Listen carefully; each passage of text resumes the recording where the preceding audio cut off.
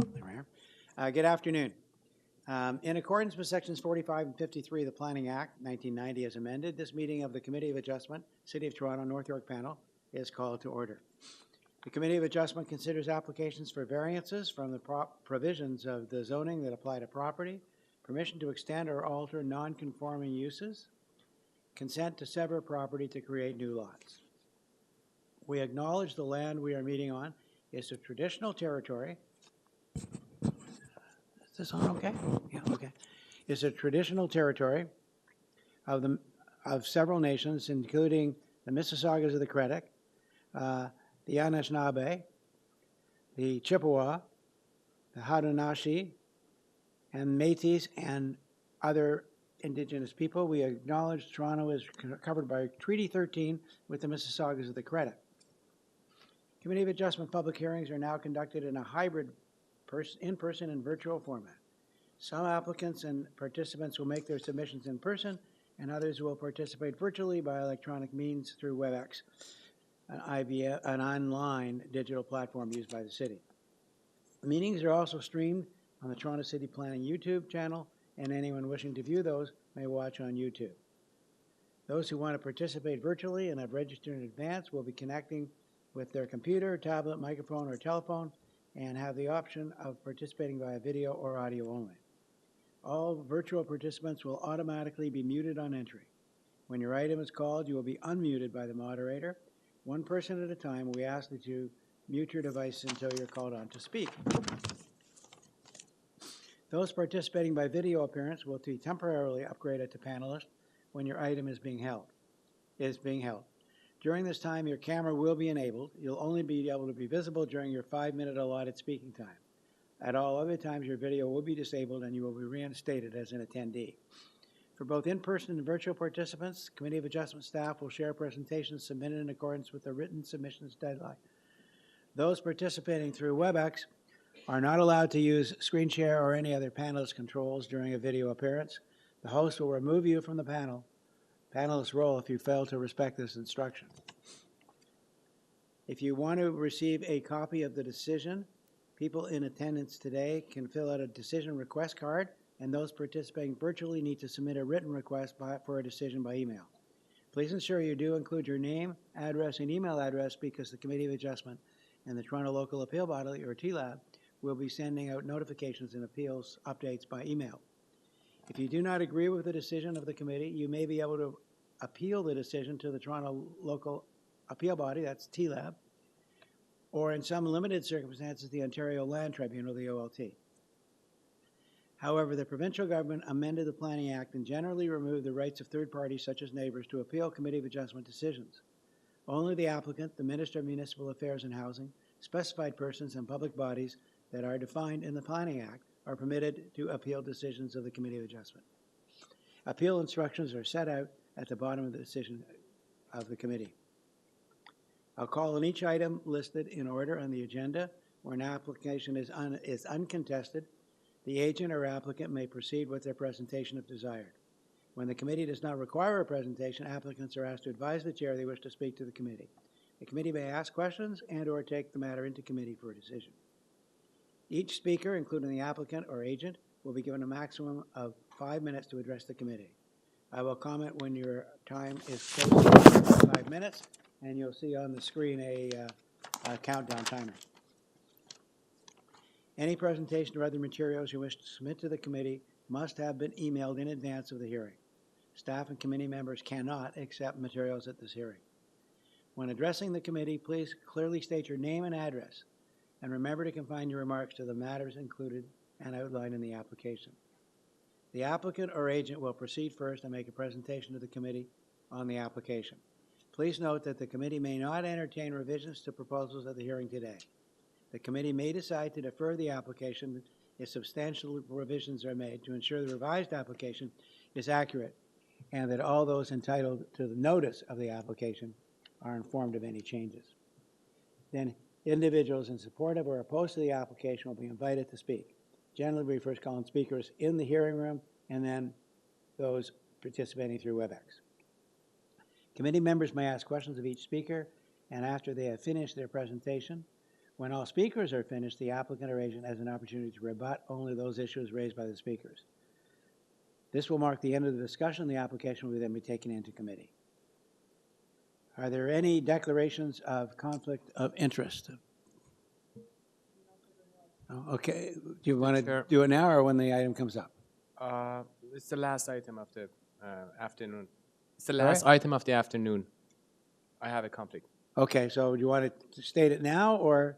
I can do it when the. Okay, when the application, I also have one and I'll do it when the application comes up. Mr. Secretary, Deputy Secretary Treasurer, have you received any requests for deferral? Through you, Mr. Chair, we have one deferral this afternoon. It's item number 16, 200 David Dunlap. Is the applicant going to speak to it or it's already been done? Through you, Mr. Chair, Frank Romano is going to speak and request a deferral. Franco Romano. Okay. Are there any files to be closed? Through you, Mr. Chair, not at this time. Okay. And I think we are ready to proceed with the agenda. And the first item on the agenda is item 14, 53 Bentworth. The agent is Ida Evangelista, and I will recuse myself on this because I know the applicant. Mr. Chair, Yes. we normally do the deferrals first. Oh, okay. Sorry, you're right. Absolutely right. Okay. So the deferral is the location 200 David Dunlap Circle. Is the agent here? Mr. Chairman, Franco Romano, Item number 321 16. Lakeshore. Sorry, can you Item repeat number that, who it 16. is? Franco Romano, 321 Lakeshore. Sorry, I should have recognized your voice from this morning, Mr. Romano. Okay. No worries. So you've requested a deferral. Would you like to explain why? Yes, we received the planning staff report earlier this week, and we have been discussing with them and have actually had some discussions with them in advance of the application being filed, and we'd like to continue that dialogue before proceeding to a public hearing in front of the committee. Okay. Is there anybody who, either in person or online, wants to speak to the request for the deferral? Not the merits of the application, strictly the request for deferral. Okay, if you want to come up and state your name and address and your reason for objecting to the deferral.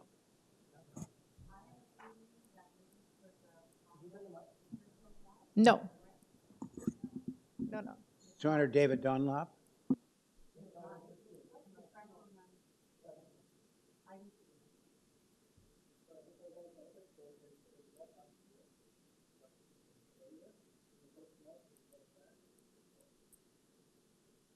Okay, so are you not speaking to the deferral? No? Is there anyone else who wants to speak to the deferral? No, the person that registered to speak is not on the call, and we could not talk to him. So if there's no one going to speak to the referral, then we can have a motion. Mr. Romano has indicated why he wants the deferral. There's no one speaking against it, so can we have a motion?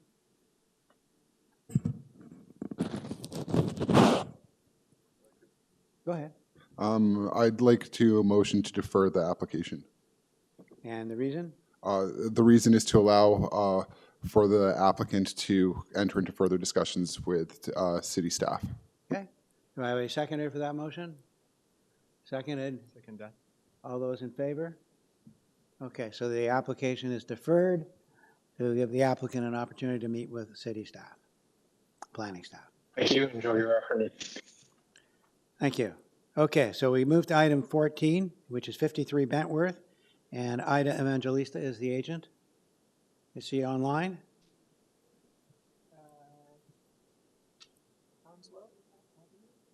450 Hounslow. You stated my home address. I'm sorry. Sorry about that. It's okay. It's okay. No variances there, eh? Okay. I'm sorry, it's it's item 14, 450 Hounslow. So I'm going to recuse Yes. myself because I know the agent. I'll pass the virtual gavel over to, where we do same as we do this one. Okay.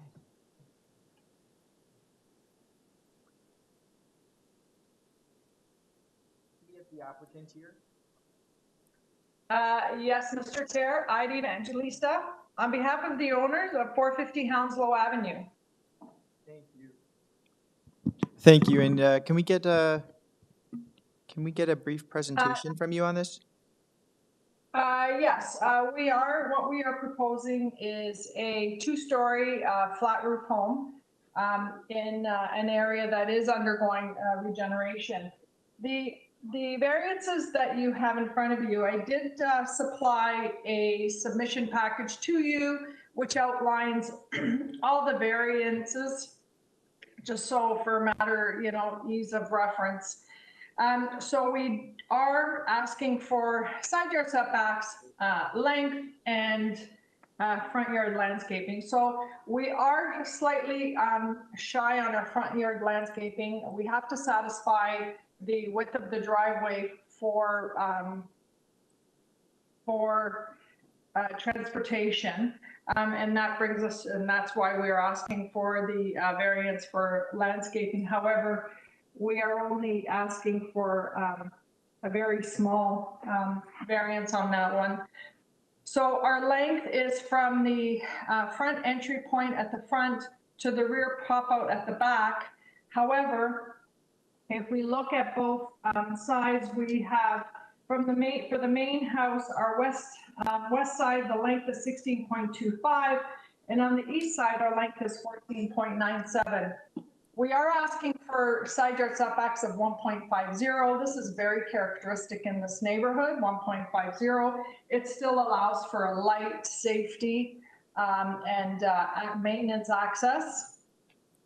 And our deck at the back, what we've done is we have lined up the rear deck with the main walls of the homes on both the east and the west side. However, we are on one side, we do jut out 3.09 meters. However, it does taper in to 1.80 meters on the west side. Our overall height, it does go to the top of the roof. And as I mentioned, this is a flat roof home that we are proposing. And homes like this is very characteristic in this neighborhood. 458, 460, 495, 500, and 501 all have the same qualities as the home that we are proposing. In closing, I just want to add that the neighborhood does consist of single detached 1- and 2-story homes, a very diverse range of sizes. The proposed development reflects what already exists in the neighborhood. It has many characteristics of other homes built in the area, as I mentioned, the homes to you. This will not destabilize the neighborhood, allows for a continued evolution of the area as it is undergoing regeneration. The proposed variances will facilitate reinvestment in this area in a manner that respects the plan context and existing built form character of the neighborhood. I respectfully submit that the proposed variances are minor in nature, will not result in any impacts on the neighboring properties or adversely impact the character of the neighborhood. We have, planning has not made any comments on the proposal, on the application that is in front of you. You have received advisory comments from forestry. We did move the stairs as forestry suggested. We did do that. We actually did submit the revised plans to forestry, and you probably got them on your late submission folder, just so that you can make reference to them. But again, I will add that these are advisory comments from forestry, and it will be something that will be dealt with when we go to the building permit application. As you know, we cannot get a building permit application unless forestry is satisfied that we will be mindful of the trees in the neighborhood and on the property itself.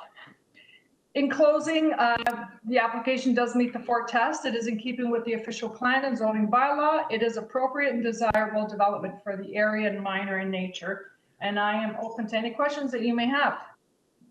Thank you very much. And I apologize at the onset. I should have started with just identifying that the purpose of the application and it is to construct a new two-story dwelling. But thank you for filling that in, as well as going through the variances. Just to confirm, with respect to the public notice that was sent out, there are, just to confirm, there are no changes to any of the variances that are being proposed. Is that correct to state? That is correct, Mr. Chair. The public notice that was sent out is correct.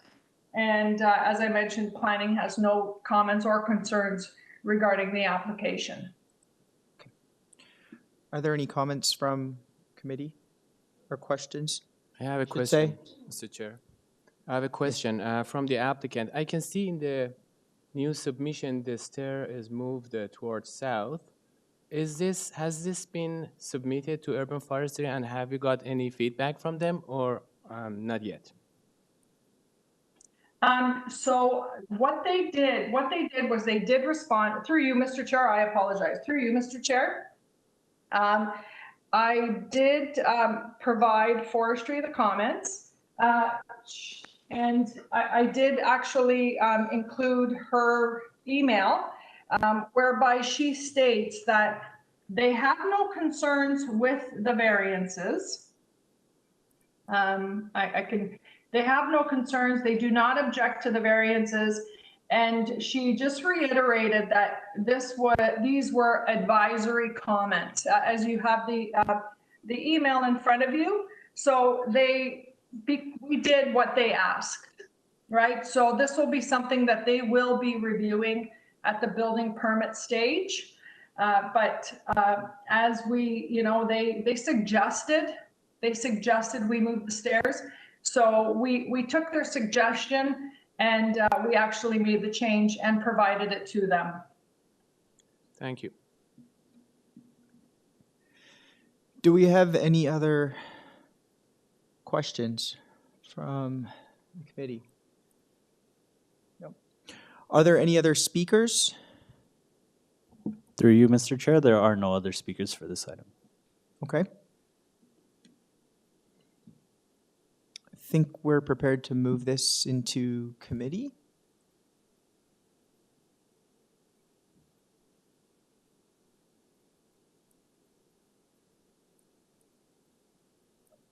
Go for it.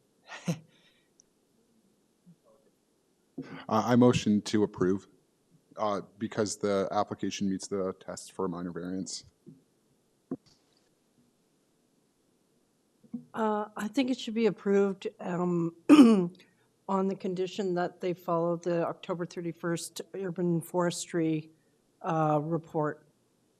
Okay, so actually, I'm gonna put that motion back. So did you want to revise your motion to include? Sorry, yeah, sorry, that's what I was going, that's why I didn't include it in the condition, because I understand it to be an advisory comment. Yes. Yeah, can we please bring that up? I see it, but I also see two trees very, very close to the deck and the house.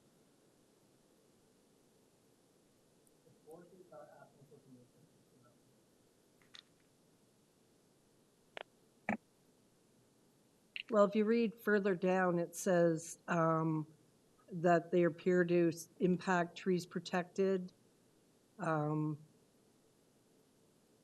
even though the trees are not related to the C of A application. But forestry advises that the application to injure or remove trees may be denied. Did you read the first line, second sentence? Yeah. No approval conditions are required. Okay.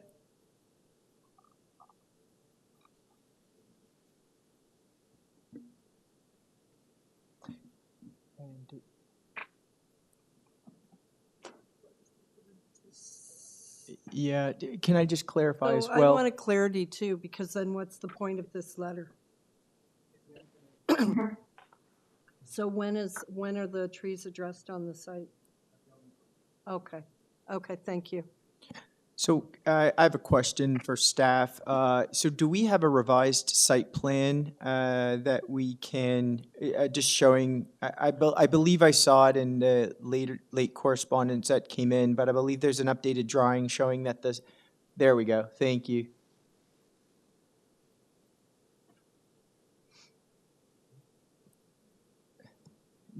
Do we maybe want to consider tying approval to the site plan to address the relocation of the stair, or it's up to, it's up to you with your motion, I'm not.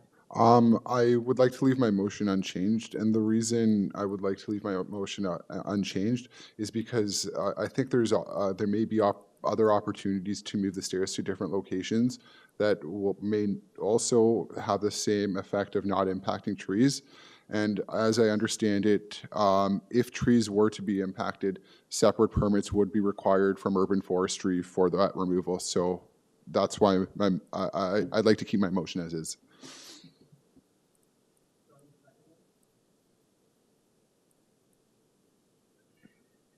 Are you going to second it?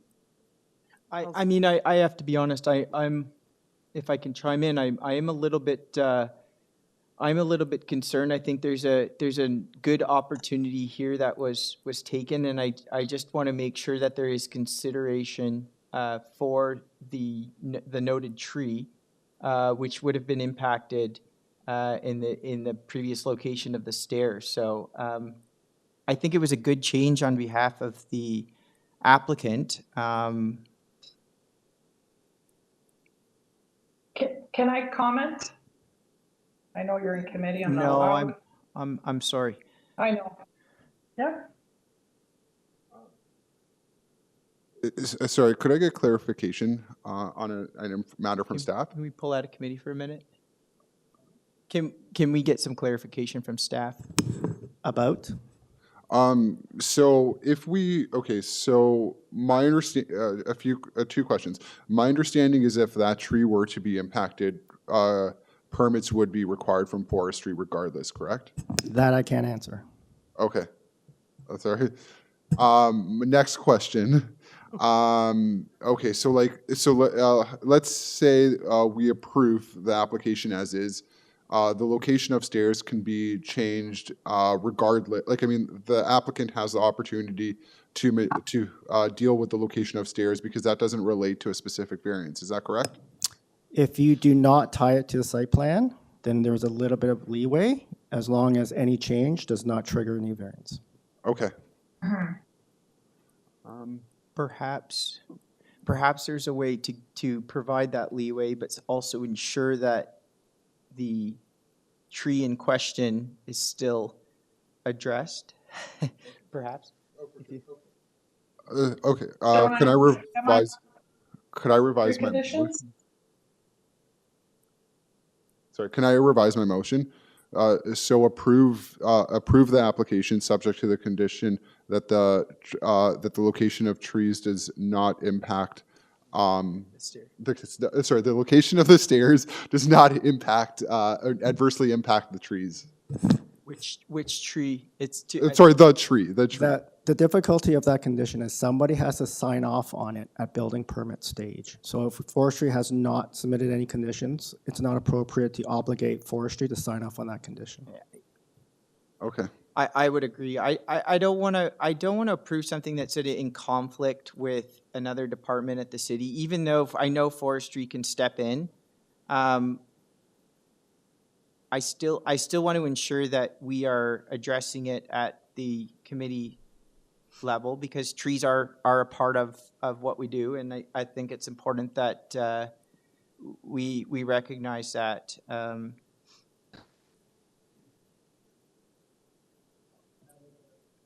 Yes, Mr. Deputy. If there is no seconder for the first motion, which does not include tying it to a site plan, then there will be a call for a new motion, and another member can make another motion.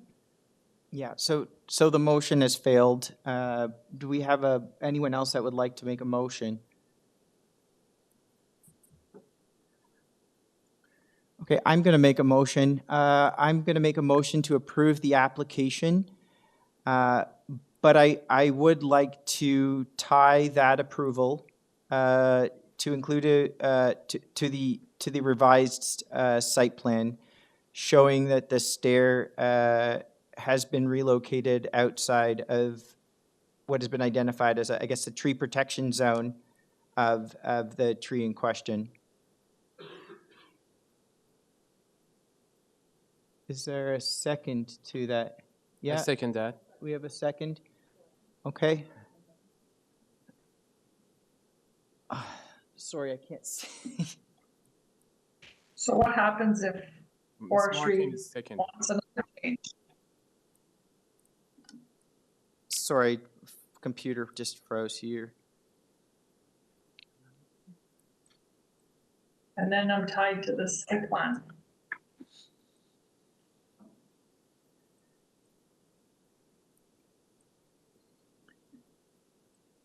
Okay, we have a,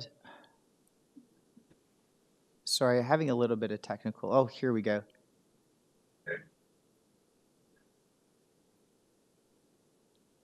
Second by Ms. Martin. Okay, we have a vote. All in favor? Okay, it passes unanimously. Thank you. There's no objections. Thank you, Mr. Reynolds. Thank you. Okay, so that moves us on to item 15, which is 411 Farrell Avenue. And I see here the agent speaking, and I think that's all that's speaking.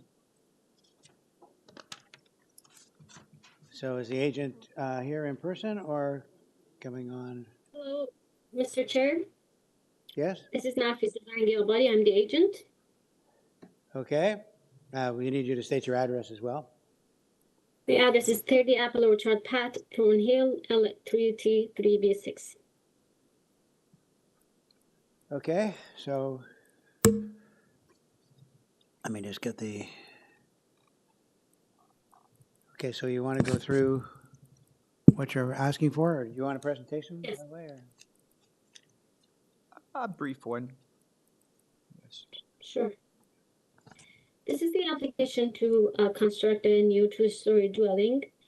We're asking for a few variances. Some of them are because of the shape of the lot, and some are just technical variances, and the rest are very minor.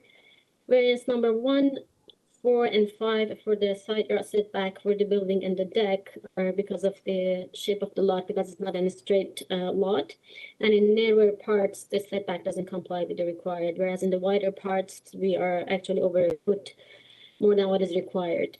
Variance number 2 for the main wall height, it's because of the gable on top of the window, whereas our main wall height, entire side wall, it's 7.97, which is pretty common in the area. And variance number 3 for the front yard setback is because the front yard setback is taken to the front two-story bay window, whereas the main wall for main floor and second floor comply with the front yard setback. Then we have the variance for coverage, 32.7, very common in the area. And variance 8 and 9 are just technical variances because of the new definition of the basement. The house has been considered 3-story, whereas actually it's a 2-story. There was no objection from neighbors. The staff were in support of the application, and they wanted just the side to be tied to the west elevation, side main wall height. And I believe the variances are minor in nature. They don't have any impact on the neighbors and pretty common in the area. So we'd like to ask for approval of this application. Do we have any questions?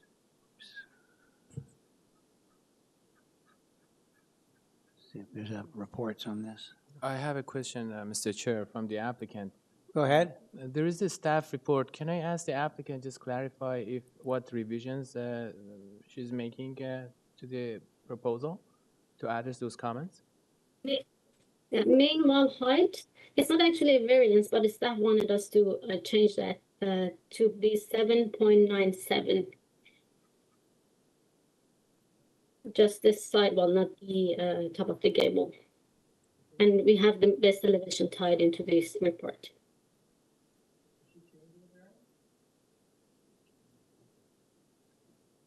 We're just looking at the map. Are we actually changing a variance? No, we're not changing a variance, but they wanted us to change the side main wall to be 7.97 because it was 8 meters. They just wanted us to reduce it 3 centimeters.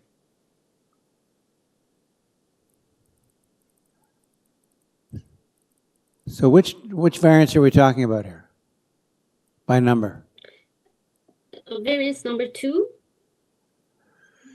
The number 7.7 is not listed in the variance because the examiner took it to the top of the gable 8.83. That number is not going to change. But the side wall of the building, 7.97 gonna stays.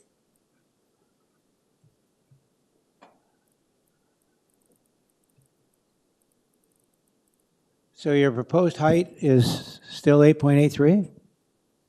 Yes, and staff are okay with that. Okay. And the 7.5 was an error as the variance was required. quoted. Yeah, 7.5 is the required. We are at 7.97. Okay.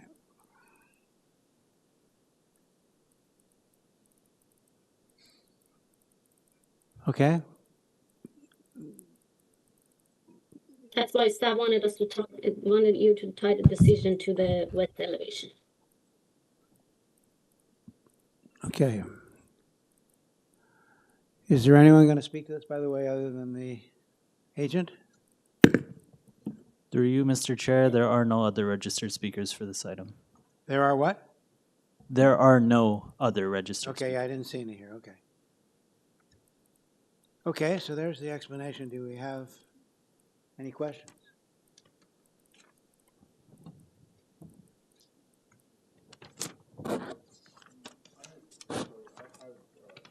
Question, okay? So I'm looking at the two drawings, and the difference is, sorry, I'm trying to understand why there's a 3 centimeter difference. So the marker, was that intended to be a revision? One. But yes. Okay. Yes, 7.97 is going to be the final one. So was that a revision that was changed to address staff comments? Yes, before was 8 meters. Okay.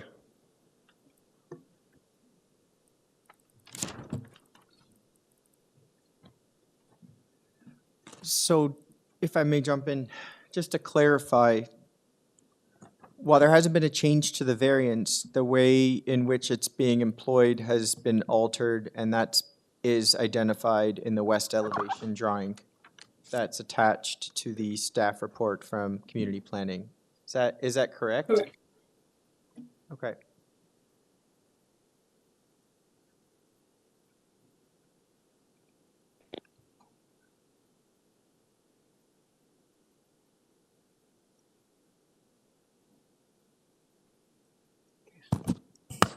So is there anyone going to speak this? I've been informed there's someone who wasn't on the original speakers list who's been added.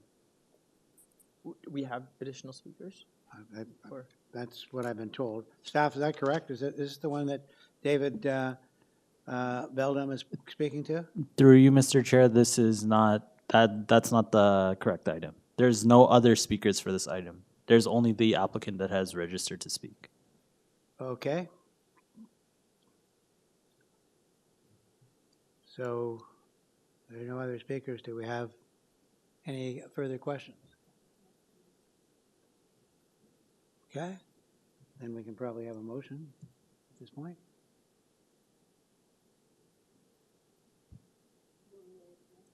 Mr. Chair, I can make a motion. Whoever wants to make it, go ahead. Yeah, please. You don't get it. You don't so get bonus I points. make a motion to approve this application tied to the condition as noted in the staff report.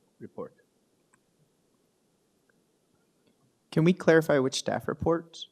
Yes, to lower the main wall from 8.83 to 7.97, as outlined. No, actually, no, that's not the staff report. Sorry to interrupt. No. 8.83 remains. Sorry. Can you please? There was two more staff reports, though, was there not? There's one from Transportation and there's one from Urban Forestry. So it should be on condition of compliance with the 3 staff reports. Do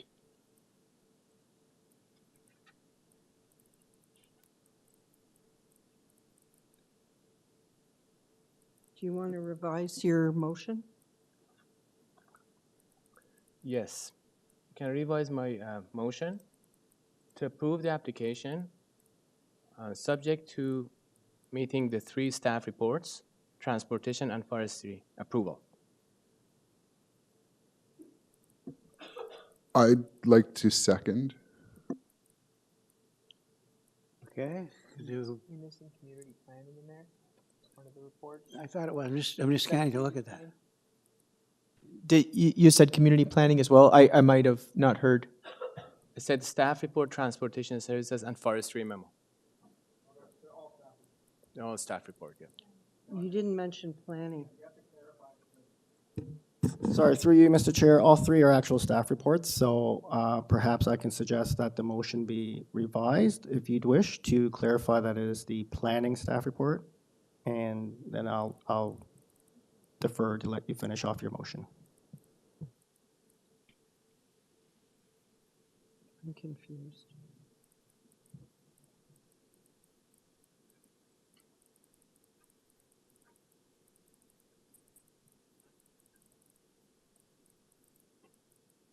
That clarify it? I think he's confused. We need a revised motion. Yeah. This is 17. Because we've done 16.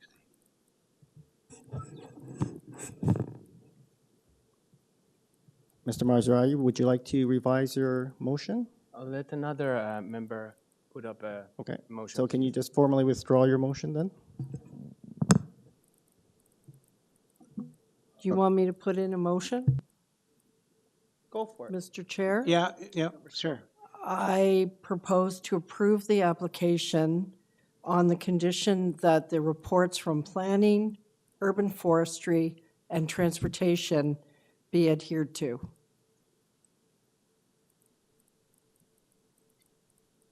So do I have a second to do it that way? I'll second that. All those in favor? Okay, so it is unanimously passed. Thank you.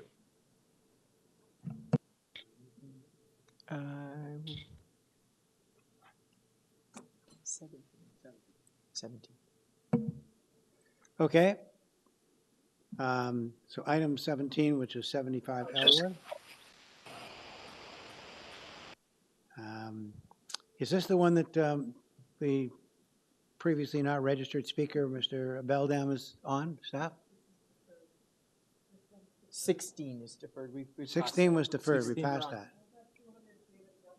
That's been deferred. So number 16 is deferred, correct?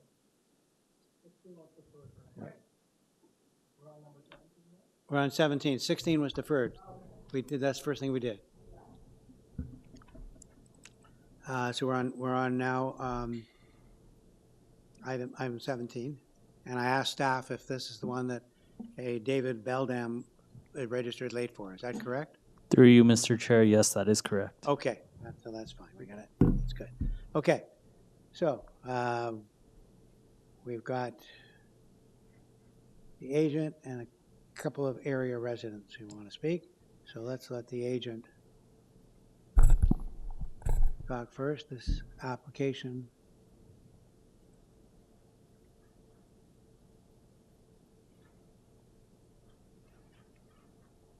Second, I'm technical problem here.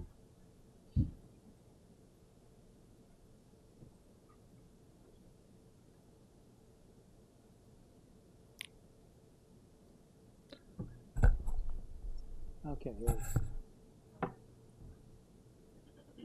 So 75 Elwood, item number 17. This is a new dwelling with 4 variances.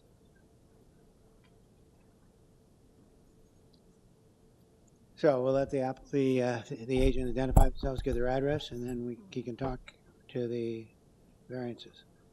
Hi, good afternoon, Mr. Chairman and members of the committee. My name is Aaron Idoween. I am the agent. My address is 285 Hillhurst Boulevard. And I am also the designer, so I can speak, I can give a brief description of the project and describe some improvements that we've made to the requested variances based on feedback that we've received from the neighbors. So it's a new two-story home with an integral garage. The 4 variances that we're seeking have actually been reduced. Okay, so you want to go through the changes then? Yes. So item 1 is the floor space index. We have revised that from 0.6 is allowable. It was originally at 0.79, and we've reduced that to 0.74. But we are still seeking a variance for floor space index. Item 2 speaks to the number of rear platforms at or above the second floor. But if I back up to the first item, we reduce the floor space index by reducing or lowering the basement floor to meet the meet the guidelines of a basement. So it's no longer considered the main floor. So the basement is no longer the first floor, right? Correct. Okay, gotcha. So we have a basement. The main floor would be considered the first floor. The second floor would be considered the second floor. So it sort of reclassifies what these balconies are. So item number 2, the permitted maximum number of platforms at or above the second floor is no longer 1. There's 1 at the second floor, 1 at the main floor. So you're saying you're taking that variance out? Yes. Yes. Because 1's allowed, right? So 1 is allowed. okay, so we're removing variance 2. Yeah. And then item 3, the maximum permitted area of each platform is 4 meters. We revised the main floor platform. We reduced it in size to 10.2 meters from the previous proposed 18.12 meters.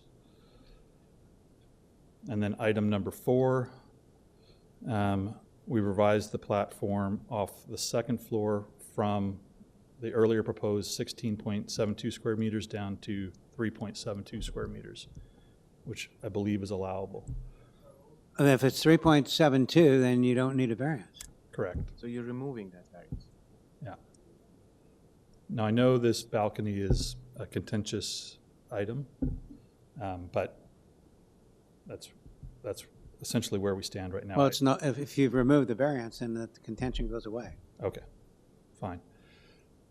So really, we're seeking a variance for the floor space index at 0.74.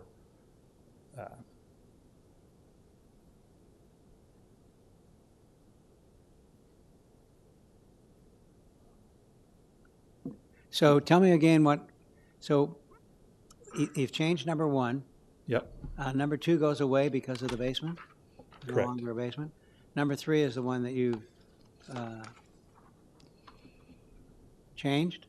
Number 3, we have improved number 3. Right? And number 4, I believe we've improved it to the point of eliminating it. So now we're below Right. 4 square meters. Okay. Can I ask Everybody got that?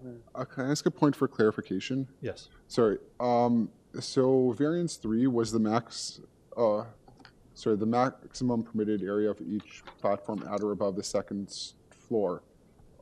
Variance 3, I thought, because you reclassified various components, my understanding was that variance 3 came off of the first floor, if I'm not mistaken, comes off the first floor. So it's variance 3? Yeah, so variance 3 comes off of the variance is written as maximum permitted area of platform at or above the second floor, but now it's considered the main floor. Okay, so, so that goes back to my question. Yeah. Variance 3, you're saying, comes off of the main floor now. Correct. But the way my understanding is that the way the notice is worded is the maximum, right now it says the maximum, so we have I don't know who this comes from, but it says 76 Elmwood Boulevard revised improved list of variances, October 27th, 2023. Is that a city comment or? It's my comment. Okay, so if, the platform now comes off of the family room, and you're saying that that's the first floor, it says the maximum permitted area of each platform at or above the second story. So if it's the first story, how is it at or above the second story? It's no longer at or above the second story. Now it's a main floor balcony or deck. Maybe we should get you to start with the current variances that you're requesting, so Okay, misunderstanding here.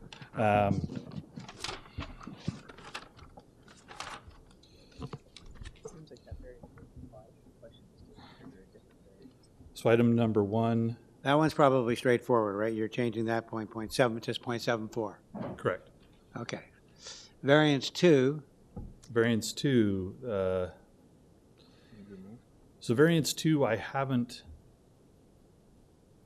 physically changed. It's just, but because there's no basement, right?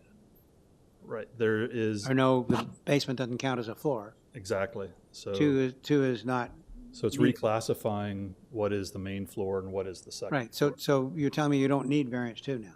Correct. Okay. All right. Variance 3, you changed. Variance 3, the platform we've reduced in size.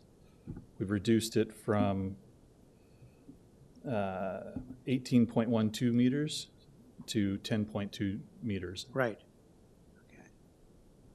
Okay. And then variance 4, And variance 4, you don't need because don't need. it's less than the 4. Right. Okay. Is that clear now? We got it? You guys clear on what the changes are now? Okay.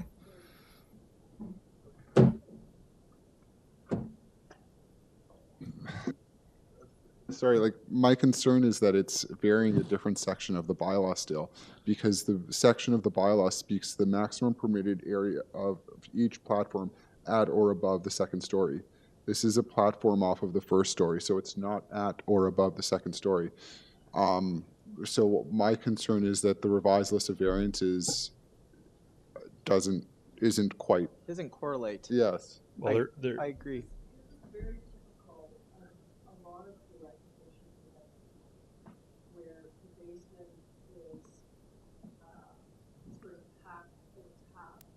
Mm-hmm. And then the platform comes up from there. It's very similar.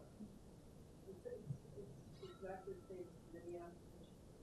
It's the wording, though, that I think Yeah. both of us are hung, because it says at or above the second story. We're talking about a platform that's at now being considered the first story. So, nope, that's, No. if I'm not mistaken, that's variance number 3. That's just been revised to the size, but my understanding is that variance wouldn't even apply at all if we're reclassifying what is considered the first or was No, but there may considered be the a first missing story. variance then. It may. If I may, I think variance 2 is moot at this point because we have one balcony at Right. level 2, but it Correct. meets the size requirements. Correct. So it affects both items 2 and 4, that same balcony. So you don't need 2 anymore, you're saying? I don't believe 2 is needed anymore. Okay. I don't believe 2 or 4 are needed, I don't believe 3 is needed. and I don't believe 3 is needed either. You have one platform above the use the mic. We can hear you. The way I'm reading it is that there is one platform under 4 square meters above the first floor. Sorry, can I state something? With these variances, we wouldn't, like, I don't think we would want you to come back. Like, I mean, once a decision is made, with these specific reliefs being sought, is it appropriate to discuss the possibility of deferral? And to get clarification on exactly what relief is being sought, and if necessary, have a revised notice go out? I understand what you're saying. I would rather entirely eliminate the second floor balcony than defer. So then we just have. I think if I may, I think the confusion, and I'm catching the same thing here as my colleague, but just with respect to the third variance, it speaks to platforms that are at or above the second story. Which So- it's not.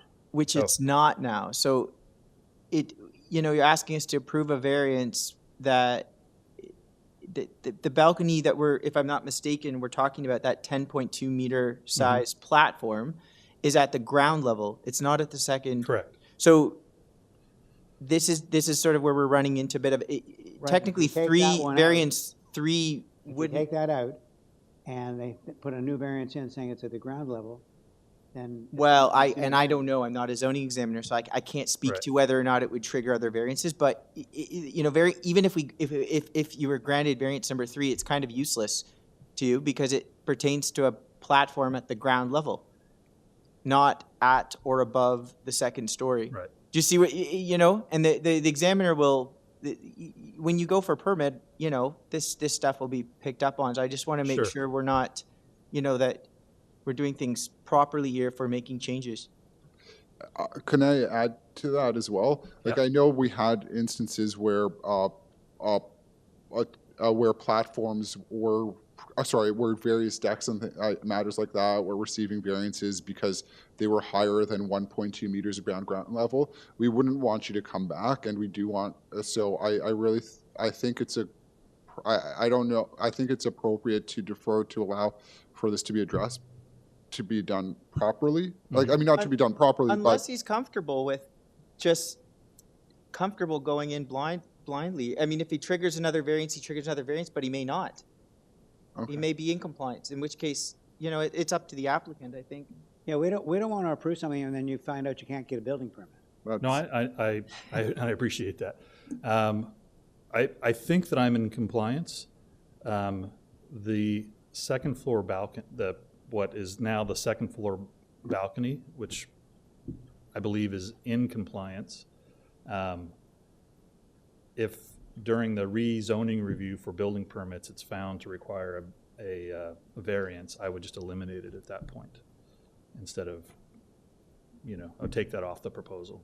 So I don't think it's an issue today, and if it becomes an issue tomorrow, I will eliminate it, in other words. Okay. Well, if he's willing to do that, then that satisfies the. Yeah. Okay. All right, so having said that, who's brave enough to make a motion? Do we have any other speakers I think there's, on this? We have some, Yeah, I realize that. yeah. So just think about it, if someone wants to make a motion. Anyway. Yeah. Okay, so now the other speakers that we have here, there's a John Cowan and a Gabrielle Crescent, and then the David Belden. So there's 3 speakers who want to talk to this. And I'm hoping they aren't as confused as we were about what it actually is now. So let me call on,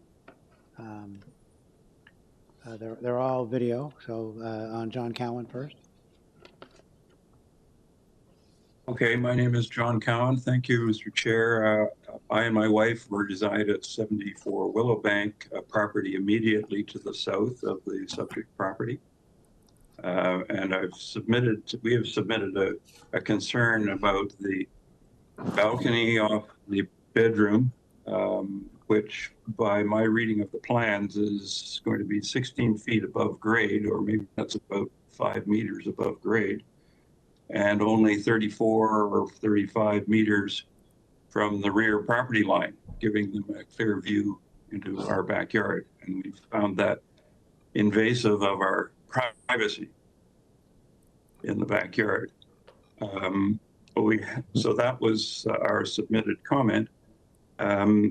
Subsequent to submitting the comment, the owner, Ellen Pike, paid a visit. I don't think she knew of our comment, and asked how we felt about her application, and I expressed the concern about the invasion of privacy associated with the bedroom balcony, and she said, okay, we'll take it off.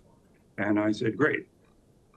And now I'm confused about whether that's really the owner's intent or not, but it's certainly our wish that there not be a second floor balcony so close to the back property line. The height of that balcony is related to needing to have a garage at grade and building above the garage and a 10-foot ceiling on the first floor, giving the deck, the balcony, a floor height of about 16 feet, which is really high and gives quite a great perch for peering into our backyard. So I'd like that balcony not to be there. And obviously, privacy screening would not help with that because it's straight on and not to the side. We're half of our property. We're on half of the property, 75 Elwood. The properties are offset. The property lines are offset. I believe the neighbor on the other neighbor who shares half of it has a similar concern and has submitted such a concern.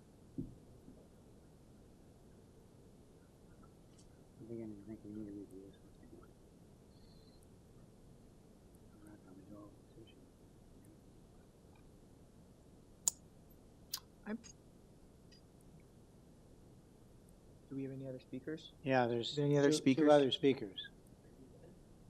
Gabrielle Crescent and David Beldam. So we hear what they got to say as well.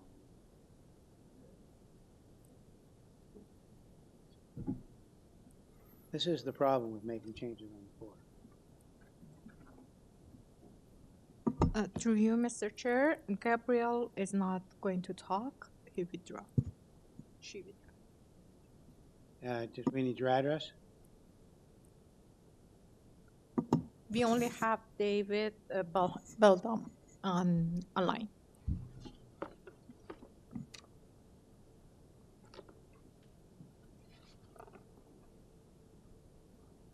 Oh, hello, Mr. Chair. Thanks for hearing me. And so I've been listening to these changes that have been made. Mr. Chair, we need his name and address, please. My name is David Beldam. Sorry, David Beldam. I live on the adjoining property at 77 Elwood Boulevard, directly to the west.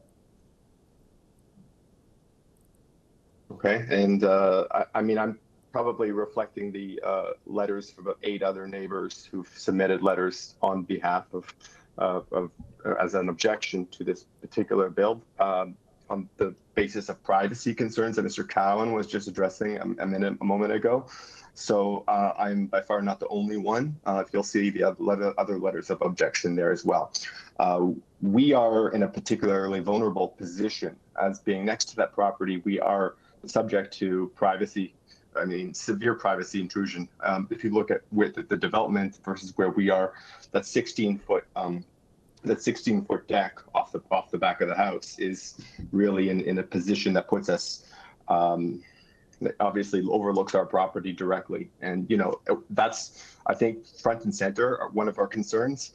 The other one is the shading, year-round shading that comes as a consequence of, there's still a variance on the property of, like, I know it's been revised down, but it's, I think it's 74 versus 79.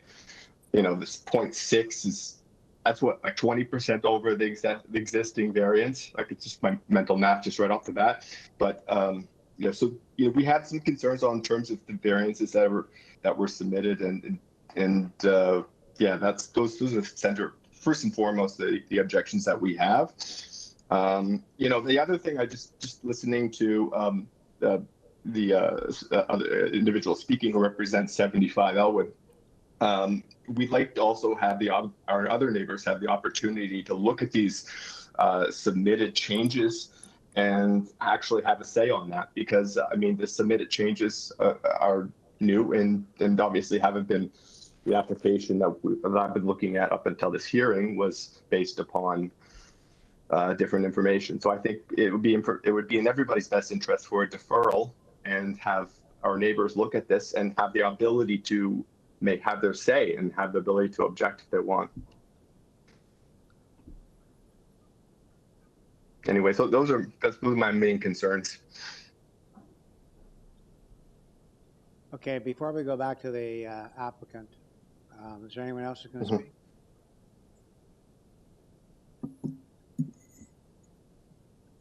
There's no one else. No one? Okay, so let's go back to the applicant. I'm just concerned there's quite a bit of confusion as to what the actual revisions are going to be from the neighbor's perspective in terms of approving it the way it is. So you might want to,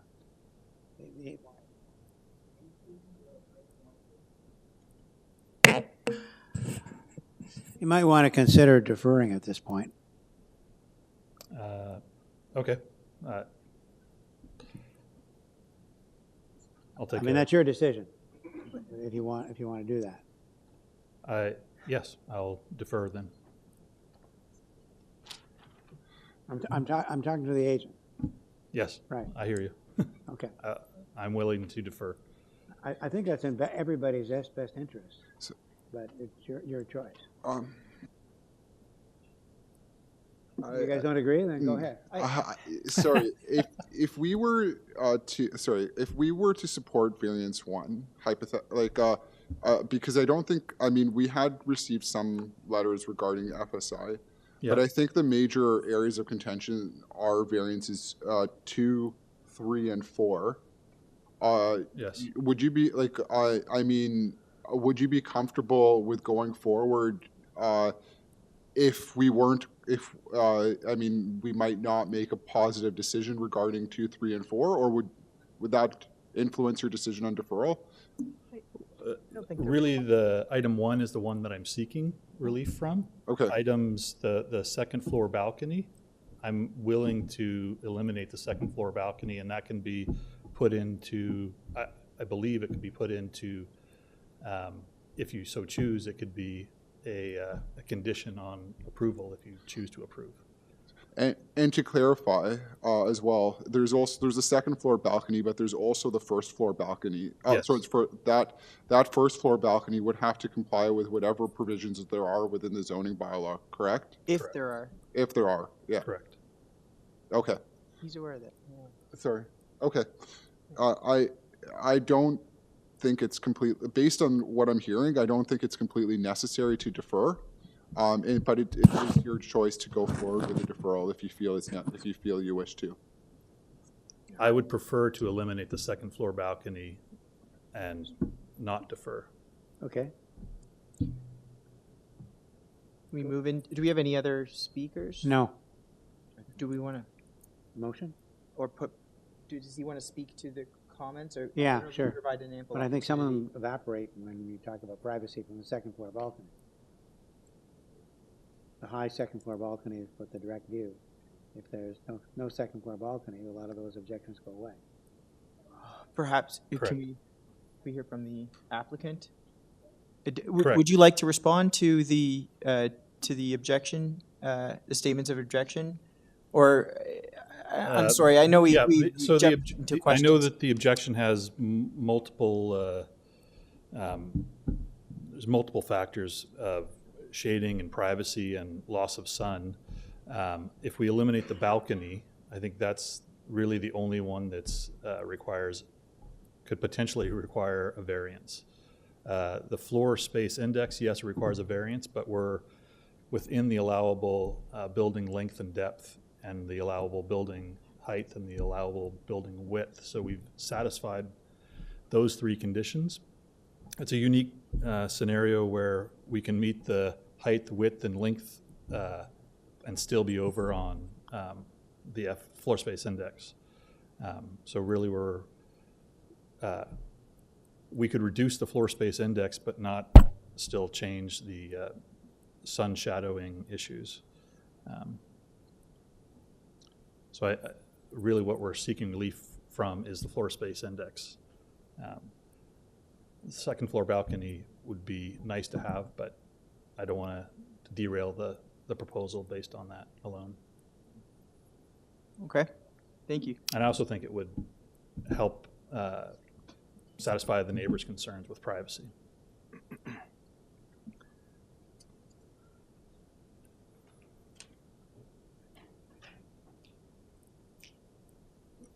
Can I just make a small comment? Because I need clarity, because You're not the only one. if you've reduced the size of the second floor balcony to 4 square meters, under 4 square meters You don't need a actually, variance. then the variance, a variance does not exist there. So I don't understand why this gentleman would have to remove that balcony, as there is no variance. You can have a 4 square meter balcony, Correct. so you don't have to remove it.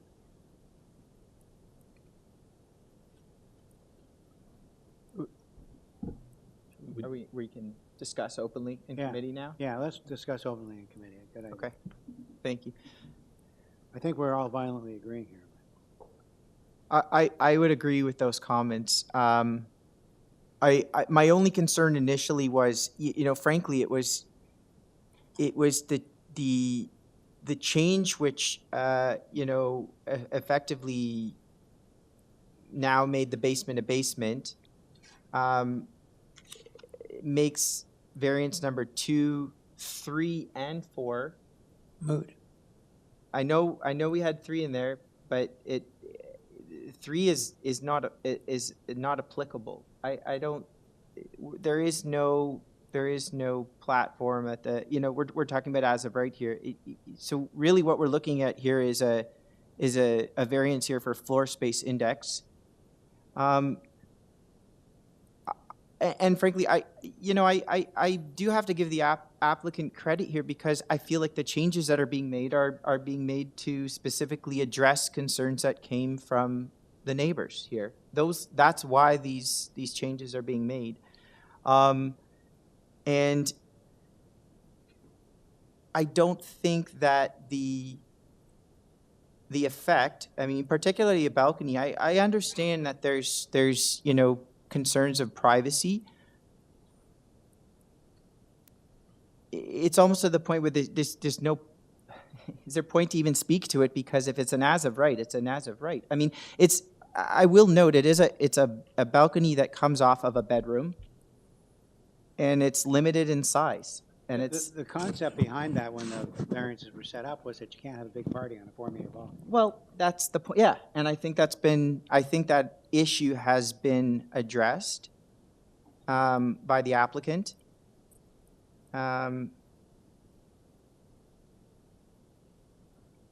of for those for those stated reasons, I don't see any reason not to allow the GFA. The FSI variance. I think it's. So are you saying we should approve 1 and refuse 2, 3, and 4? I believe so. Yeah, I know there was a request for 3, but it's completely irrelevant. irrelevant. It's just causing confusion, because there is no. If we're talking about the ground floor platform, that number 3 doesn't apply. Number 3 specifically speaks to platforms at or above the second story. Right. So are there any other? By the way, are there any other And they can have a 4 meter platform. comments from other committee members? How about this side of the room?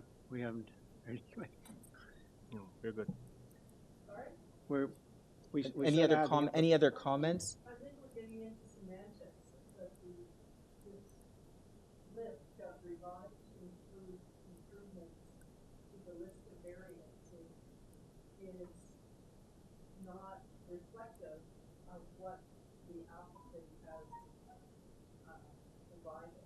So maybe we approve it based on clarification of what variances actually apply. Well, let me just ask the applicant, if we approve number 1 and refuse 2, 3, and 4, how do you feel about that? Given that you can put a balcony on the Yeah, second story. I would be fine with before that. me. You have an as of right. It's Yes, I'd be fine with that. You're sort satisfied of- with that? Yes. think- I mean that Then there's no confusion. yeah yeah. He gets his FSI, he gets the second floor balcony up to 4 meters. Well, you know, we don't have, you know, it's as of right is as of right, right? That's the bylaw is it helps direct that condition. And frankly, I like you said, you know, you have a balcony on the second floor. It's coming off a bedroom and it's limited in size. How often are these? I myself, you know, all my neighbors, you know, we have second story platforms, and 99% of them are all off of bedrooms. And in the, you know, 10, 20 years, I've barely seen anybody on them. I certainly don't think that the intent here, the applicant trying to get this balcony on the, and as it's if it's an as of right, it's an as of right. It's not really a matter before us. So, I think that said, you know, based off of just variance 1, I'm comfortable to make a motion to approve the application amended to variance 1 only and exclude variance 2, 3, 4. And I just want to make sure, I believe there was a standard condition from Urban Forestry, which I'd like to include in that as well. Can I ask for a clarification? Because the applicant pointed that he's willing to reduce the FSI. Are we approving the FSI that is on the notice, or the one that you just mentioned, that is 0.74? Thank you for catching that. Yeah. Do we have clarification? Did the scope of the, like, where's our FSI reduction coming from? Well, where's it from? I've revised the plans and submitted revised plans. So Okay.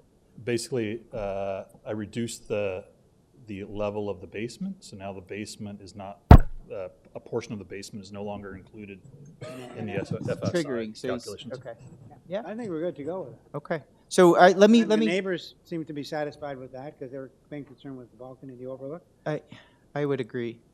I also might add, beautiful street, by the way, to everybody here. It's Elmwood Elwood, I should say, Boulevard is a beautiful street. Some beautiful homes on there. Yeah, so let me do this again. I will make a motion to approve the application, variance number 1, only number 1, with the variance number 1 as amended. Correct. To an FSI of, I have here, just, and correct me if I'm wrong, 0.74? 0.74 is what we said, yes. Correct. To 0.74, as well as the standard urban forestry condition. Okay. Do I have a, well, I'll Mis- second. Mr. Chair, I just want to clarify, you are refusing the rest of them? And yes, yeah. You have to make that as part of your motion. Thank you, and as well to refuse the second, third, and fourth variances. Thank you for clarification on that. Okay, so I think that captures it. Everybody's satisfied, it fits, and so I will second that motion. Okay. We can take a vote on that motion then, I second it. It's basically to change the FSI as applied, and then 2, 3, and 4 disappear, and the forestry conditions apply. Fortunately, the forestry condition doesn't apply to the balcony, so we're okay. All right, so all those in favor? Carol, you in favor or not? No? That's fine.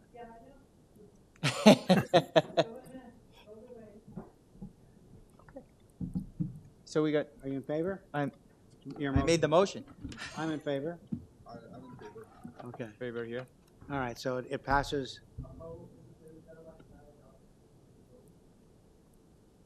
Sorry? We need to Mr. Chair, you have to recognize which member is opposed.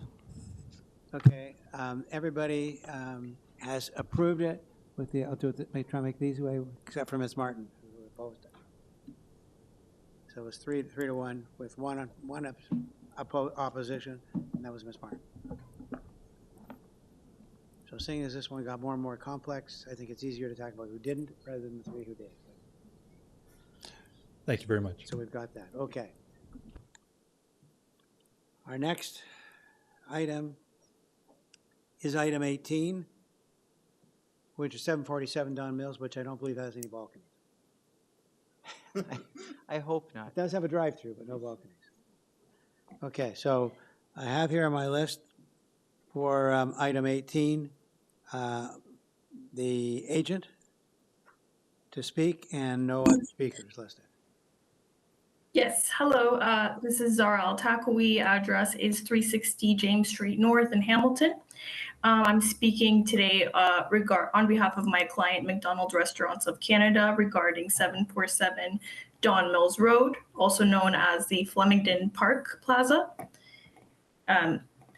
If I could please request that the site plan be on screen.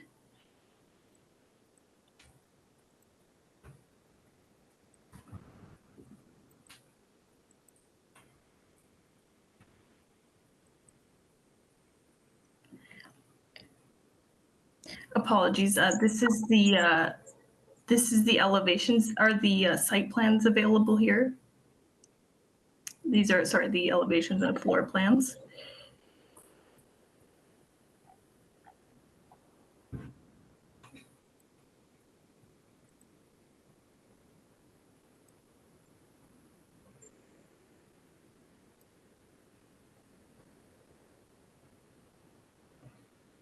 Perhaps if you scroll to the top, could be at the very top, above that. So this is basically to allow a two-lane drive-through, correct? So yeah, so essentially, well, I'm not sure where the site plan is here, but I will just speak to it. So essentially, we are requesting we're requesting a reduction of 10 parking stalls in order to allow for a dual lane drive-through to fit. So we, as per bylaw 569/2013, the actual required amount of parking stalls is 239. The existing spaces on this site is actually 467. The reason why we are asking for a variance regarding the parking today is because we received a notice from the zoning examiner who noted that due to a new provision in bylaw 569/2013, the minimum parking, as per bylaw 569/2013, chapter 200, subsection 5, the number of lawful parking spaces for a lawfully existing building may not be reduced. And they had advised us to seek a minor variance in order to reduce it by 10. It is under the planning analysis, it is our opinion that this does pass the 4 tests where it does maintain the general intent and purpose of the official plan, as the subject site is designated mixed use areas and the restaurant with a drive-through facility is a permitted use. And as such, the proposal will seek to expand a permitted use within the official plan while permitting a deficit of 10 existing parking stalls. And secondly, it does maintain the general intent and purpose of the zoning bylaw, as it is zoned commercial residential. And the general intent and purpose of this provision is to allow for adequate parking. And considering this site is in a surplus of over 200 stalls and the proposed reduction in parking stalls is only for a small portion of the lot, which is 2%, it is our opinion that the lot containing a total of 457 parking stalls is sufficient and that the general intent and purpose of the bylaw is being maintained as adequate. Yep, there we go. That's the site plan. Thank you. If you wanted to zoom in right in the area where the 10 parking stalls are being reduced, it's right in the drive-through area right there. The third test is the variance desirable and appropriate for the development of the land? In our opinion, yes, the variance is desirable and appropriate for the development of the land, as it will allow for the subject site to continue to accommodate a use that it is permitted for. Furthermore, we believe that the reduction in permitted parking spaces will allow for the existing restaurant to operate in an efficient and effective manner. And finally, is the variance minor in nature? In our opinion, that is also yes. The variance is minor in nature in both a quantitative and qualitative nature. Both in minor nature can not only be determined through a numerical perspective, but also whether there are any negative impacts to the subject site or the surrounding area. In our opinion, the variance being requested is minor in a quantitative nature, as the reduction of parking spaces is only by 10 total stalls, which is, as mentioned, 2% of the lot. And furthermore, the variance being requested, in our opinion, is minor in a qualitative nature, as no negative impact to the subject site or surrounding area is anticipated. Thank you for giving us the time today to speak on behalf of this project. And if there are any questions, please advise. Do we have any questions? I have one. One question. Probably the same question. Yep. Go for it. No, you don't get a free Big Mac, okay? No. So I just want to ask some questions for clarification. So so the existing zoning says, from my understanding, says that the number of parking spaces should not be reduced, if I'm not mistaken. Is that correct? That's correct, yes. So then there was so then there was a statement regarding 467 parking space requirement. Where did that come from? So Regarding the actual 239, I apologize.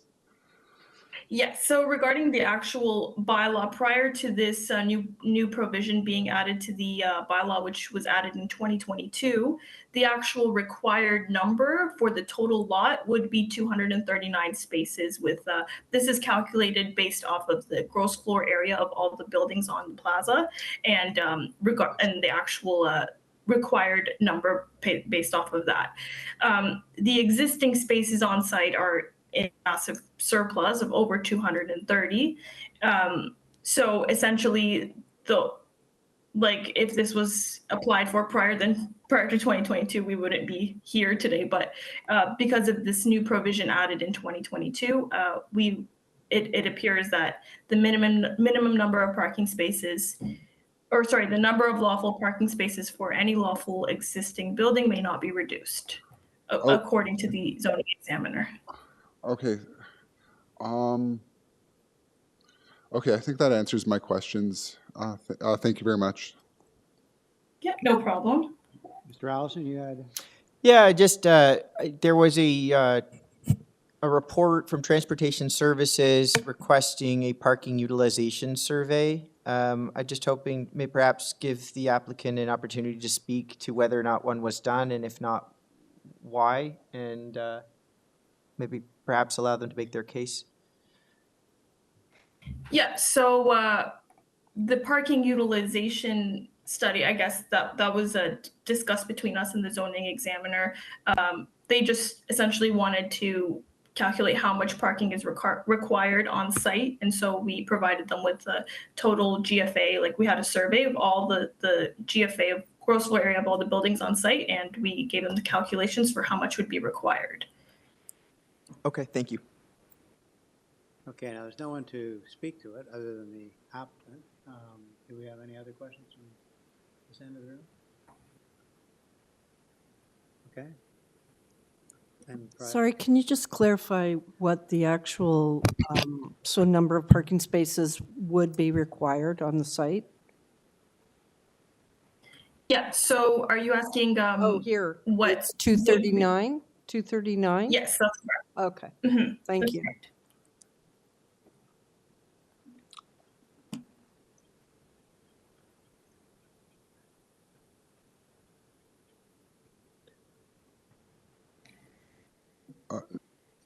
Sorry, are we going into? Yeah. Yeah. Mike can make a motion. Yeah. Good. Yeah, so I know what, yeah, so I see the comments that have come forward from transportation. I'm not entirely comfortable of deferring based on the comments that have come forward from transportation. I don't, I think there should have been a little, I think there should have been a little bit more discussion in terms of what, looking at previous zoning standards regarding gross floor area or gross leasable floor area.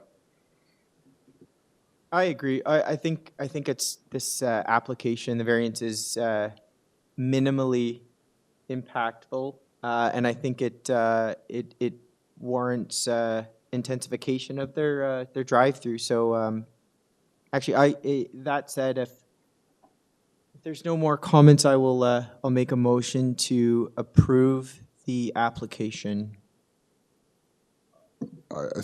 Any conditions? I don't see any conditions from staff. If I can just confirm that there's nothing late that came in, but I don't see any other reports other than the one from Transportation Services. So this is a straightforward approval in that case. So Sorry. Without. Sorry, Metrolinx had something. Can we pull up, is there something from Metrolinx that I thought it was not this one. can staff pull that up for us? Thank you. Oh, right, yes.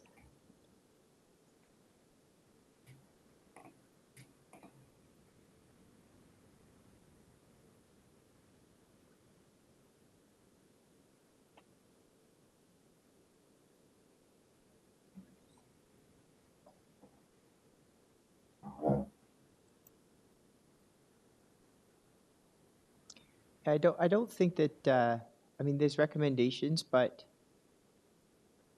I'll defer to other committee members whether or not conditions may be required, but I don't, it seems like they've covered their ground.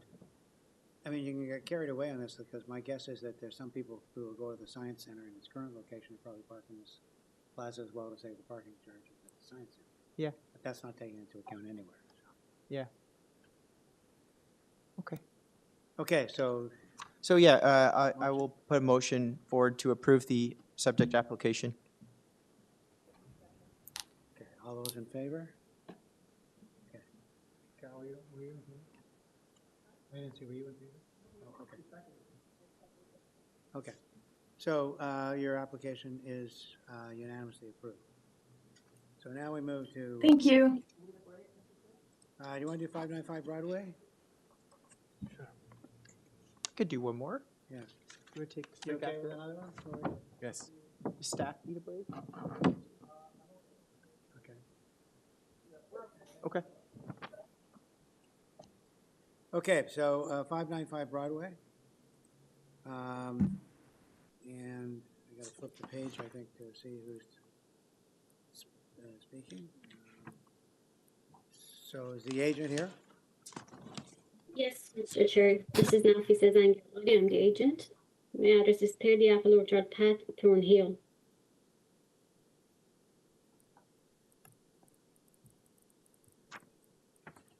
So you want to give us a brief overview of what you're doing here? Yes. This is an application to construct a new two-story dwelling. So we need to identify yourself by name and address? Yeah, Nafisa Zangioli, 30 Apple Orchard Path, Thornhill, L3T3B6. And if you don't mind, pull up the presentation that I sent. Yes. Okay, I don't see any speakers, by the way. No? Okay, so it's a new two-story home? Yes. I think it's on a 40-foot lot, is that? Yes, and if you don't, if the staff can pull up the presentation, the supporting material that I submitted. Yes, thank you. So this is the application to construct a new two-story dwelling, a very simple and modest and common design in the area, in the neighborhood. And we are only asking for 3 variances: overall height, main wall height, and the GFA. So if you go down one page, so as you can see in this drawing, we have a low slope roof, and where I have the red dashed line is where it's the 8.5 meter boiler requirement. So whatever is more than that, we just try to make it low slope to mitigate the impact on the neighbors. And also for the main wall height, we try to keep the design within the context of the neighborhood. As you can see, I have pictures of houses in the neighborhood. They all have the same design, so we wanted to be compatible with the neighborhood design. That's why we're asking for increasing the main wall height. And as you can see to the left, I have the numbers of approved main wall height and overall height in the neighborhood. As you can see, we're within the range. And the last one is the GFA. And if you can go down one page, you can see there are lots of GFA approved in the neighborhood. We're actually less than most of them. So in that terms also, we're within the neighborhood context.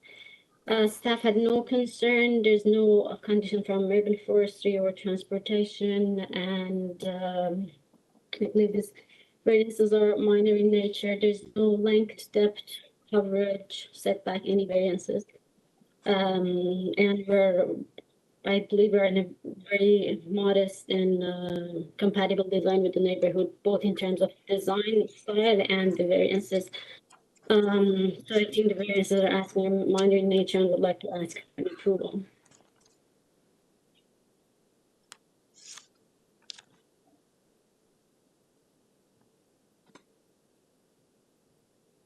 Should we have any questions?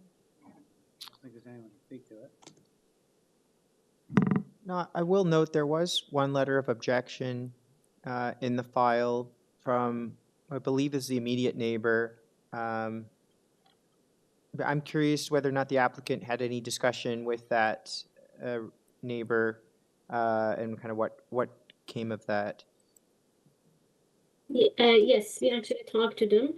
They had concern with the height, as you can see on the drawings, but the height they're proposing is within the neighborhood, and the windows that they have on that side are secondary windows, very small windows for the washroom and basement, no major windows on that side. And there's no setback on their side, so we are within the reasonable distance from them. And I think that was it. Okay. Okay.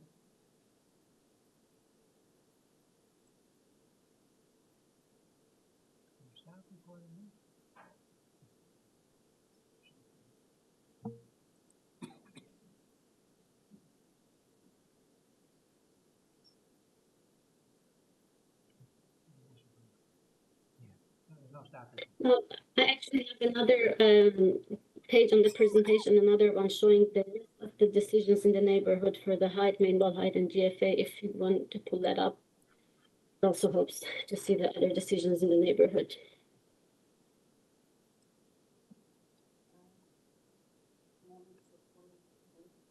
Yeah. Yes, this one. Any other questions? Yeah, any comments first for motion? I'm okay. Nope. I put for, The request for the FSI is excessive regardless of the neighbors. Can I also state, I think the height is, I recognize concerns with respect to impact on sunlight that are coming forward from the neighbors. However, I think the proposed height, including the proposed height variances and FSI variances are relatively minor. And I'm not seeing the same, I'm not seeing the same impact. So I really, I think it's appropriate. I think it's minor. Okay, so why don't you make a motion then? I motion to approve the application as there's and without conditions. have a seconder for that motion? Ms. Martin, all those in favor? Okay, so it looks like it passes unanimously, Thank you. and there are no conditions. So we now move on to, well, we're gonna have a break. We're gonna start it up, restart it at item 20, which is 11 Chauvin Island. Sorry? Mike. Sorry. Oh, okay. Sorry. So we're gonna move on after the break to item 20. I think 10 minutes is fine. More than enough for me. You want 5? Staff, or you want 5 or 10? 5's okay. 5? Yeah. 5 is okay, yeah. Yeah, let's do 5 then. Okay, so the time, according to the computer, is 3:41, so that'd be 3:46. You notice the math I do real quickly there, right? Good job. Okay, good. How many applications? Okay. 1, 2, 3, 4, 5, 6, 7. Okay.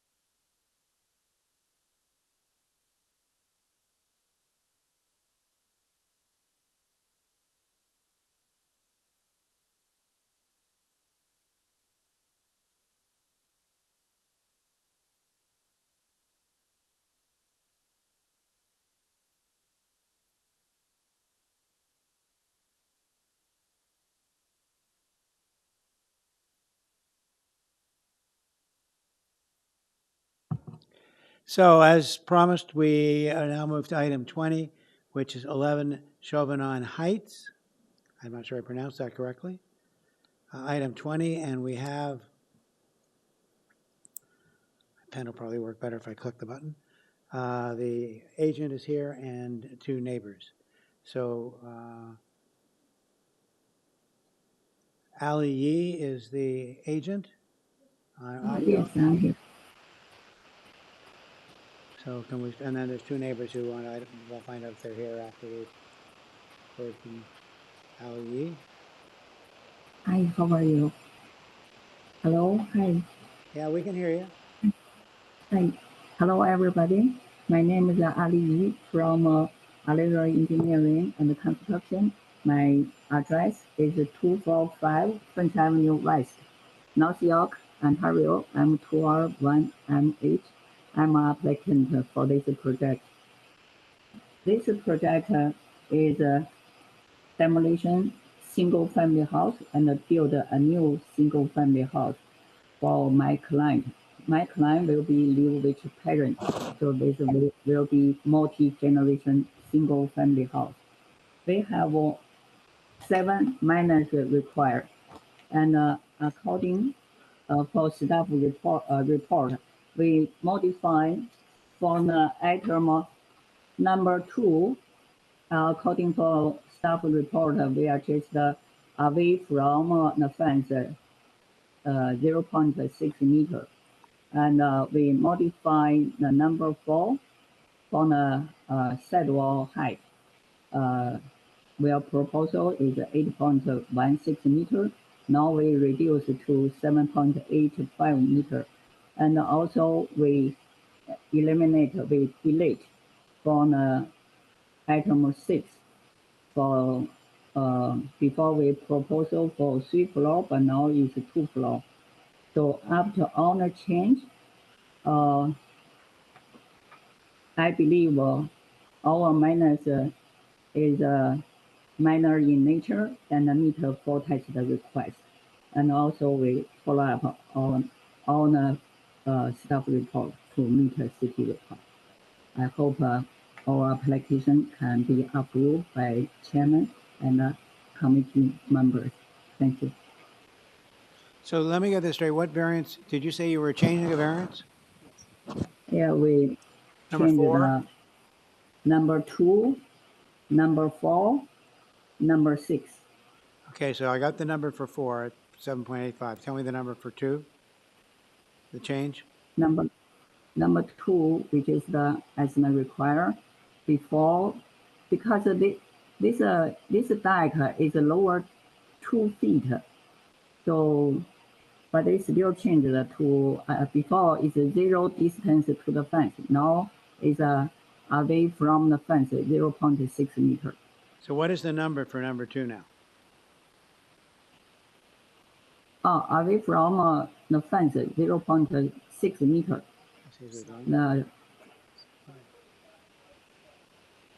Yeah.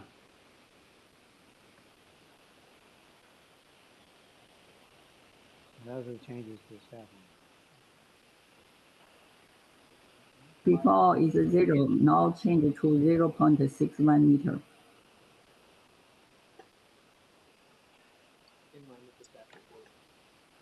Right.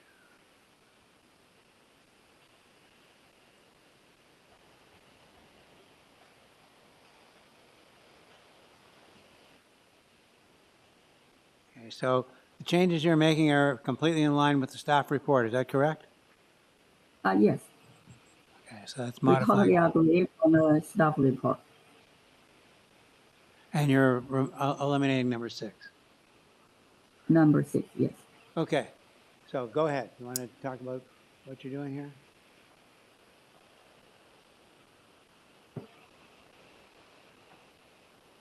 So we've got the changes you want. We know what those are now. It's the same ones the staff wanted.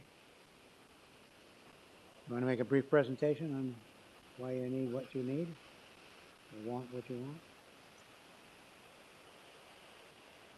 Before we hear from the neighbors?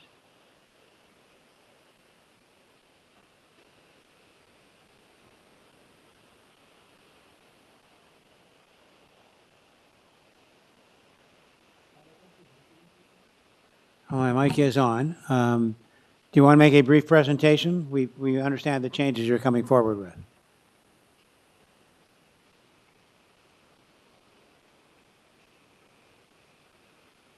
In line with the staff report. No, if you don't want to do it, make a presentation, we can do it with questions. Do we have any questions about it? Questions down at the north end of the room? I have a question about the item 3 of the staff report. So the applicant is removing 1 story. So is that what is the new proposal?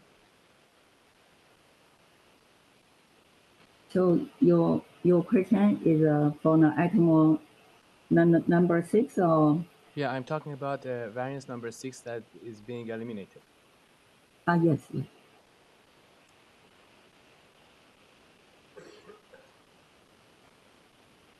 Can you clarify how you're doing that? For eliminate for the number 6, this is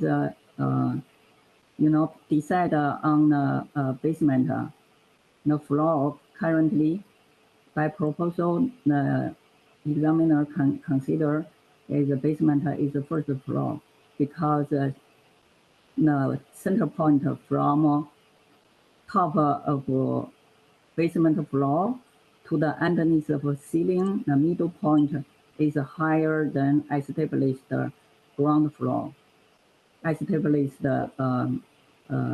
floor level. So that's why if do building permit, I will lower down the basement level, the height, and make it lower than established level, then will become is basement.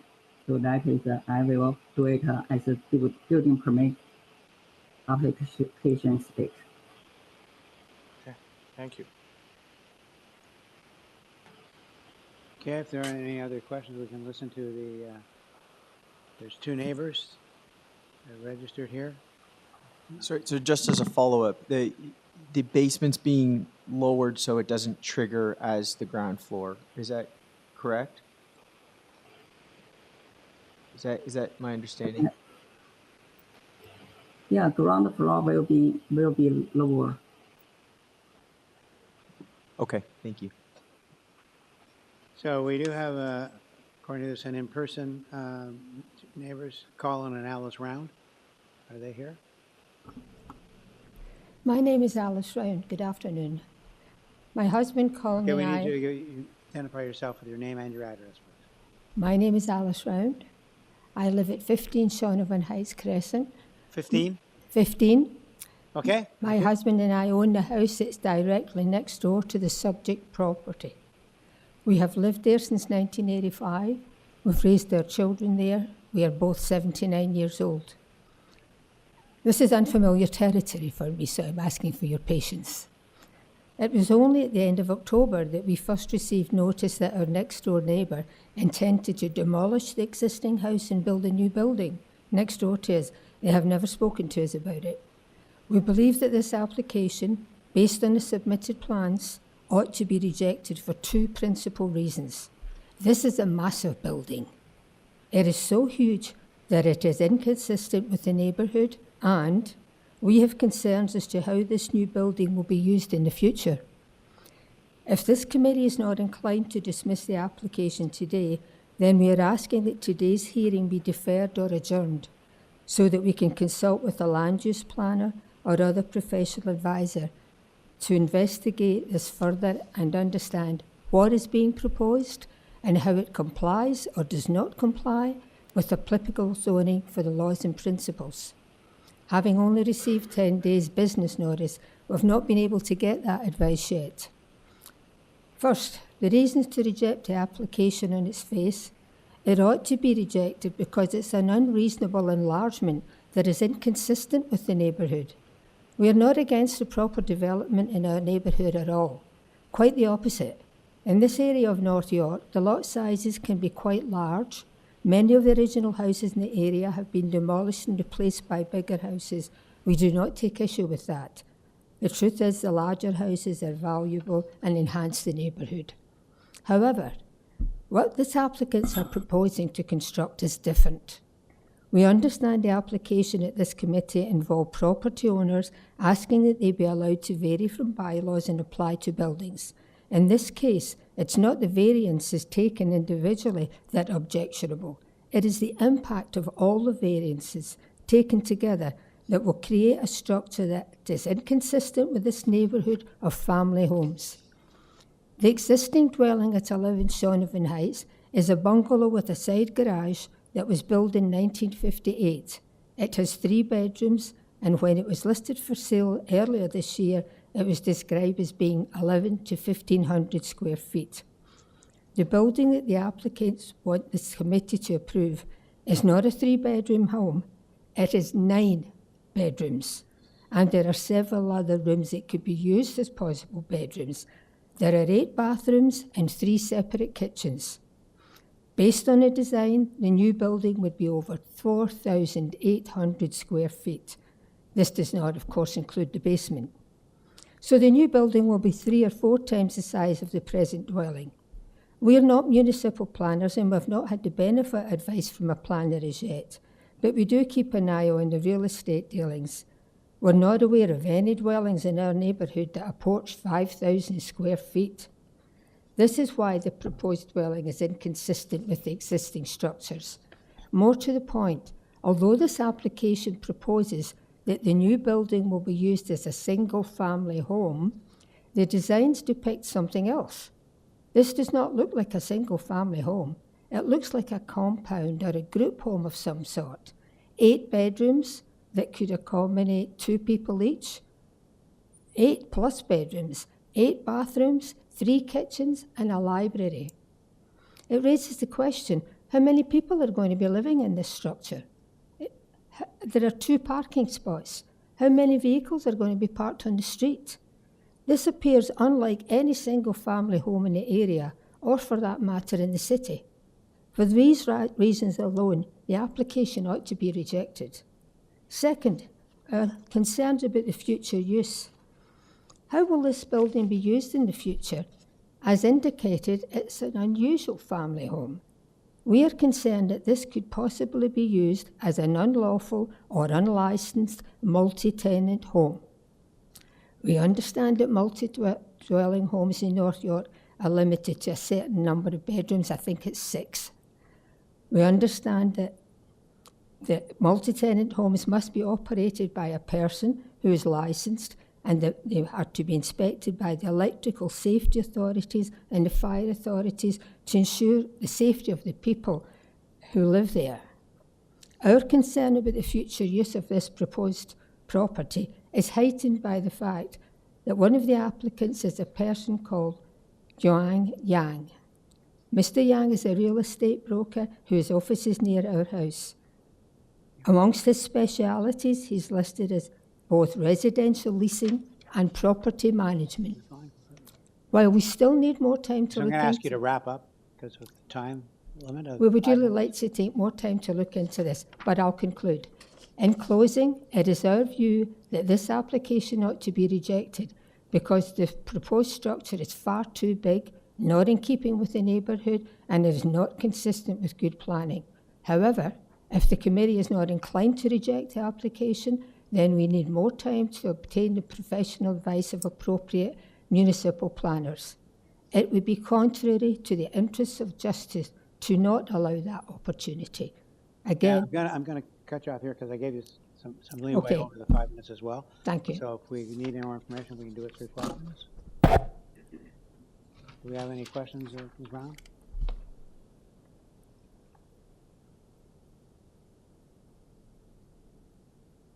Some of the points you brought up, by the way, are not in our jurisdiction. They are in metro licensing and standards. They're not zoning issues. So we can only deal with the zoning issues. Okay, there's another neighbor. Through you, Mr. Chair, Reza Bagharzadeh is not on the call, and we called and couldn't talk to him. She did call in or not? He's not on the call currently, and we called him. We couldn't Couldn't get talk to him. Okay, well, then we can't hear from him. He's not there. So maybe we'll hear some rebuttal then from the applicant or the applicant's agent with respect to the neighbor's concerns. Yeah, also maybe address the request for deferral from the neighbor. Right. Can they speak to that? Well, they should speak to that because that's one of the issues that the neighbor brought up, so it should be part of the rebuttal. So I would just ask Ms. Brown, ask you a question. Did the applicant or the applicant's agent ever get in touch with you in terms of Not at all. reviewing the thing? Not at all. They haven't spoken to us at all. So that's one of the reasons you wanted to have a deferral to. I would like to know what the purpose of this dwelling is. I'm kind of worried that it's a group home, not a single family dwelling, and this could be just being misrepresented. Well, It's a huge home. let's listen to the applicant, the applicant's agent, That's in terms of rebuttal. It's got good points. Yeah, hello. Hey, hello. I can answer this question. Hello. Hello. You can hear me? We can hear you. Oh, okay. This the neighbor information, the neighbor letter I find from find from a city website. Actually, in the city, the neighbor didn't this neighbor question, none of related with zoning question. So that's why I thinking they just mentioned the house too big or something, because this is a new house. The owner live here. He mentioned 30 years ago. 30 years ago is a one floor bungalow. It definitely is a 3-bedroom. But this is a new developer in North York. On a 2-floor and 2-floor new dwelling is normally is a second floor 4 or 5 bedroom basement have 2 bedroom. Then we did this is normal. It's not extremely larger, but difference cause this problem because that in this area, this is along the street. This is the first new house. So because the neighbor didn't address any question related with the zoning, so I thinking better come to the job set, come to this hearing. I thinking committee member and the chairman can do better explanation, which I do.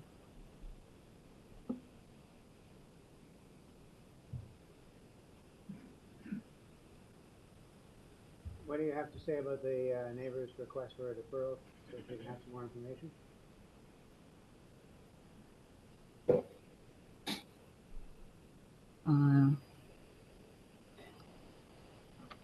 Since the neighbor didn't address any zoning issue, I think better we make a decision today. I think she was asking for some clarification on the zoning issues as well, not just on the rental licensing and standard.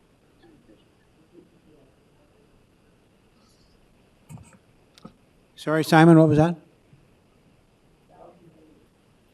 Okay. I think the neighbor had indicated wanted some answers around some of the zoning issues, not just what the bedrooms are used for. And you didn't address that. Oh, another question. We zoning examiner and ask this question. So the owner already fill out the declaration form and say this is a single family house, live with parents. How many square feet is this house? Oh, this is 450 square meter. 450 square meters, Yes. no. which is about a 5,000 square foot house. No, it's a 4,846 square feet. But this land is bigger than normal. Normal is 550, but this is almost 600 square meter. You want to give us the dimensions of the property then? You say it's larger than usual? What? I can go back and look at the survey again, but I mean, you must have those numbers at your fingertips. On the survey drawing, the land area is 590 square meter. What is 190 square meters? I'm a little confused. I thought you said 450, and now It's you say 4,800. No, you It's right said there on the plans. lot land. Lot area is 590.92 square meter. This house, if in the Valladolid area, everybody will be this size. It's a 8 bedroom. That is normal, but this house in that area, I think is the first new house. And also, I thinking this this proposal will be meet the city require. You see, the city is encourage the person live with family. They encourage to build the multi-unit change the dwelling house to change multi-unit. They encourage people to live with parents and have more presence for immigration. So I think in this house is to follow the city step.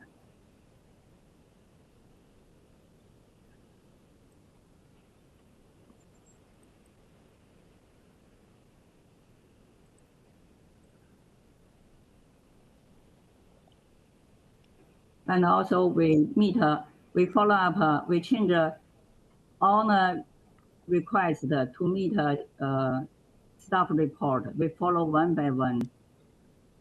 No, we've read the staff report.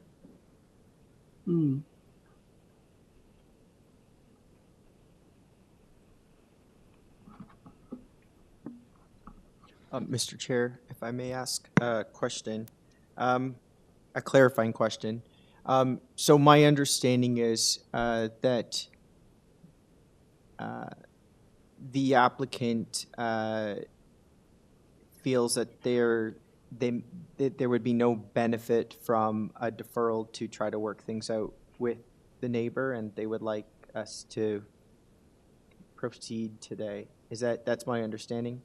Because I think there was a bit of a suggestion that there may be an opportunity for deferral to go back and try to work some of these things out with the neighbor. Okay.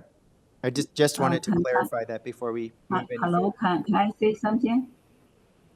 Hello, can I say something? Because the owner just a question from the building use, but we already declare for the single family and which live with parents. We thinking we clearly to answer the city, to answer the neighbor question, because the neighbor just worry about later on this will be rental too many persons already, but we already fill in the form. This is single family house with parents. I think this clearly answer the question. And also the parents, the husband just to bring a mother from another country and on the way, and he need the new house built right away. If I deliver before this application, I need to waiting another one. It will be delayed for construction time. Well, I'm just looking at the variances. I mean, you got 450 square meters. You got a very large lot. It's almost a 19. The frontage of the lot is 18 meters. I'm wondering why you need as many variances as you do on a lot that size.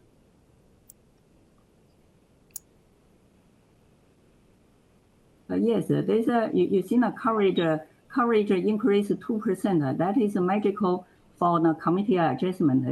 Everything increase the 2%. I think in all of application in North York approved. I did this application and the more. Okay, we're dealing with this application, not other applications. We only do one at a time. Any application, if we increase the 2%, it will be approved. I think in the owner and the neighbor, everybody concern is not for rental house. Okay, we're not talking about being a rental house, that's not a variance. Where are you getting this 2% number? Show me where this 2% number is. What variance are you talking about? I'm talking about the number. Number 7, Mr. Chair.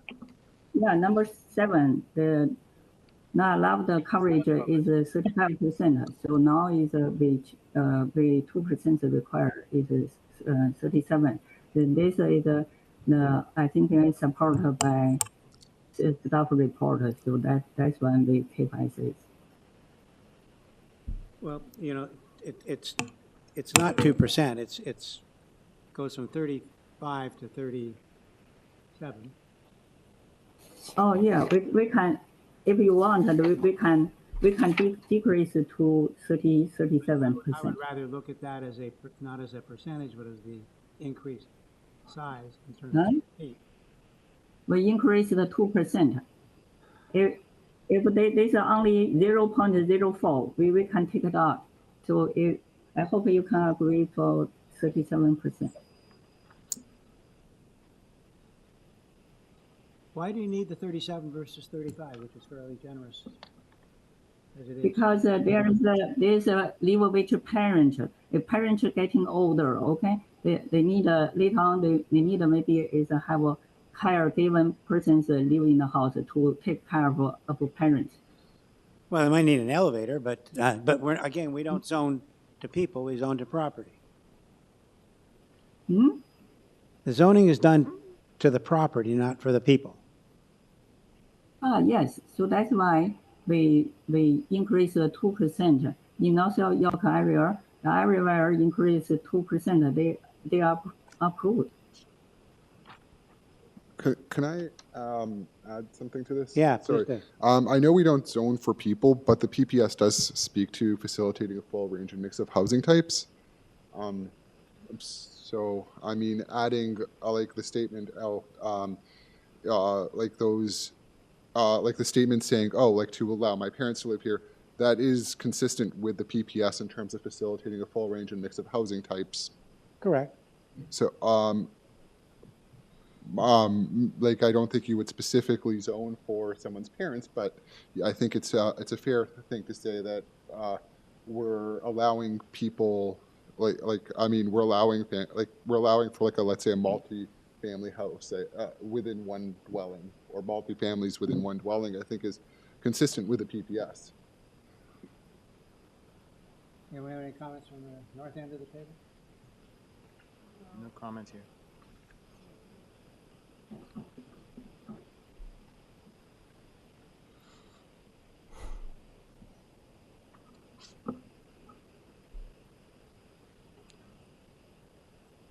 Okay, again, given the size of the lot, why do you have a smaller front yard setback? 6.76 to 9.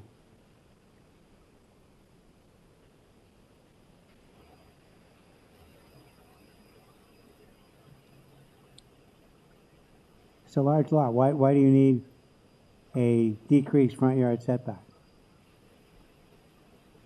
On the setback, you talk about the front setback or setback, sorry.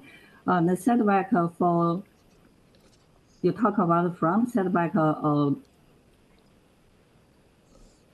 front setback because this is in a circle, it's not a regular. So I think we are the biggest is more than 8 meters, and the short one is 6 meters. So because they are in a circle, there's a minor. Just follow the existing that curve shape.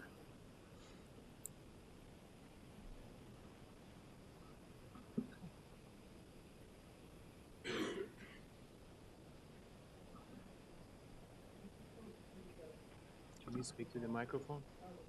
It's not, unfortunately, it's not really our job to judge how the house is going to be used on the inside. Correct. So in looking at the variances, to me, they're actually minor in nature from what are the zoning bylaws. And I feel that with the 3 modifications recommended by the planning committee and also with the and on condition that urban forestry conditions are followed through with, that that we should approve this.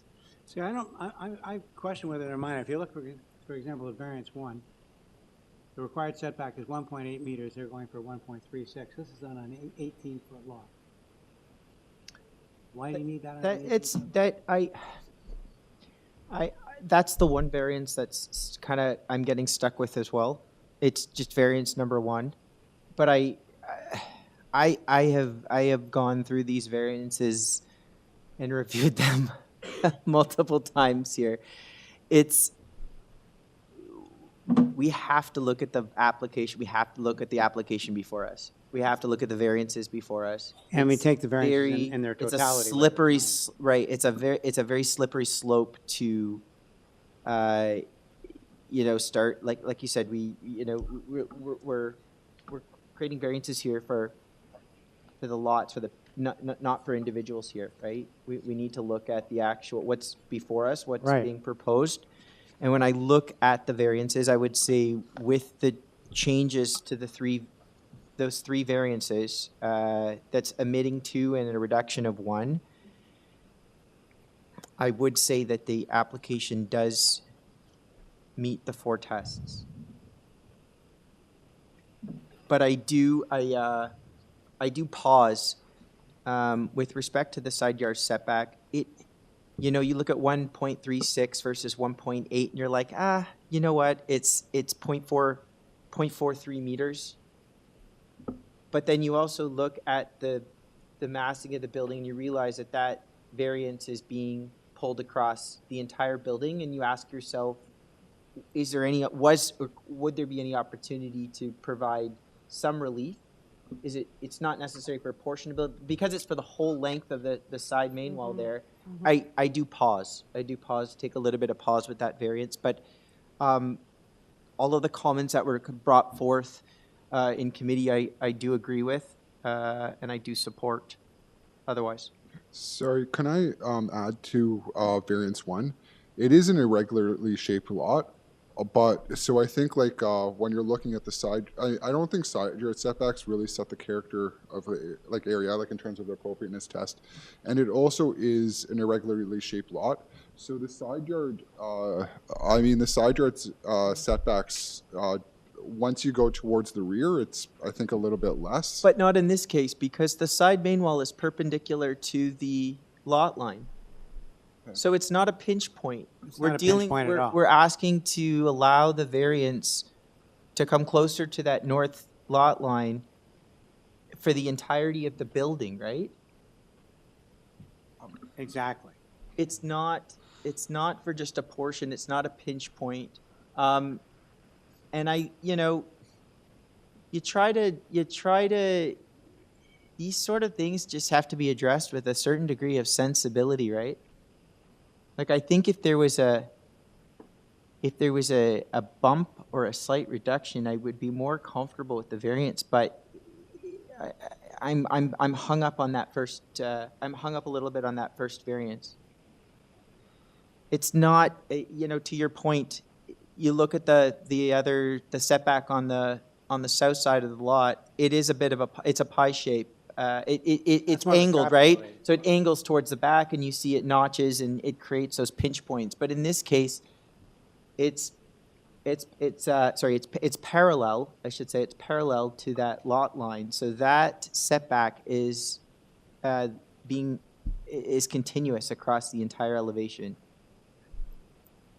It's not just applied to a pinch point. So that's just sort of my only pause with respect to meeting the 4 tests. Well, I guess the only thing I would say on that is when you can look at the variances individually, but even if they individually they meet the test, taken in their totality, you have to look at how they fit the four tests. Correct,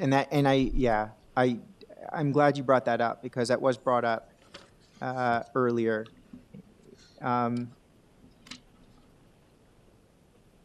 Yeah, let me do explanation something, because that is from the side setback. Here, I just keep which is the existing wall. You see another side, the neighbor, the existing house is nearby the fence is 1.38 meter too. So even closer, even he closer. So that's why I keep on the side setback as existing. Now another side I even give more. Another side. Before only 1.2 meter, but now I give more. I give the bigger side even some more than 2 meter. Another the minimum is 1.8 meter more. Sorry, we're referring to, the setback on the neighbor on the other side, number 9? Is that what you're referring to? Yeah, that number 9, you see, I give more space. You see, even number 9, the existing building number 9, even closer to the fence, they keep 1.37. But our side, they even give more distance. They give a minimum 1.8 meter, and another on the top even give more. Look, I think we've had some discussion, there's some disagreement, but I would move to approve the application subject to the changes in the staff report and to refuse variance number 1.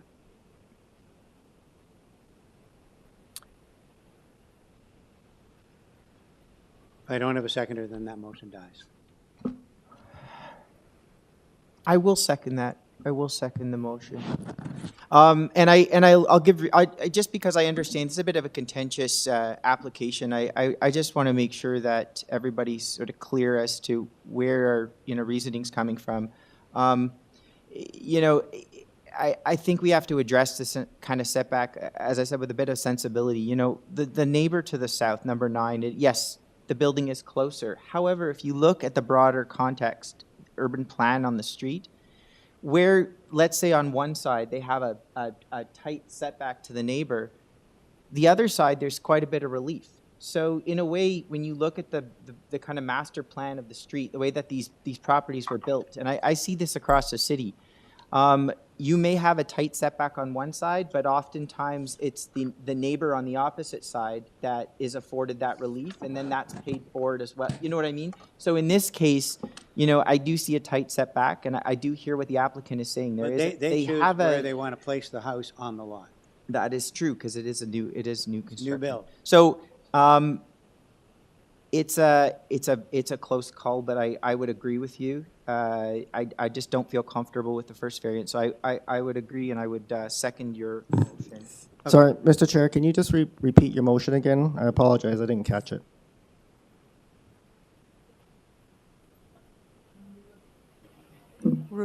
Repeat your motion, please. The motion is to approve the application, subject to the changes in the staff report and subject to refusing variance number 1.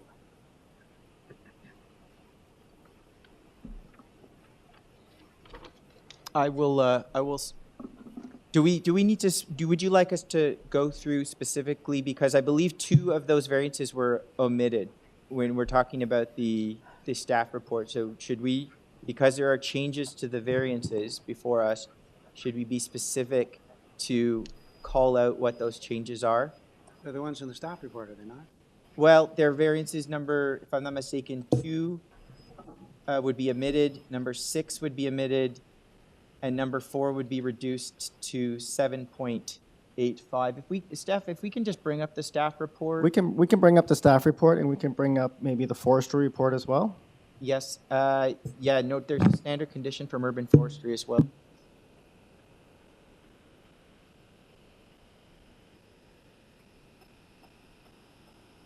So in this case, I believe variance number 2 is not necessary because we're coming into compliance, as well as, it says modified, but let me just verify whether that needs to be eliminated or modified, if that's an error. Perhaps I've made my own mistake here. The number, this recommendation item 1, if you're thinking 0.061 meter not enough, we can eliminate this minor variance. We can delay it.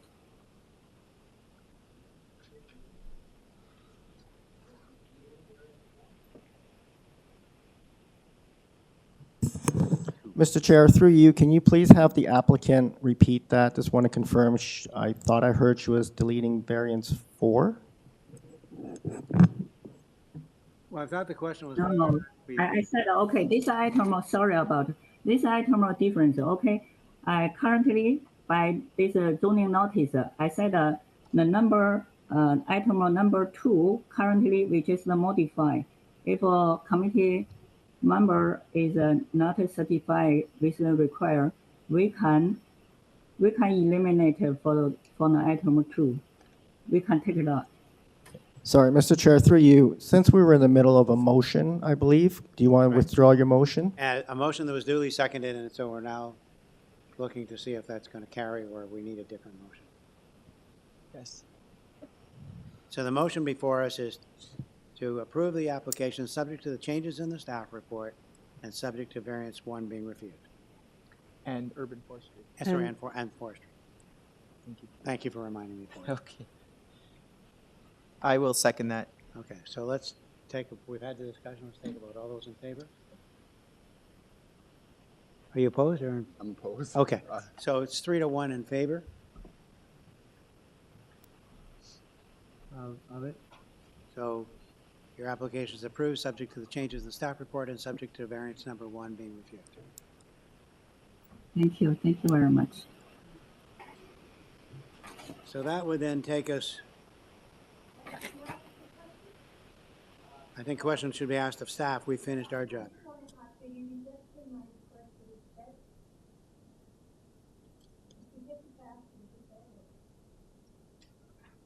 What is the question? It's a request for deferral. Yes, it was. We decided not to defer. But especially when the applicant said there'd be nothing accomplished by doing that. They'd made what changes they were going to make. So it was either a question of approving or refusing.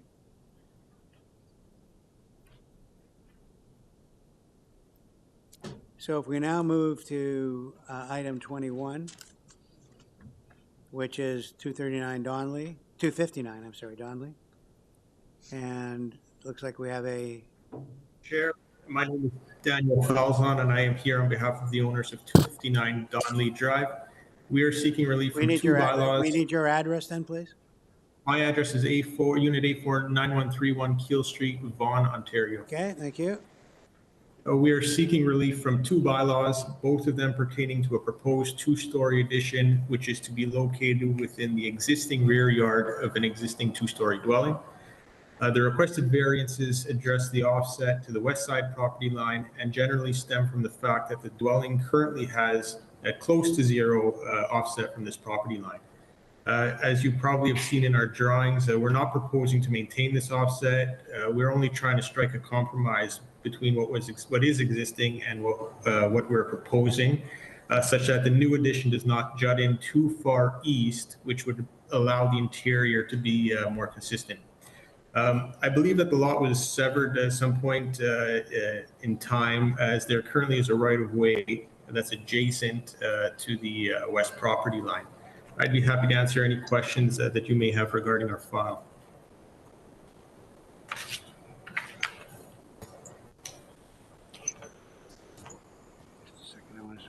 Can we get the site plan brought up?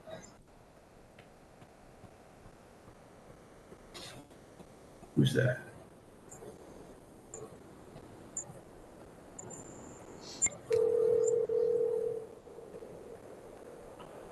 Hi.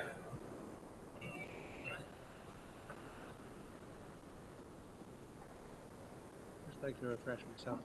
Let me tell you that, I'm in a variance.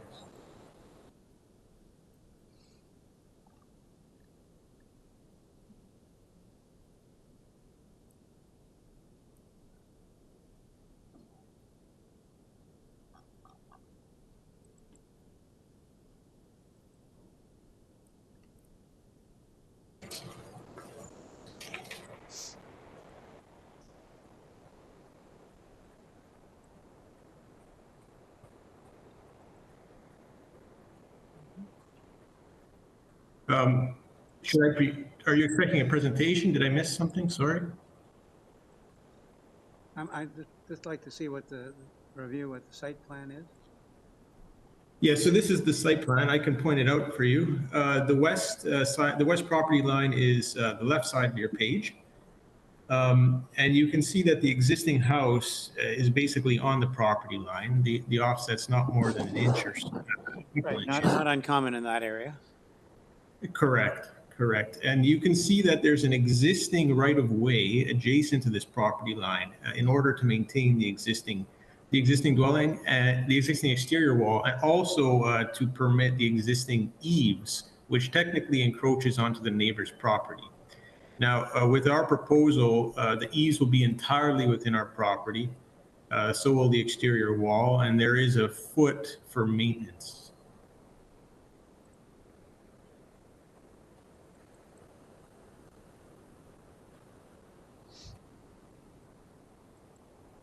So you're improving on the situation.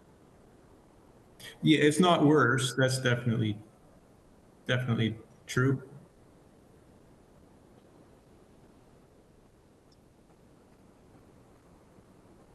Do we have anything from the neighbor on that side? Through the chair, I think we do have something from that neighbor. They were concerned about if you would construct that close to the property line. They were concerned about the ability for them to develop. That was, I think we had one of the that raised as a concern. Does that is construction allowed on top of that easement? Through you, Chair, technically, there's no construction allowed on that right-of-way unless the owner of our property, allows them to. Thank you.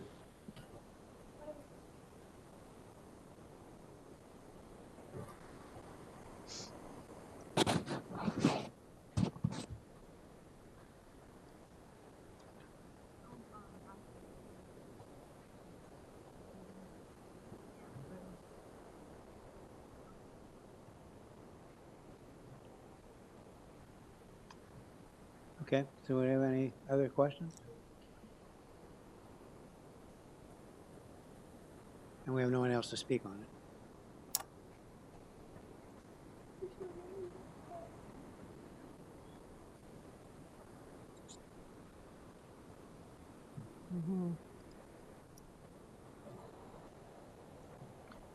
So if we don't have any other questions, there's no one else to speak on it, we need a motion.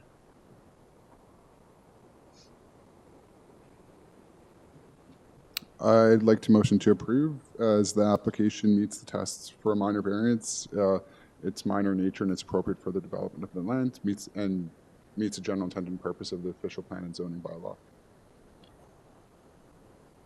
I will second that. I don't think there's any conditions on it. Through the chair, there aren't any.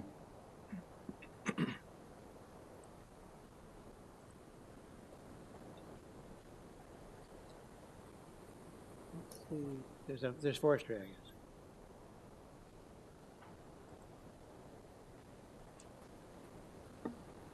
Forestry. Can we confirm from staff, are there any recommendations from staff or conditions on this application I don't see any. that we may have I don't missed? see any. No. No, I don't think. No, okay. Okay, so we've got a motion on the floor. Do you want to repeat your motion? I motion to approve. And I will second that.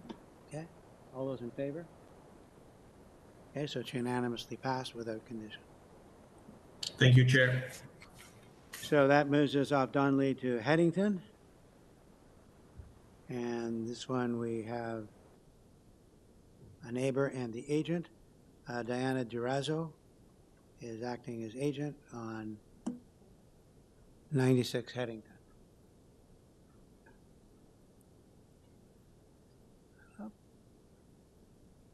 Ms. Durazo here? Yes. Okay. I'm Diana Dorato from Replacement Design, and I'm the agent representing the owners of 96 Haddington. Okay, so you want to tell us a little bit what you're asking for and why? Yeah, of course. Our proposal, I think it's very simple in relation to the previous ones. Our client intends to expand their existing house to accommodate for their future needs by adding a 2-story rear addition and a new deck to the existing detached dwelling.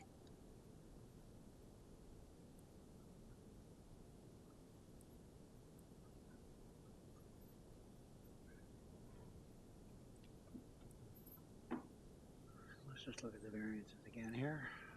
What you're asking for?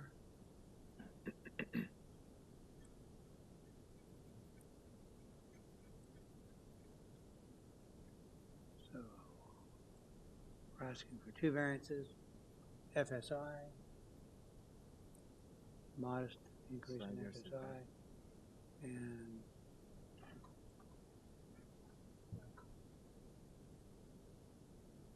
so with respect to number 1, what is this current side yard setback on the south side? This is for the deck, and we're actually having the same setback as the existing deck.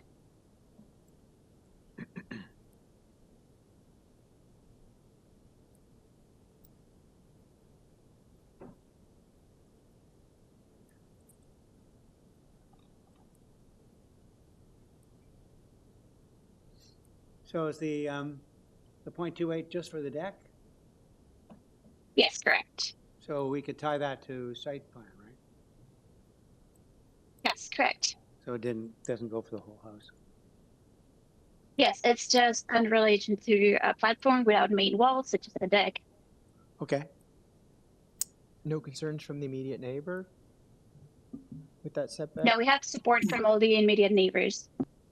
Sorry, that's what? We have support from all the immediate neighbors. Okay. Yep. That's good enough for me. I would like to tie to the site plan though.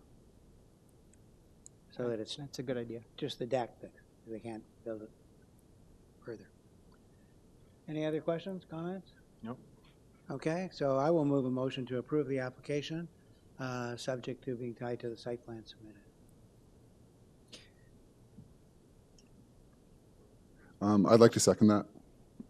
Okay, all those, it's duly seconded, all those in favor? Okay, so it's unanimously passed, tied to the site plan. Thank you. Okay.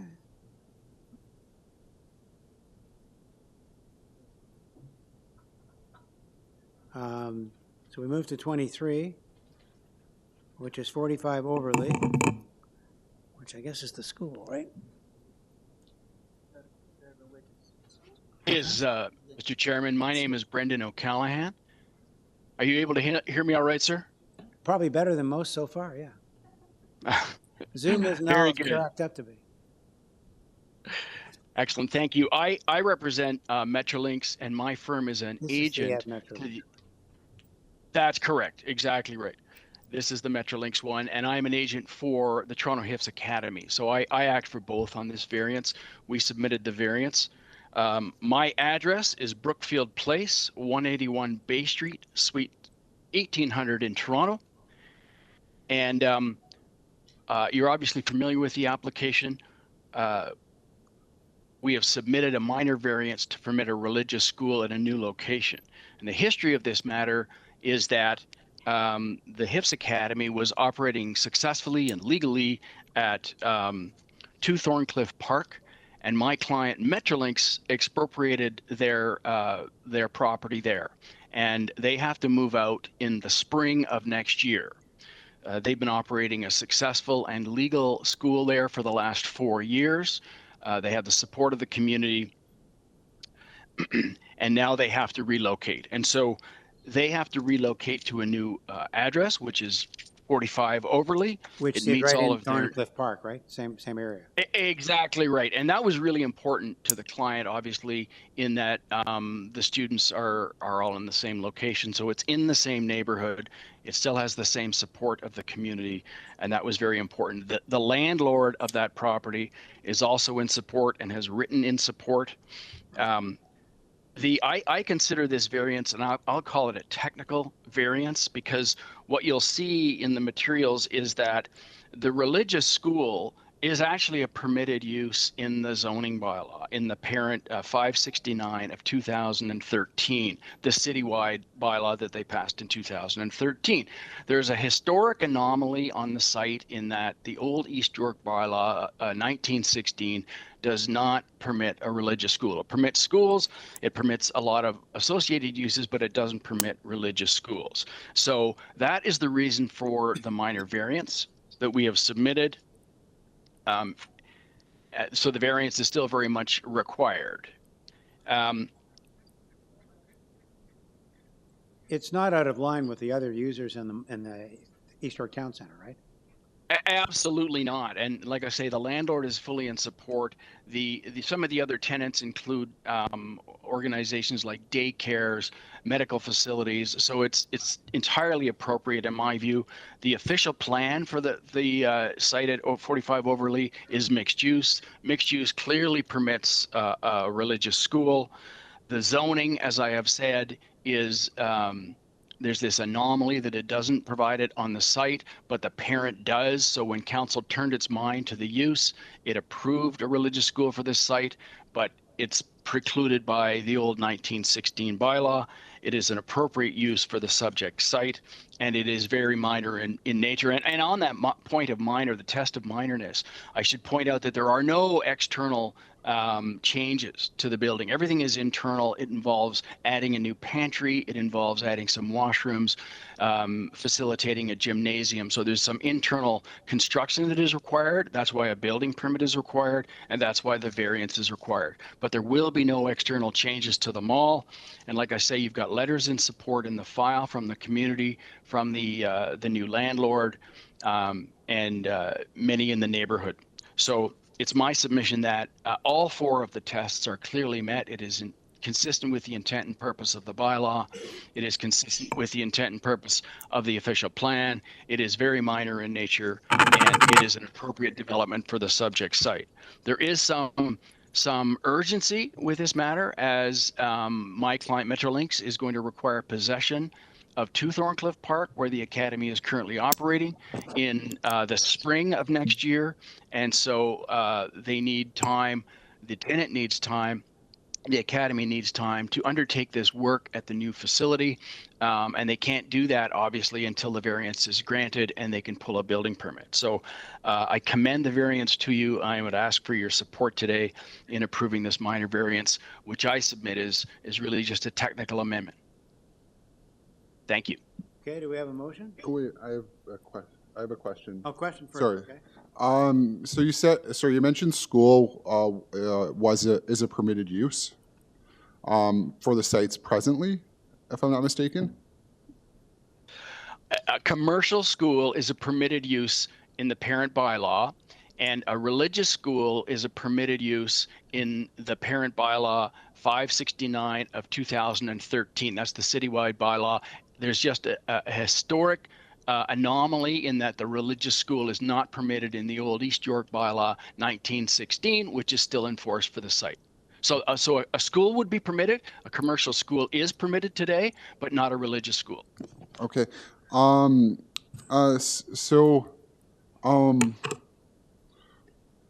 this instance, would 45.2, like a Planning Act application under 45.2B, like would that have been the appropriate application? Like we used to find in general terms? I think the 45.2 is the appropriate mechanism, and I note that there's no opposition from the city in terms of the characterization of this. It is a technical amendment, but it still needs to be made by the committee. sorry. Okay. Okay. One other question. So in terms of the size, you mentioned that 776 square meters of. So I in general, like, I have concerns with like allowing for a use to take a new use to take over an entire site. You did mention that the scale of the use would be 776 square meters. Would that be something that would be okay to include as in the decision? So including the size of the religious. I have no objection to that, Mr. Chairman. I think it's worth noting that the landlord is very much in support of this, that there's no issue.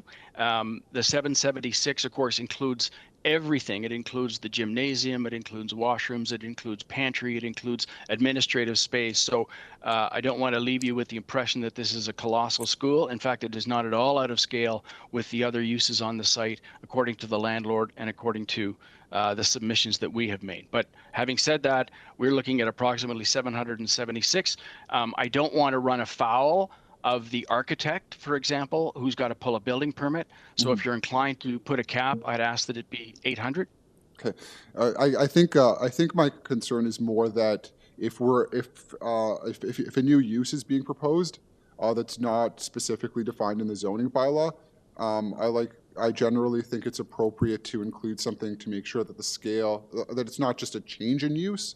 So, for example, I wouldn't want the new use to take over the entire site. I think that would not necessarily be meeting the general intent and purpose of the zoning bylaw. It wouldn't be minor.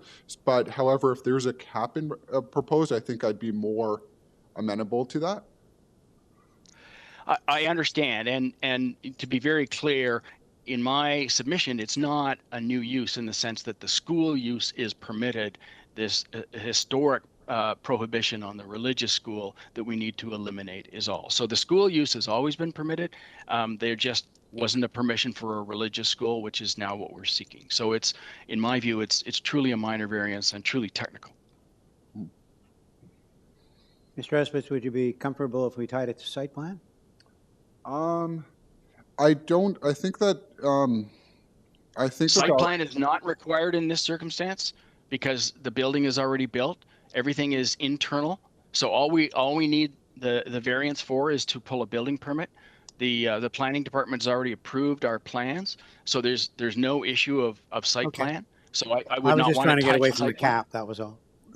I hear you, and my preference is that there be no cap.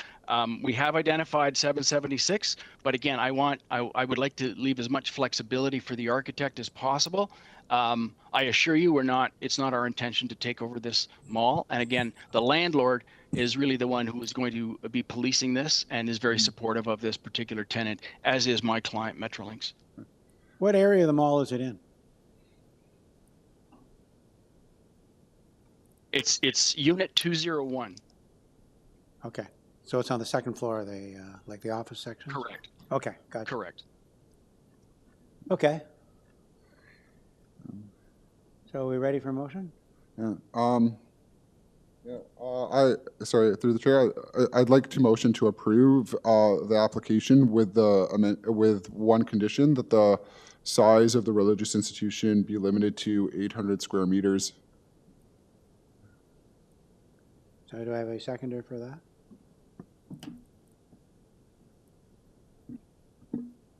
I think that's a reasonable condition. I don't think it causes any adverse impact to the application as presented. So I will second that.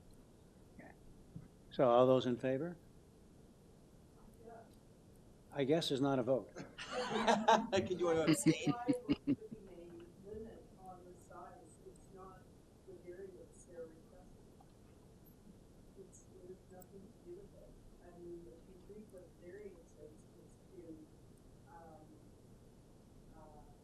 Allow a religious school to reside in this mall. But because it's not a prescribed use, you can therefore put some kind of cap on the variance. I think that's where you're coming from, right? So that they can expand in the future if Sorry, okay, clarify, when you're looking, so I guess the reason why I asked the question previously, why an application wasn't made under section 45(2)B of the Planning Act as opposed to 45(1), was because 45(2)B allows for, like, if a use is defined in general terms, we're allowed to authorize a use that meets those general terms. In this case, so that's why I asked that question. But if a new use is being proposed, I think that it's appropriate to ensure that the new use is secondary to a permitted main use. Otherwise, I can't see how the general intent and purpose of the zoning bylaw is maintained. Well, we had the motion duly moved and seconded. We were in the middle of a vote. I just commented that you've got to vote one way or the other. Okay, so it is unanimously approved with the cap on it. Thank you, Mr. Chairman. Thank you, members of committee. So we go to item 24, which is 112 Fairholme, and Mr. Idles. Is he here or coming by I'm here. video? I'm here. Okay. Mr. Chairman, can you hear me? We can hear you. Okay, good. My name is Richard Idles. I'm the applicant and the architect. I'm sorry My for the address- mispronunciation. You've been before us long enough that I should have got it correct. Thank Sorry, you. go ahead. Really appreciate that. My address is 80 North Meadow Crescent, Thornhill, Ontario. And I'm here representing the owners. We actually were here a few months ago, and we got the variances we asked for. We're adding it's an addition to a house, an upper story, making the house a little bit larger. Fortunately, we have the opportunity to come back because in the interim, we realized that there are certain structural problems with the issues with the house.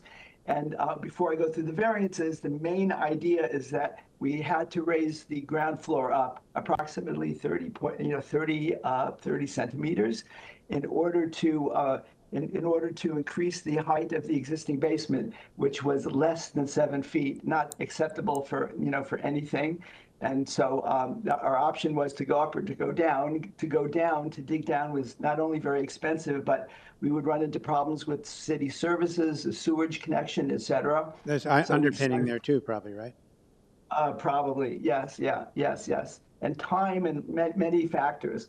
So by going up that approximately 30 centimeters, we triggered four variances, which if the committee wants, I'll just quickly go over them. We believe that they are minor. The first one is concerning the front porch, which is in relationship to the front entrance. So if the front entrance is going up, obviously the porch is as well. And we're going up a point, actually it's only 0.17, 17 centimeters higher than is allowed. The second variance we're asking for is the deck, the setback in the backyard. So over there, the trigger is over there. What we're asking for is that the deck is. Can we actually see the site plan? The deck. We want the edge of the deck to be. The owner would like the edge of the deck to be the same at the same line as the right side of which I believe is the east side of the house. So it's in line, is what you're saying. So it's in line, yes.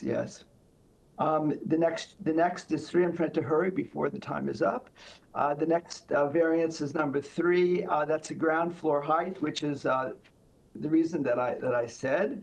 And there was one other reason that I didn't mention, and that is we also realized in the interim that the ground floor, it's an older house, really needs to be replaced. I mean, the existing ground floor. It's just not workable and it's old. And so in order to do all of that, it's also helping to trigger these changes of raising it up. So that's variance number 3. And the last variance is the deck height now is also gotten higher. And, the various bylaws, prohibit a certain height limit depending on how high the deck is from the surrounding grade of that particular deck. So again, it's actually 0.3 centimeters higher. That's what we asked. So those are the 4 variances. I believe that, we believe that strongly that these are minor, minor, and they do meet the 4 tests. And with these 4, hopefully we could proceed without what the family needs. And I appreciate the opportunity again to be in front of the committee. Thank you very much. So do we have any questions, Mr. Idols? I think it's pretty straightforward. I think this is a good poster person or poster application for minor. And well explained, I might add. Thank you. Any questions at the north end? No question here. South end? Mr. Chair, since you've made your comments, would you like to bring forth a motion on this one? Yeah, I don't think there's any conditions on it, are there? I just have to double check. So I'm going to move to approve the application. Just want to see if there's any conditions. I don't have any listed on file. Perhaps staff can just confirm with us that there's no recommendations in staff reports that we may have missed. Okay, so then it just, without condition, approve without, there's no forestry either, so approve without condition as submitted. Do I have a seconder for that motion? I second that. Second down at the north end. All those in favor? Okay, so it's unanimously approved. Thank you, Mr. Chairman. Thank you, committee. Thank you. Have a great day. Thank you. Can I request we take a short break? We're at 24. We've got to go to, you want to try and do another one before we, or are you okay for that? That's fine. Let's try and do 25. And apologize to Simon. Because we're now at 5 o'clock. Oh. Said 7. So item 25, which is 52 Clarinda. Staff okay with trying one more before we break? You're not Sure. staff. Let's move on. Okay. So, as the applicant is listed here. Yeah. As Hamid Hemmati? Yes, this is Hamid Hemmati. I'm agent from the homeowner. My address is 7250 Keeler Street, Unit 296. Okay, so. Yeah, may I explain? Yes, please do. So here we proposed a sunroom at the rear yard of a single unit, and the sunroom is only 1 floor. And we I think have this is, some. if I can interrupt you, I think this is pretty straightforward. It's a sunroom. You need some length and depth, and a little encroachment in the rear yard setback. Correct. Yeah, I don't need to hear a presentation, but I did have a question. Okay. Just give me a moment here. Sorry, while you're looking for that, just a brief reminder, there is a forestry standalone memo on record. If you'd like to see it, we can put it up on the screen. Yeah, thank you. Thank you. That's exactly where I was going with this. Can we pull that report up, the memo up?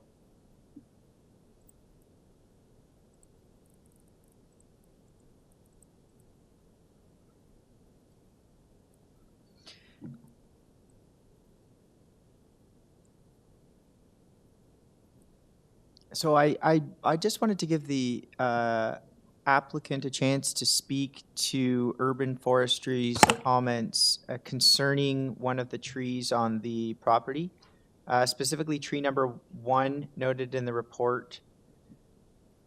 Sorry, tree number 3. It says tree number 3. Yes, tree number 3. Okay, yeah, we have 1 private tree removal, and we have 3 private tree injuries. As you see, Urban Forestry has, they said, if committee of adjustment approved, they have some conditions. We don't know what is the condition. We should talk with them if it is about the injury trees. Because we have a basement, we can change our basement to helical pile. Without basement, we can make the sunroom.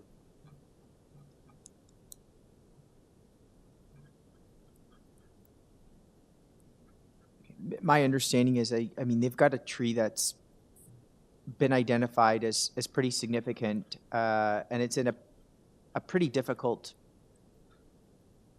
position on the lot for the applicant. So, I mean, that's. Yeah, but they specified cash in lieu instead of planting a new tree.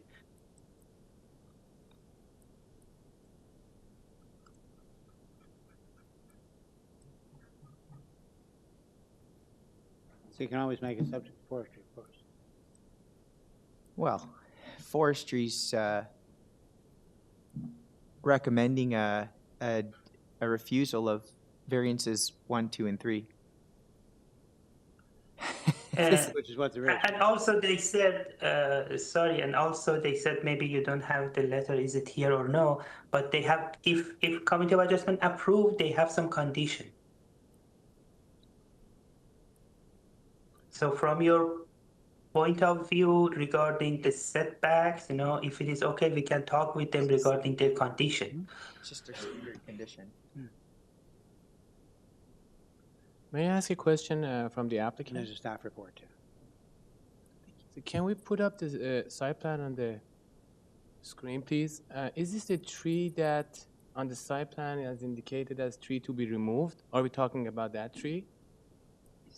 Yeah, only one tree. Correct. It is very close, so. So that tree we showed definitely it won't to survive with this extension.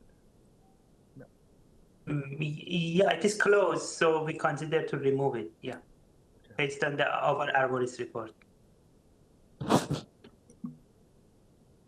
I have a question too. Why are the other 3 trees, why do you think they'll be injured? It looks like I see the construction line is inside the tree protection zone? Yeah, okay.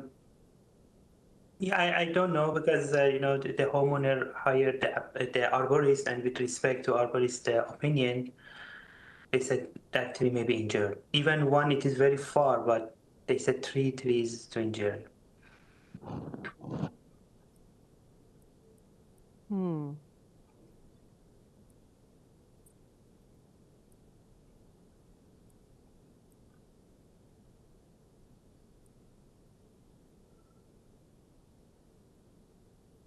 Can staff just pull up the photo of the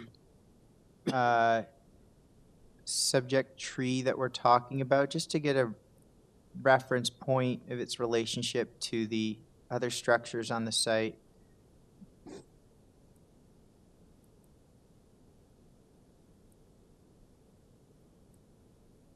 Okay. Okay, thank you. And which tree was it? That's the one? It's in the photo there. The one in the middle? Right next to the house. Oh, okay, next to the house. Yeah. And that's the backyard we're looking at. It's the backyard, yep. Okay.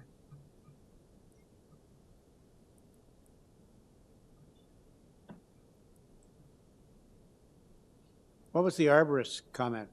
Save me reading it again. That the homeowner hired with respect to that tree. I think it's done, yeah, essentially. Yeah. They really kind of need to move it. It's pretty close to the building.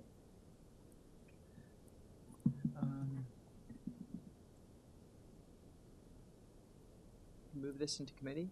Yeah, For let's discussion? do that. There is a staff report as well that it be tied to the site plan.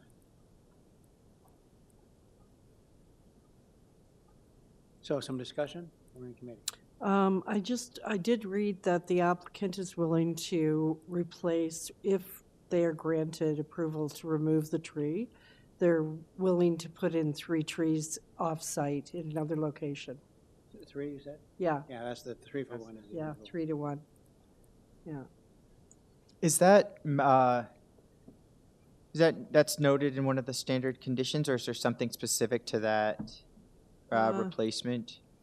I don't It's know where captured in exactly the- it is. Maybe somebody can find that, but I read it.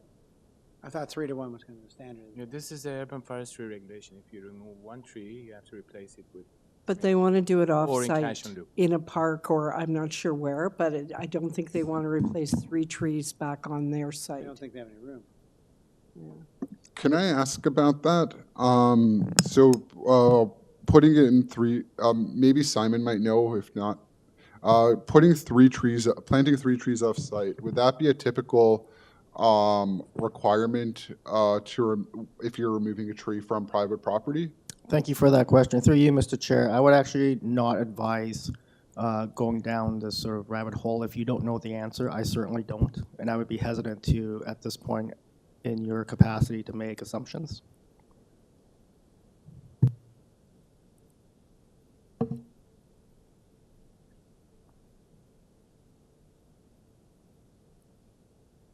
Okay, so where are we then? Are we ready for a motion or not? Do we want to discuss this some more?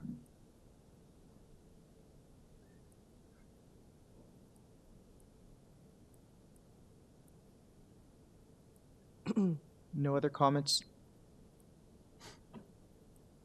I just don't see any way that this development can move forward without that tree being removed.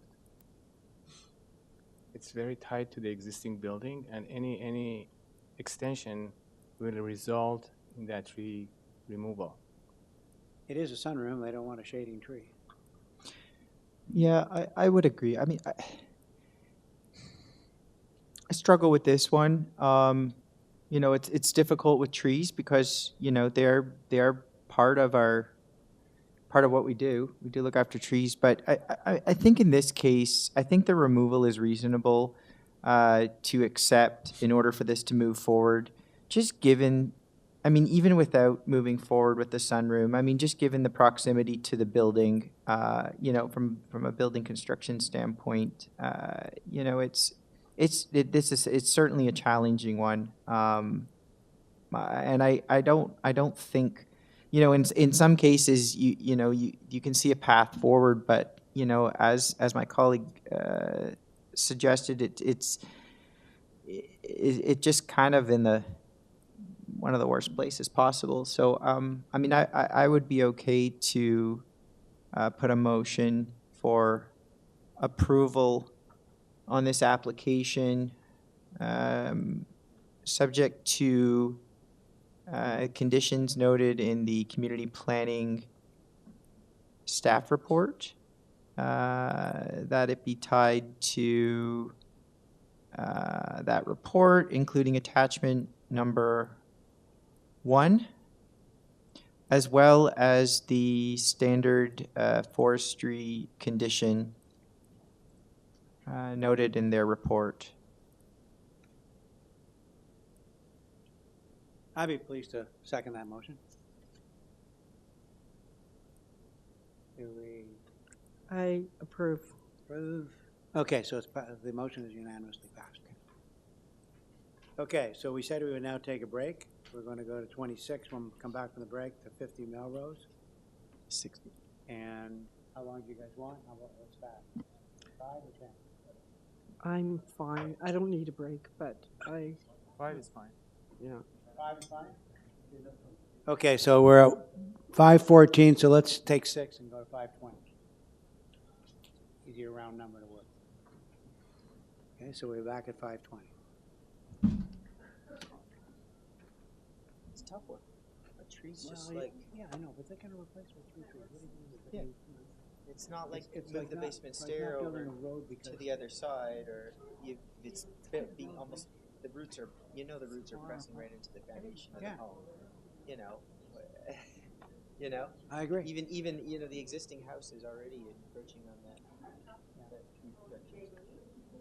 protection. Yeah, it's not like we're trying to take the tree down to build a monster. No. I mean, you gotta, within reason.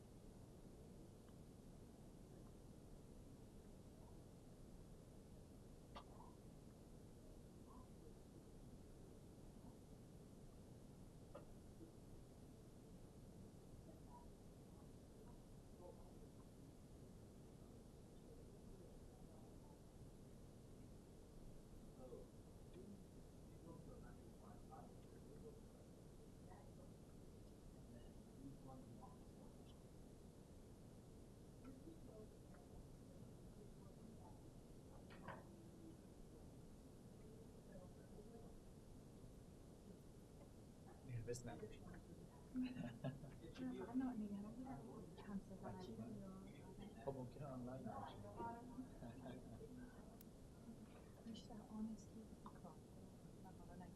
آره.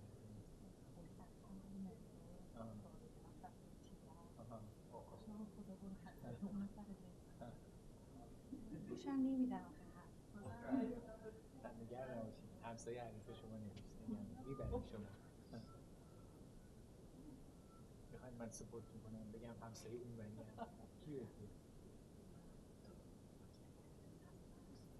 آره.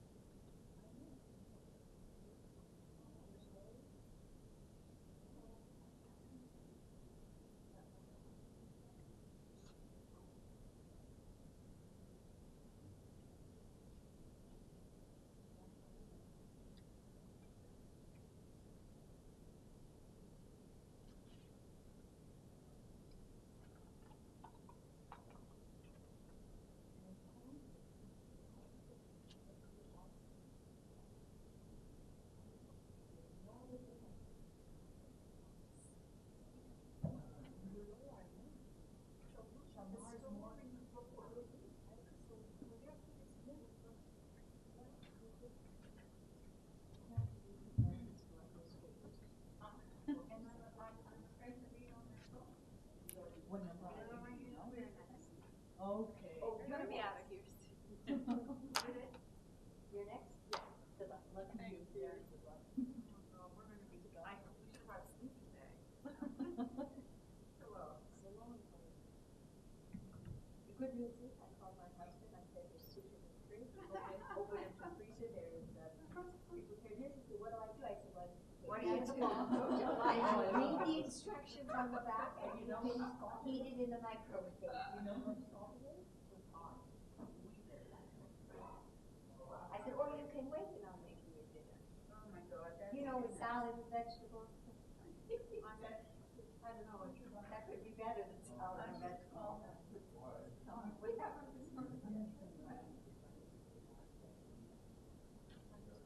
what number did they come down? 24? 24? You're 25? I forgot. I just saw him next, so I put the list on.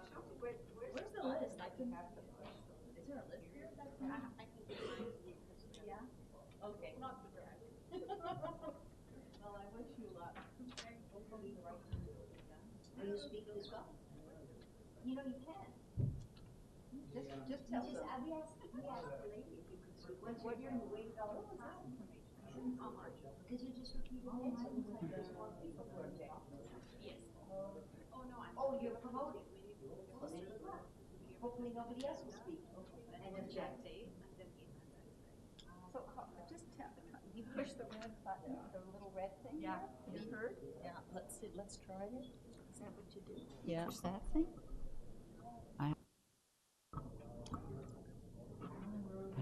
Okay, let's. I don't want to say anything. Hello, hello. It's on. I think just the red light. I think goes on. Yeah, you see her. We got lots of going here. He might be on there.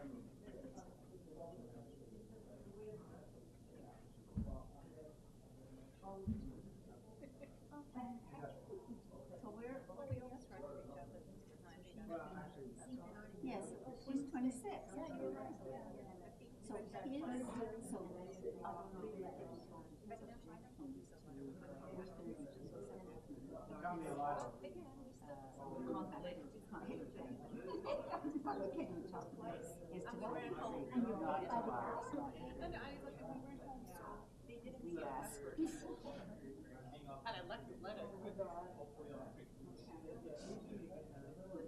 so, you know, it's still. There's a word for that. No jumps to mind, but I didn't see it and he went. My mom always does that. Yeah, like to have, you know. Because I come back to that later.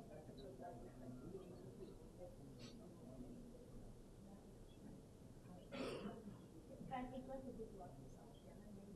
Kind of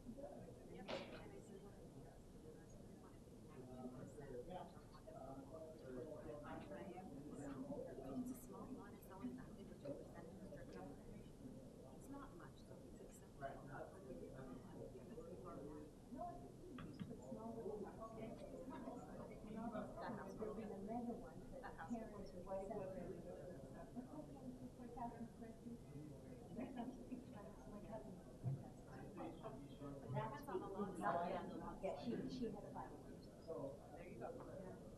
She got very lucky. And it took her 5 years. The city wanted to build what? I mean, the part. And she said, not for what I think of that. That's really the city. Yes, you met my cousin there. Yeah. She had a small house, but now she has children. They would make big high holiday dinners. And I was surprised she had $75.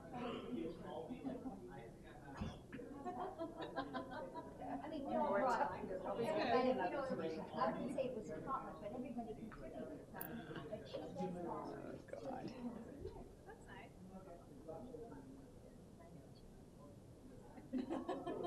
But it's like the You know what it costs? Even flowers on every table.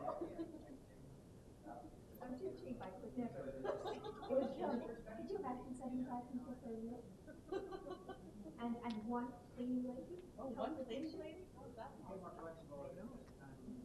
So she does a lot then? Debbie entertains.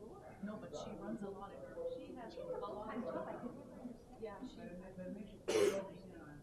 really. And she's stuck, or she wants. She feels she's doing good. She, not sure she has a huge health issue. She has all the strength that she never got. Because her health is so important. She's still healthy, and Jenny doesn't want to come. So she has to do this.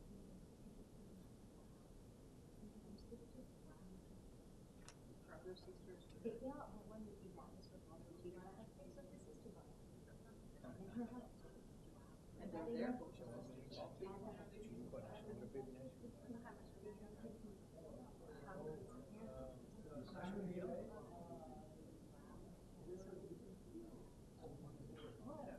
And you know, one time they could leave and the family just come back from home and they're doing good.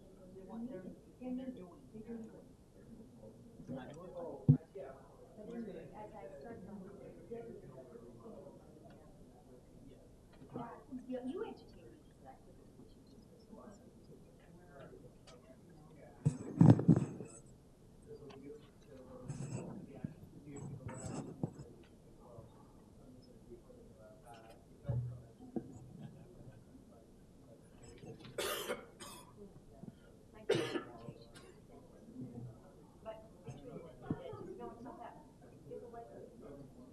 that's why you and your family go.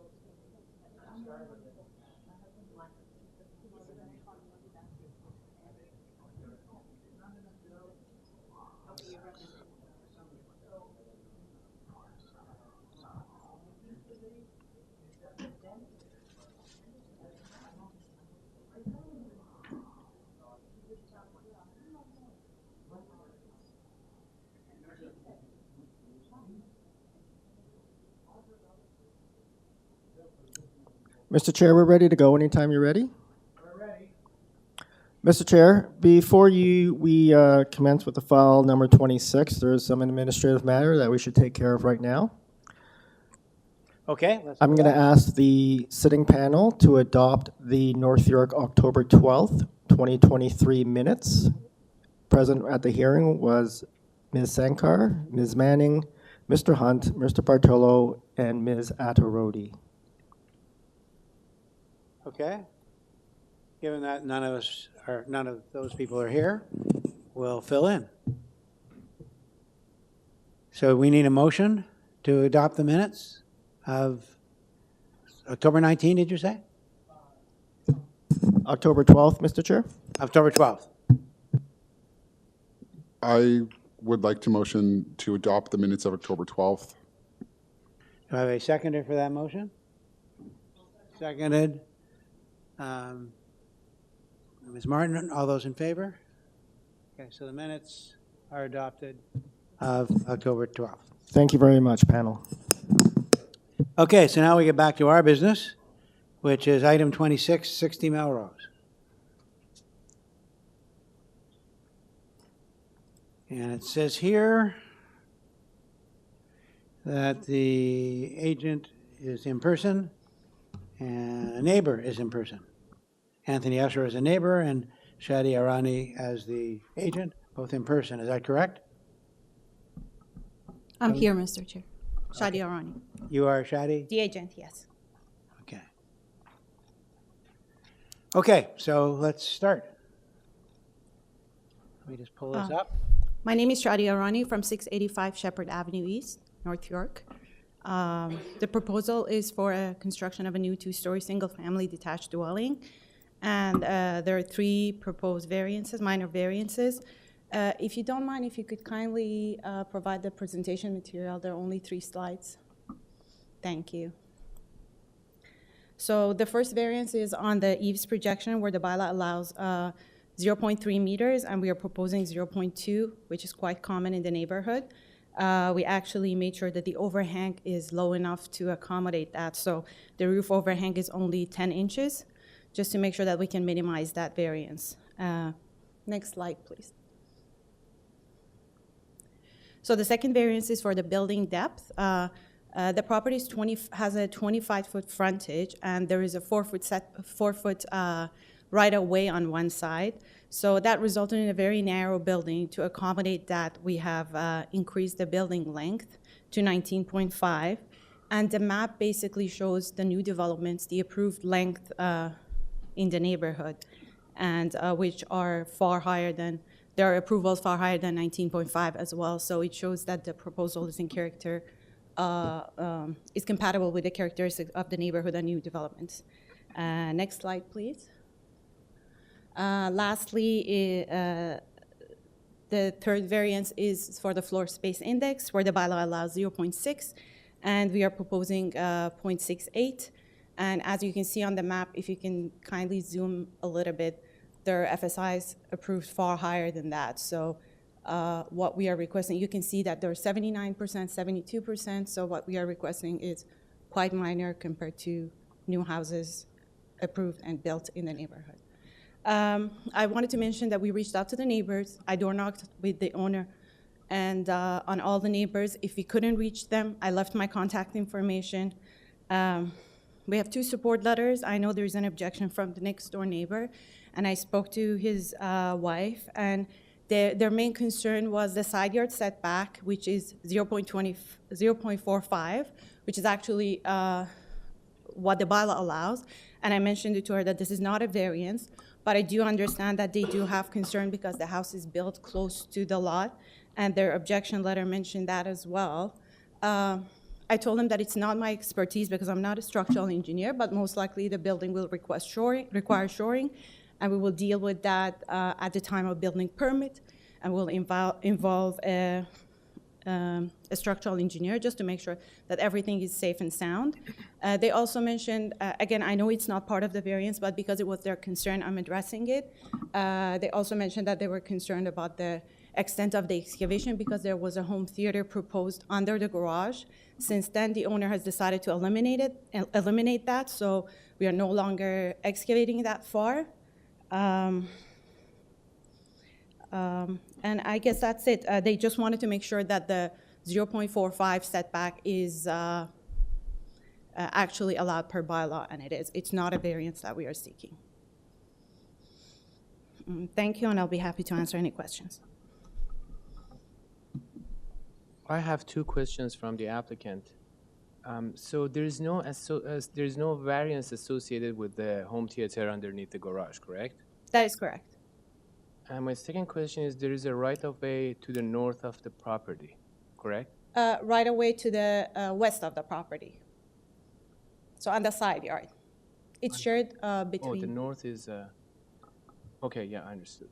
The north would be the rear north yard. is on the right Yeah. side, okay. So we had to respect the 4-foot setback, and that was the reason that we tried to push on the other side up to the point that the bylaw allows. Okay, thank you.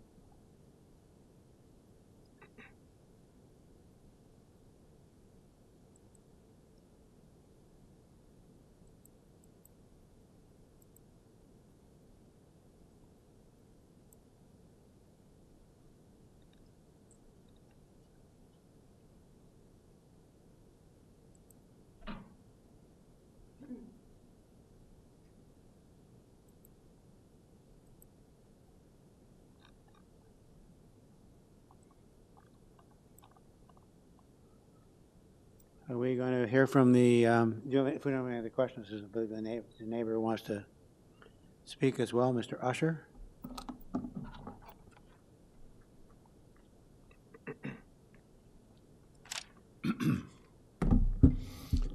Good afternoon, committee and chair. Sorry, good afternoon, Chair and Committee, excuse me. Looking for that And red light. Don't forget my colleagues. Nope, I will not. My name is Anthony Usher, and my wife Jillian O'Reilly and I own and live at 63 Deloraine Avenue, which is kitty corner to this lot, northwest. I will start by saying that I am a registered professional planner, but I'm offering these comments as a neighbor and community resident only on my wife's and my behalves. I'm not expressing any professional planning opinion. I'm here to object to two of the three proposed variances, the building depth, and to the extent that it is tied to the building depth, the floor space index. Regarding building depth, the present dwelling at 60 Melrose, whose footprint is largely original, has a depth of 12.2 meters. The two neighboring dwellings have both been extended to the rear in recent years, but neither exceeded the bylaw. 58 on the east has a depth of 17.0, and 64 on the west has a depth of 16.1. The applicant just showed you a map showing building depth exceedances in the neighborhood. The map claims that 58 Melrose has a depth of 19.2. I don't know where that came from. The applicant's drawings clearly show that the proposed building depth would go beyond what could be called an established rear building line relative to the immediate neighbors on Melrose. It is also clear, if you look at the city's air photo mapping, that the proposed building depth would exceed anything that currently exists on the north side of this block of Melrose. Although, as the applicant's map of exceedances suggests, greater permissions may have been given last year for two houses that are now under construction at 44 and 46 Melrose. I'll come back to those houses in a moment. From the 5 lots most directly affected, the 3 abutting and the 2 that are kitty corner, the committee has received the objection letter that was discussed from 58 Melrose and is hearing my concerns today. The applicant just mentioned they have come up with 2 supporting letters from 44 and 46 Melrose. Those are 6 and 7 houses east, and the owners are building, likely for sale. Nobody is living there. So with greatest respect, I believe those 2 support letters should be disregarded. Now to the bigger picture. We are in the middle of 2 code red emergencies, climate and housing. A building depth exceedance means more hard surface and less permeable surface. The committee is no doubt well aware that that exacerbates climate change and environmental impacts. If any such exceedance is allowed, it should be in exchange for other tangible benefits to the community. But what will the new 60 Melrose do for our housing crisis? In what way will a new single-unit house that replaces an existing single unit but will sell for $2 to $3 million contribute to housing supply or affordability? In my view, the applicant should be given a choice. The type of replacement dwelling she wants, but no FSI or building depth variances, or a replacement dwelling with 3 units, and in return for providing more and slightly less unaffordable dwelling units, she gets the FSI and building depth variances with their additional environmental and rear yard open space impacts. Now, I know you may be thinking the system doesn't work this way. The OP doesn't give us enough leverage. Our hands are tied, and so on. To which I can only say, having as a resident and a planner watched this city evolve for over half a century, it's code red time, and it's time to get out of our rut. So unless the applicant comes forward to offer 3 units, I ask the committee to refuse the FSI and building depth variances. As a neighbor and as a community resident, I don't believe the proposal is desirable for the appropriate development of the land, and I don't believe it's in the public interest. Thank you very much. Can I ask some questions? Yeah, go ahead. Sorry. Food for thought there. I have some questions. So one of the big criteria for determining whether a variance application is minor is regarding impact. Am I correct? Well, that's a very, I don't want to put on a planner hat, but it's a very complex question as to what is minor. It gets into, you know, the numerical proportion and that kind of thing. And I didn't want to get into an argument about whether this was minor. You will notice that I suggested the only test that I felt without a planner hat on, the test that I was talking about was not a desirable development of the land. And I feel that's the case for the reasons I suggested. I think to get into whether it's minor, to whether it is conforms with the OP and the zoning bylaw, to get into those properly would drag me into a planning opinion, which I don't think would be appropriate. Understood. Okay. And no other questions. Okay. Mr. Allison, any? I'm just curious to hear the applicant's response to this. Any questions here before we hear the applicants? No questions. I have a question. I'd like the applicant to comment on the last speaker's comment that the building depth was incorrect on that drawing where all the building depths were listed. It said 19.2, and apparently that is not correct. Can you comment, please? Can staff pull up that map as well with the building depths on it? Here we go. Thank you. So that diagram maps the approved Committee of Adjustment decisions, and I do have a copy of the Committee of Adjustment decision approved for 58 Melrose.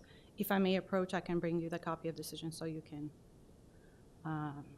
see that the building depth got approved for 19.2. I have a question for you. I'm asking this as a member committee, but also somebody that practices planning. You've got all these building depths here.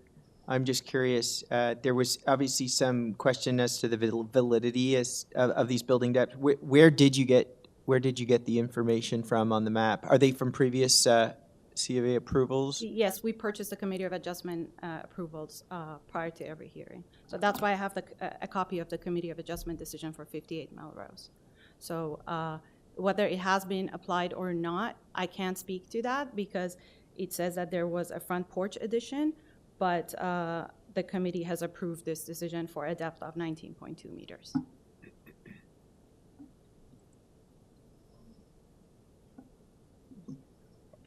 Okay, thank you. Yeah, I'm understanding your comments from Mr. Usher's comments about not so much the 4 tests, but that there should be three units and so on.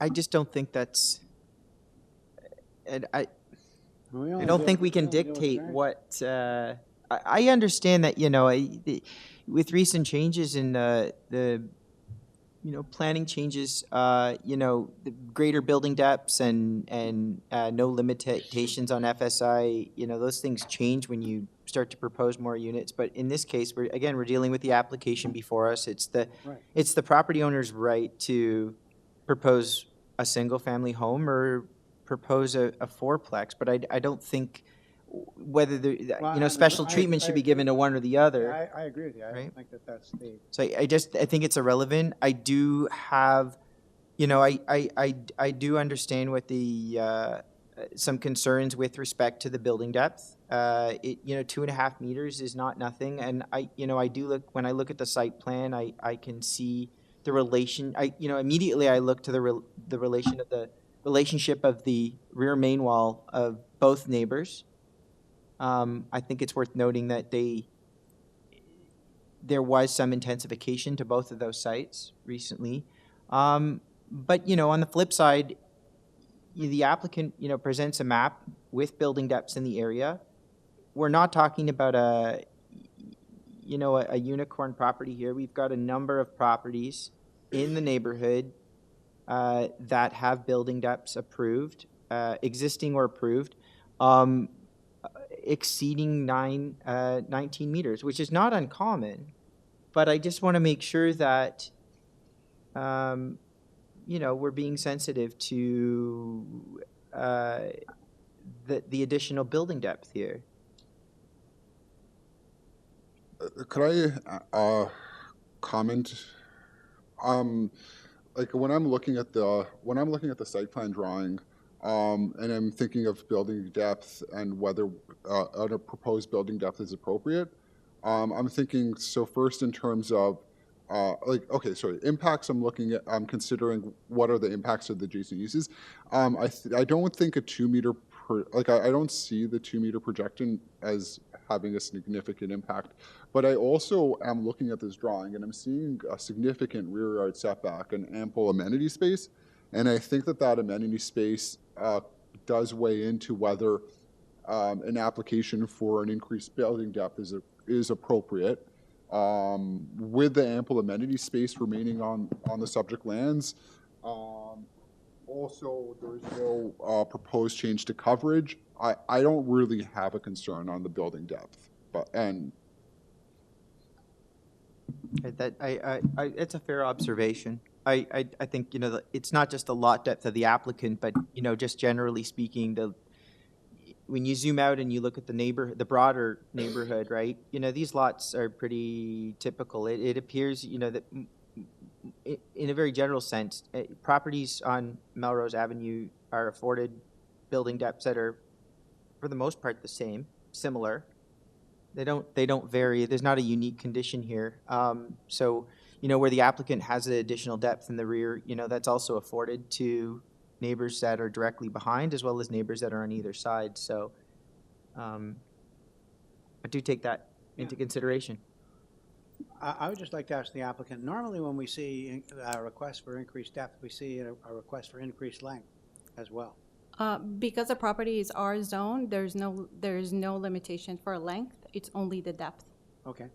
And if I make a couple of points, as you mentioned, the lots on Melrose are deep lots. They are 150-foot depth, all of them equally. That's why you see a lot of variances for the depth.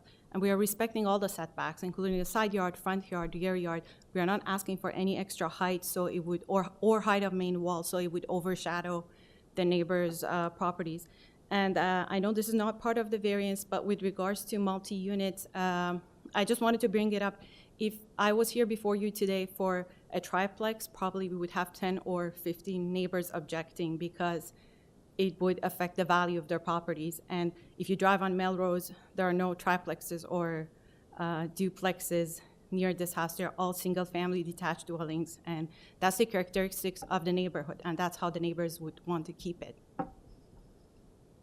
I empathize with that point, and I think that's I think that's a very reasonable point. And that's why we have to look at the application before us.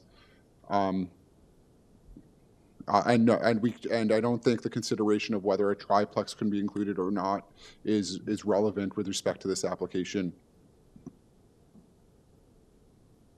I think it's the applicant's choice to do that. I mean, the city has indicated places they'd like to go. And they've opened up some options, but there's no requirement. Any other comments from other? Are there any other reports that have come through? There is no report filed. I don't see us. No Staff had no comments, and Urban Forestry did not object. Right.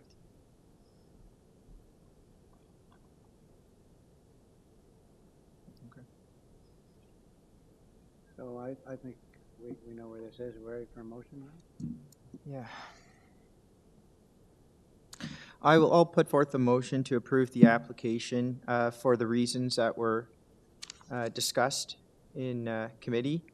I think the application exhibits sort of an awareness of its surroundings with respect to setbacks, as well as trying to manage the right of way on one side, but also mitigate the impact on the other side. And I do consider these variances to be minor. So for those reasons, I will and the reasons previously discussed in committee, I will motion to approve the application without condition Do I have a seconder for the motion? 2 seconds. Okay. We only have one. Sorry, you're first. All those in favor? You can second. Okay. So your application is approved without condition. Thank you so much, Mr. Chair. So we now move to 187 Fairholme. And let's just get there.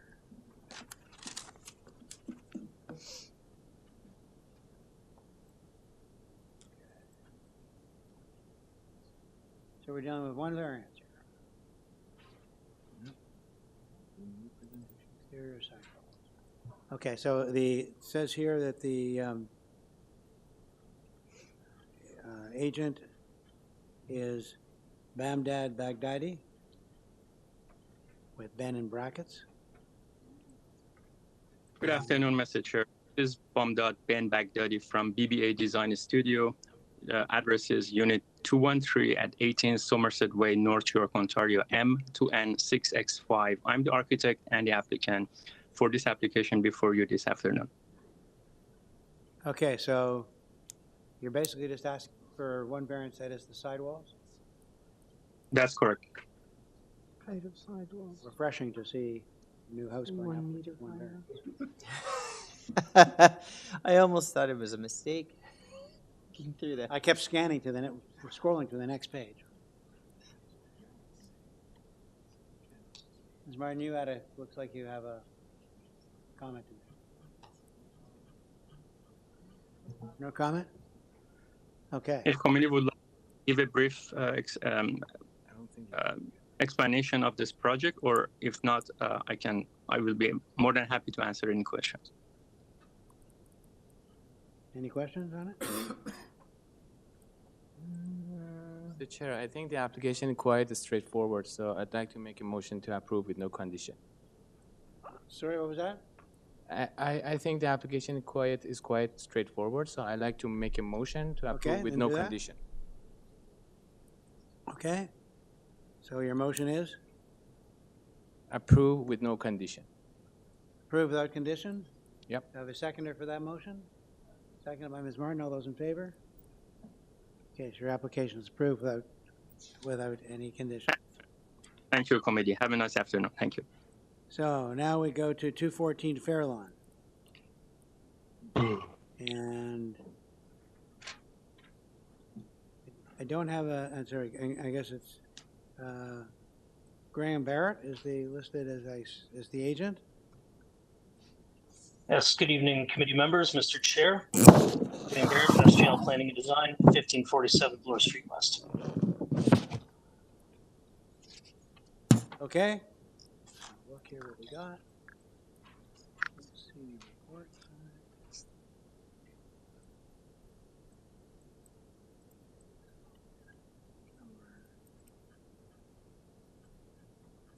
28.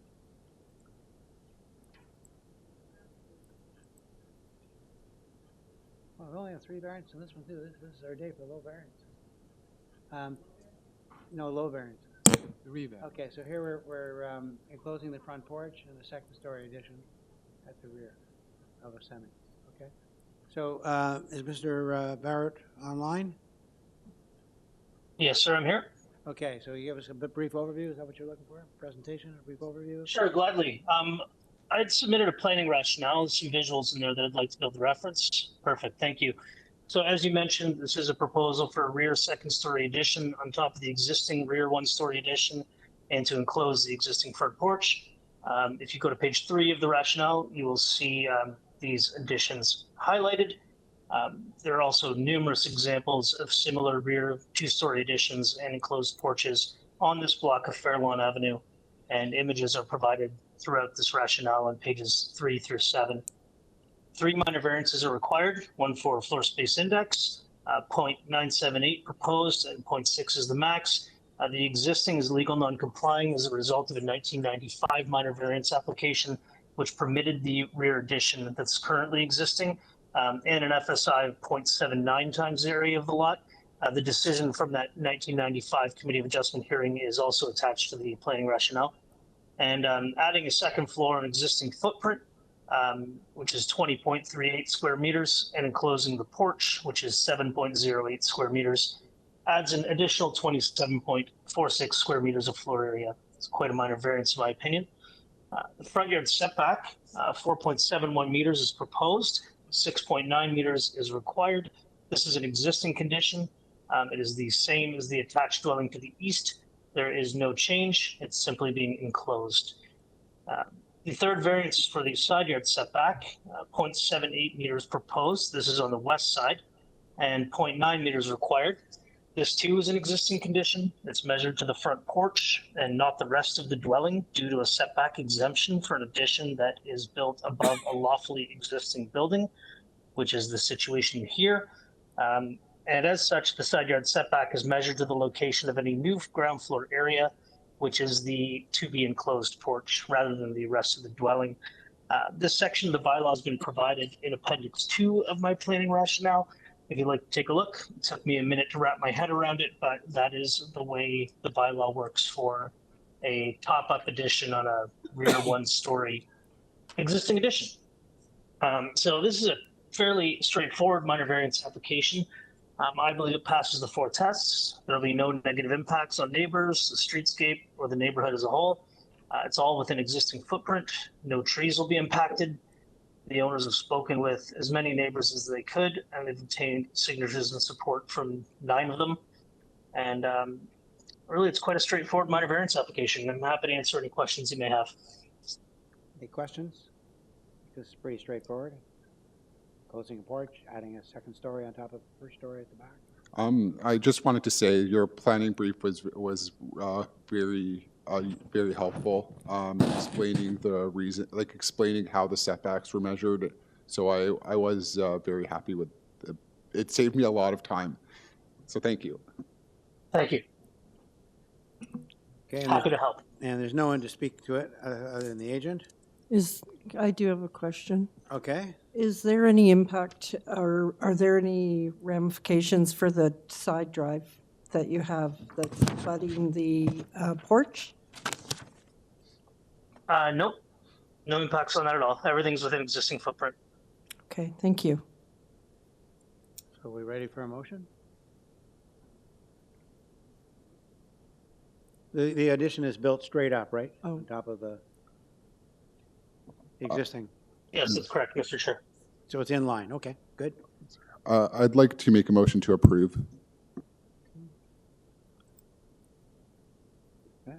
I will second that motion. Those in favor?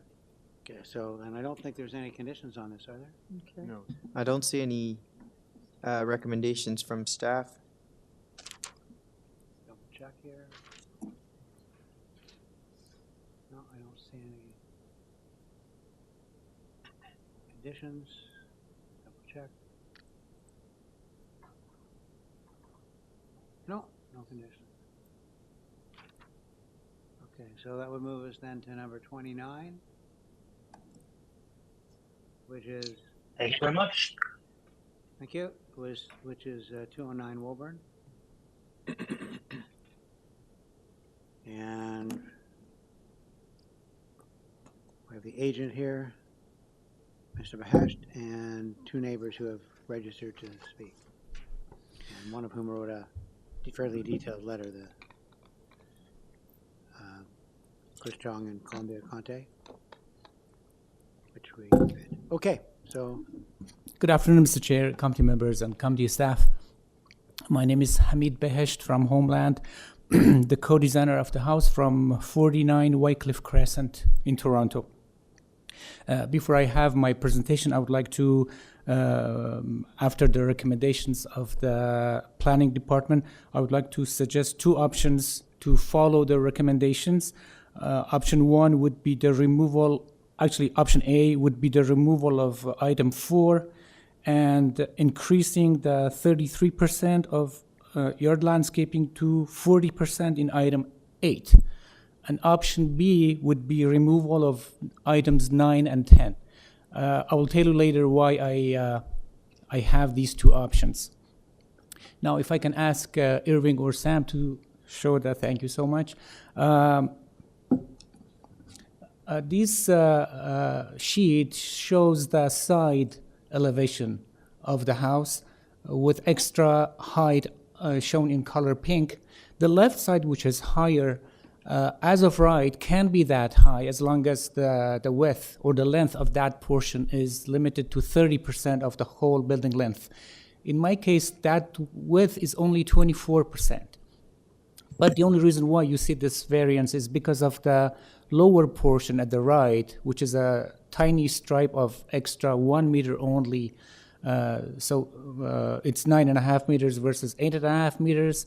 And we really did our best to lower it as much as possible, but it's a very tiny house with 16 feet wide only, and basically, technically and practically, there was no room to lower it anymore. And now kindly show slide number 2, please. Here we, before the design process, we studied 349 decisions of the Committee of Adjustment in the area, and we focused on FSI, and here we have prepared 70 of the approved FSI of the newer developments in the area, which are all over 0.8. Even 2 of them in Woburn Avenue is even more than 0.9. So our proposed FSI of 0.86 is quite acceptable and in harmony with the newer developments of the area. Slide number 3, please. This is the second floor plan, and we have just one side window, the one which is shown in color red here, and that's only because of that tiny window which belongs to a small bedroom in second floor.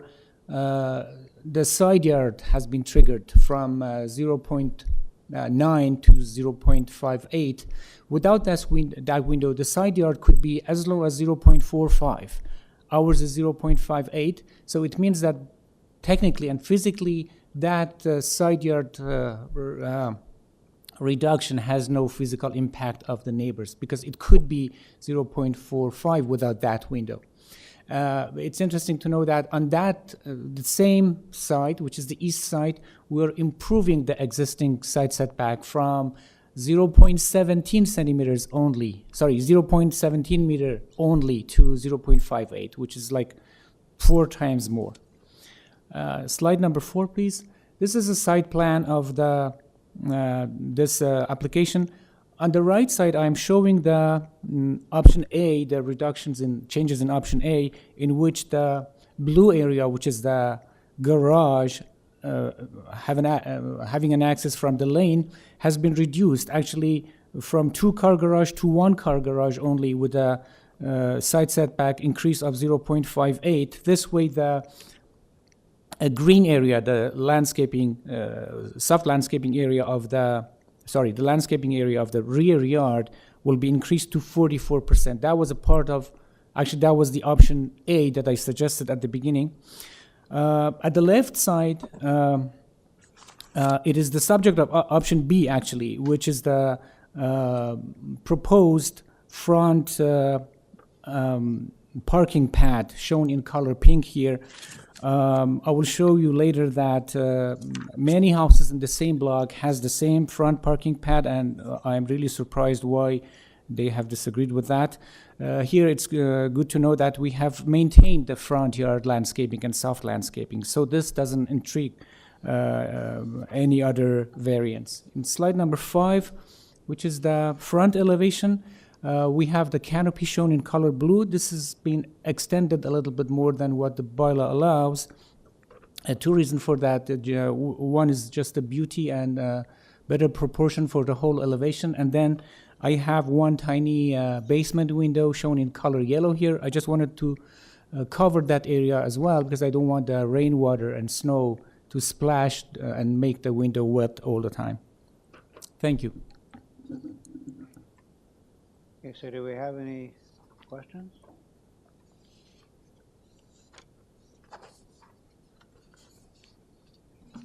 I'm curious with respect to the window on the 0.45, the elevation with a, I believe it's a 0.5, is it 0.57 setback? You were saying just the one window. Where and how does that align with the neighbors? Because oftentimes you'll have another side main wall only a few feet away, and you may have a window that directly aligns or does not align. I'm just curious if there's any consideration there or any more information you can provide. Well, yes, the bylaw here clearly says that the side setbacks can be 0.45 if there is no window. If you have a window, that needs to be double, like 0.9. In our case, we have a window with 0.58, and that's why we have the variance. Oh, I know I understand the bylaw. I mean, I think the point is if you're going to put a window on the elevation, you essentially want to make sure that there's a ample, setback. Right. So in this case, where you are proposing a window, Yes. I'm just curious to see how that may affect the adjacent neighbor. Does it look directly into the neighbor's yard? Does it look directly into a brick wall? Does it look into another window of the adjacent neighbor's house? Yeah, right? we did. All different. Yeah, we discussed this with neighbors residing at 2 or 3. I think they are available today online. They told me that they don't have any window on that side, and they were okay with that window. I think and it looks at the siding of their house. So no adverse impacts to the immediate neighbor? No. Okay. Do we have other questions?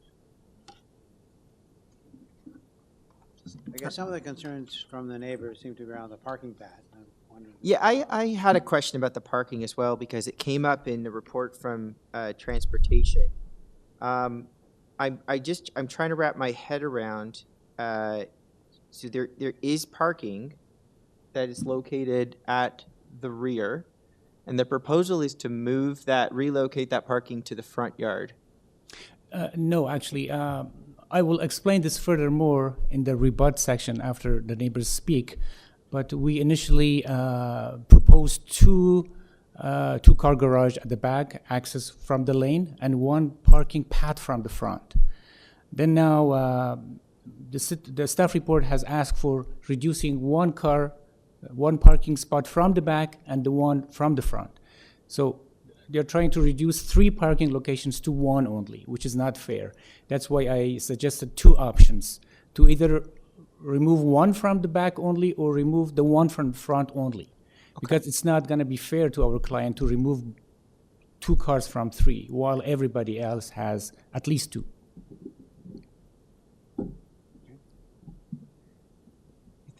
I just want to be careful. I think I don't want to be designing this on the fly and kind of saying, well, maybe you're giving us options here to kind of pick and choose from a menu.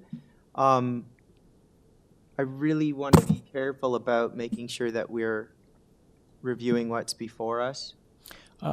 If I may suggest to hear the neighbors and then in the rebut section, we'll talk about this Fair later. enough. Fair. We'll come back to it. Okay. What is the minimum parking requirement in the zoning bylaw? 1. Okay.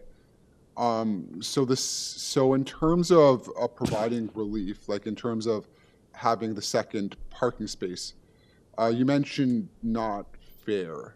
It's not. So the minimum parking requirement is 1 space. I'm not under and with a garage parking with 1 space in the garage, you are provided with that minimum parking space. Yes. Okay. But they want the second.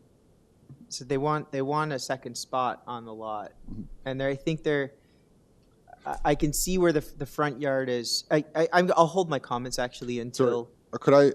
Could I add one more point? I know. Sorry. In terms of in some cases, you're also in very close proximity to the Yonge Lawrence subway station, so it's not. In this particular spot, you're right in proximity to Yonge Lawrence subway station, very close to transit. So I'm not seeing how it's unfair. I know there is there is parcels of lands where it is appropriate to accommodate a second parking spot. I just don't see that this is something that's granted as of right. I just want to comment on the parking as well. I'm looking at your drawing submitted on November 2nd, 2023. And the parking garage, to me, it looks like you can accommodate 2 cars in it, not one. If I'm not mistaken, ma'am, you're talking about the first set of drawings which I submitted initially. Yes, they were enough for 2 cars at the back, and we really wanted to keep it, but I don't even know by this time that why the planning has asked for reduction. That wouldn't make any sense, and that the side setbacks that we have considered later actually is going to be garbage collector, and nobody is going to benefit from that side setbacks of the changed then garage now. Can you clarify then? Then you've sent in drawings since November 2nd, or can we see the planning report? Yeah, the planning report is here, and Irving Can somebody can show bring it. up the planning report? I believe that was one of the late. I think it was one of the late ones. Was the late one, so it won't be on your online system. Basically, they suggested eliminating variance 4, modifying variance 8, and refusing variance 9 for the front yard parking, which will have front yard parking, and refusing number 10. So 9 and 10 have to do with the parking spot. Basically, That's in the staff report. Basically, they have asked for removal of 1 car from the back, 1 car from the front, which I will explain later why it's not fair for our clients in this property, in this block.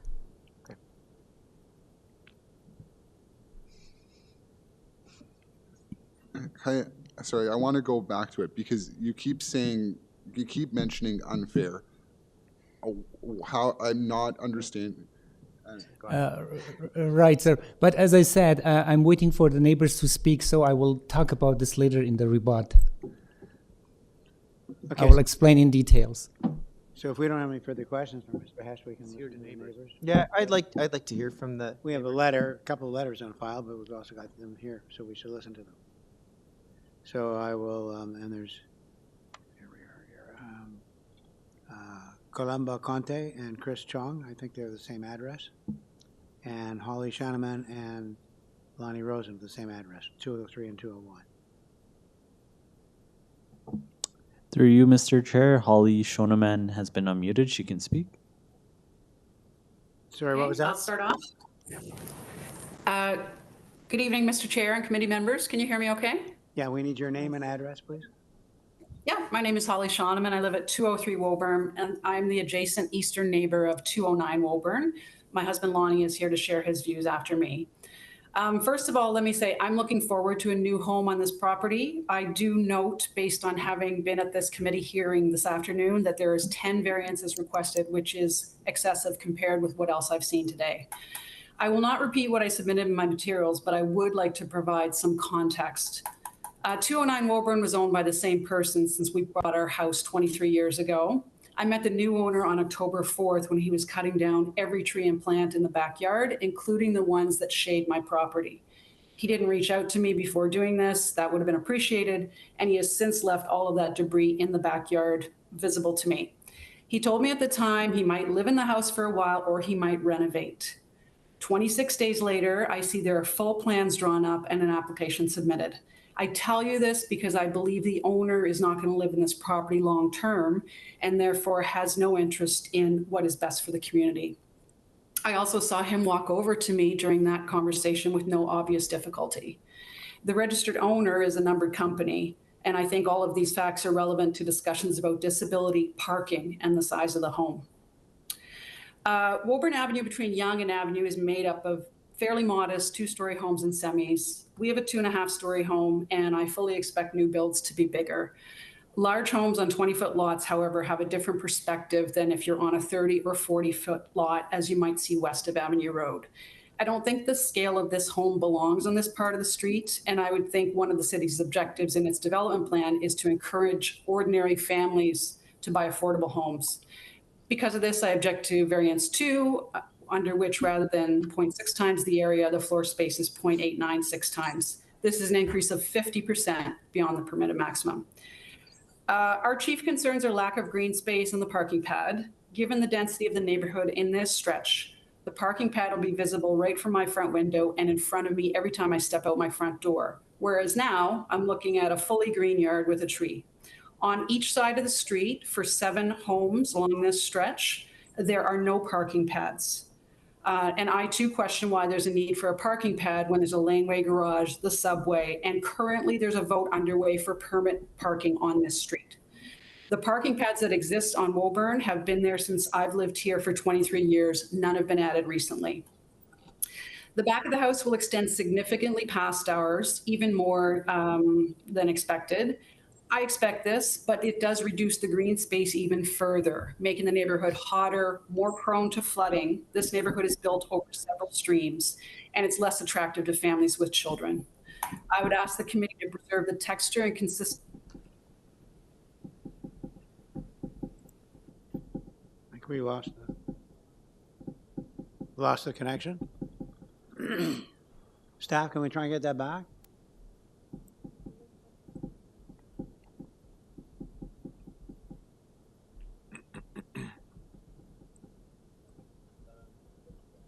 Comments? Back, but I don't think she realizes we lost her. Can you hear me now? We can hear you now, but we missed, you cut out in the middle about a minute ago. Oh, okay. Can you can you stop the clock?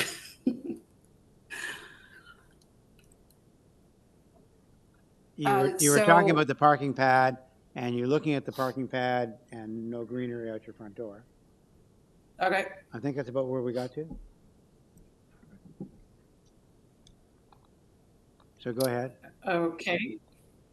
Okay, so I was saying that our house borders a fully green yard with a tree, and on each side of the street for a stretch of 7 homes on each side, there are no parking pads. And the parking pads that exist on this street have been there since I've lived here for 23 years. None of them have been newly added. And as the committee has mentioned, there's a laneway garage, there's a short walk to the subway, and there's currently a vote for on-street parking on this street. The back of the house is going to extend significantly. That reduces the green space even further, makes the neighborhood hotter, makes it more prone to flooding, and less attractive to families with children. There's a number of streams running under this neighborhood. It's quite wet. I would ask the committee to preserve the texture and consistency of this neighborhood and deny variances 2, 8, 9, and 10 that we see as material in nature.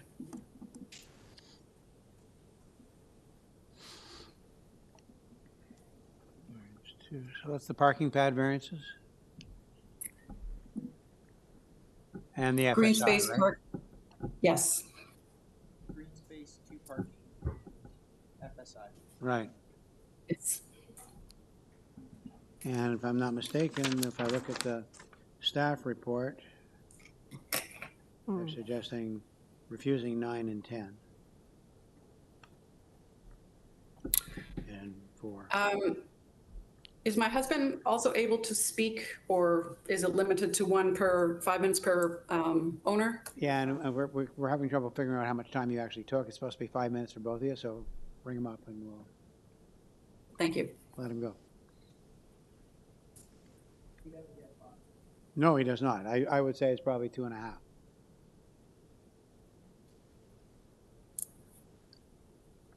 Because we couldn't tell exactly how much time you used because of the clock was moving while you were off. So let's go for 2.5. Can we hear him? Mr. Rosen?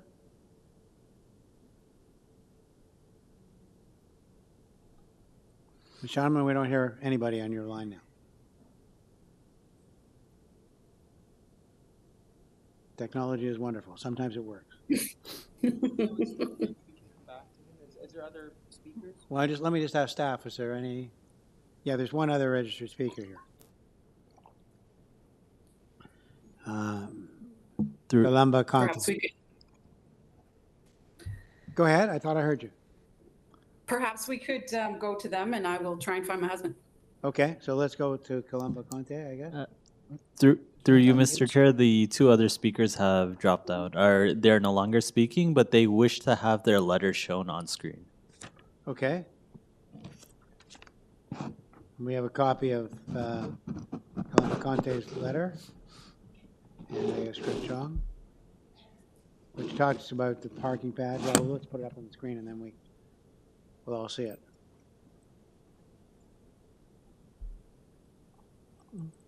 Shoot. Through you, Mr. Chair, we have put their letter of objection up on the screen. Okay, can you zoom that a bit? While you're doing that, can I ask you to unmute Lonnie Rosen? He's still on mute. Okay, staff, did you get that? Thank you. So Yes, do you can want hear me? It's Lonnie to Rosen. let Lonnie Rosen speak or deal with the one we've got on the screen now? Jordan, what do you want to do? Oh, I looked at the screen. Perhaps we can hear from Mr. Is it The Rosen. Mr. Rosen? Right. Yes. Okay, so Hello, it's Lonnie. go ahead, Mr. Rosen. Thank you. It's Lonnie Rosen of 203 Woburn Avenue. Thank you for taking the time to hear this submission at this late hour. Along with my wife, Ms. Shoneman, who you just heard from, we object strenuously to variances 8, 9, and 10. I also object to variances 1 and 3. Now, variance 1 is the height increase. It's not as strong an objection, but I do note that with the extension of the house deeper into the backyard, the height will mean that the back deck that we enjoy will give us a view of the neighbor's home and not the sunlight anymore. The reason for the bylaws is for allowing the enjoyment of our property, and that's why I object to that variance. For variance number 3, that's the one that committee members were asking about. I frankly don't understand my friend's comment. He suggests that under the window it will have less of a setback from the current house. I don't really understand that. It strikes me that it appears that he's seeking to reduce the space between his house and my house. These homes on 20-foot lots obviously are very, very close together. I can touch my neighbor's home from my home without getting out of my house.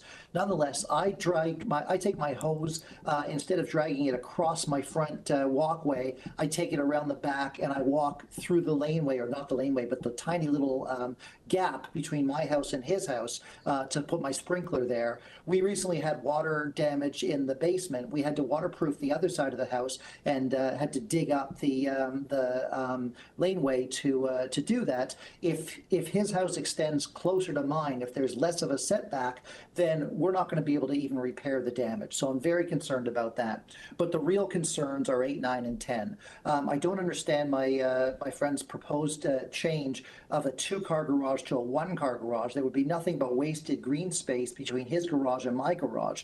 But the parking pad is the biggest concern. It's, as my wife said, the first thing you see when, our house happens to be, our front door is on the western portion of the front of the house. So it's closer to his house, which means the very first thing that you would see when approaching my house or leaving my house is his car on the parking pad. And that's really problematic. So that's our number 1 objection. The lack of green space, for the reasons my wife said, is our second objection. And I'm very concerned about the offsets as well. Subject to any questions you have, those are the submissions. Although I suppose, just by way of overview, we're in a small neighborhood, a very tight-knit neighborhood in North Toronto, where the homes are already very close to one another. It's a neighborhood where the houses, on very small lots, get by with the respect of one another, and plopping a parking pad down instead of a front lawn and extending it deep into the back is a way to undo the character of that neighborhood. So I'm very concerned about those variances. But the main concerns remain the parking pad and the reduction in green space. The idea of reducing the garage from 2 cars to 1 car doesn't, I think, help anybody. But thank you. Subject to any questions you have, those are my Do we have any questions?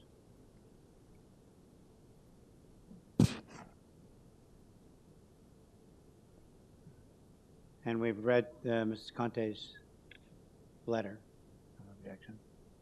Yeah. So I then have a question of Mr. Behesh. What's the rationale for reducing one space in the garage? If you don't do that, you don't have the parking pad issue. Well, you mean why did I reduce from 2 to 1? Yeah. Well, I didn't want to do that. And as you heard, the neighbors prefer to have 2-car garage at the back. Right. Well, the planning department called me and asked for removal of 1 car from the back, 1 car from the front. And I can understand, okay, the one at the front might not be the policy or something, but as Lonnie said, reducing 1 car from the back doesn't help anybody. Well, that's what I thought when he said that. I'm not That's- sure that satisfies anybody's issue here. Exactly, and that's exactly why I suggested 2 options. So at least, if the front parking pad is a disaster, at least let's have them to have 2 cars at the back, which nobody has a problem with. Because it's accessible by the laneway, and none of the neighbors have indicated an issue with that. Sorry, my understanding is, yes, neighbors do have concerns because doing that would reduce the amount of green space. So that was a concern that was raised.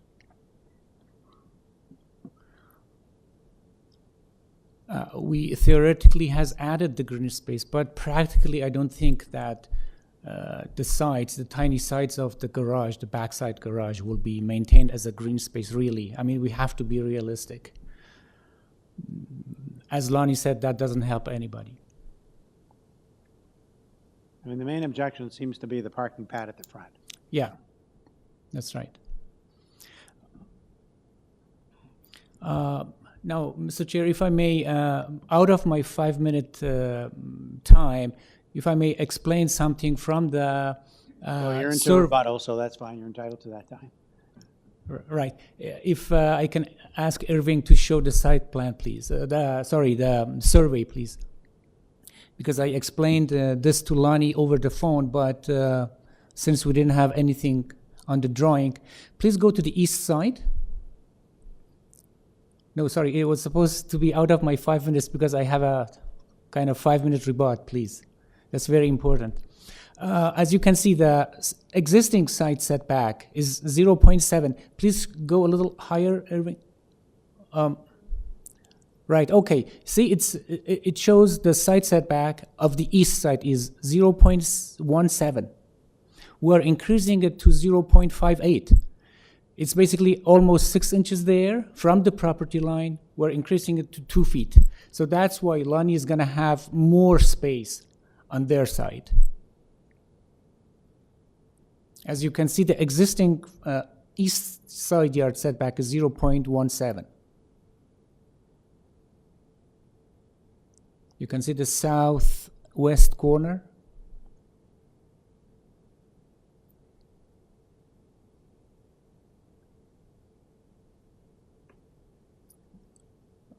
Sorry, please stop the clock because my rebut has not started yet.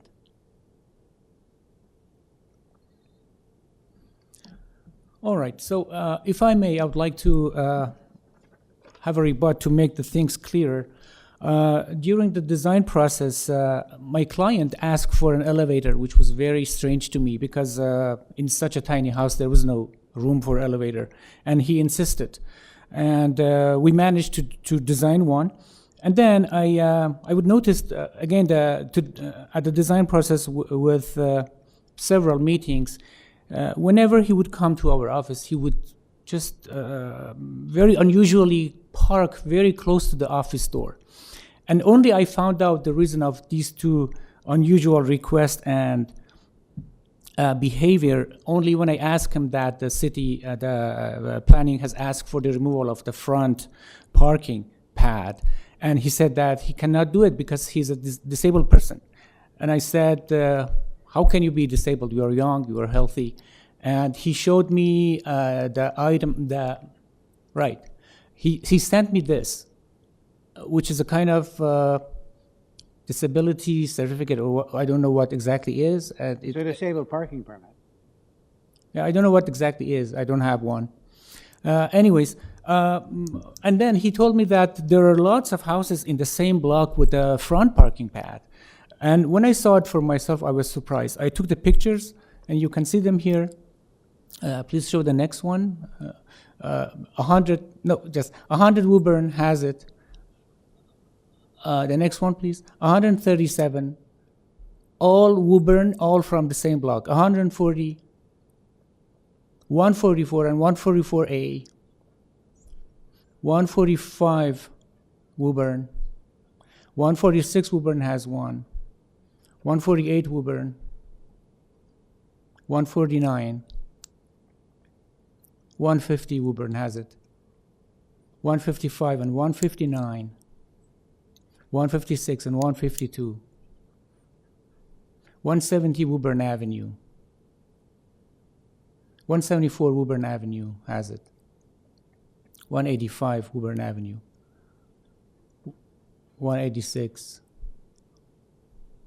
189, which is a brand new house. It's still under construction. And the transportation says it's against the policy. It clearly has a driveway and it's brand new house. It's still under construction when I took the picture last week. And then 193 and 195 have it. 204 Woburn in front of the subject property. Okay, so to make things easier to understand, I prepared this diagram which shows the subject property at the left side in pink, and the houses whose pictures I just show with front parking pad at the right side. There are 25 houses out of 70-some houses, which is 1/3, over 30% of the houses in the same block.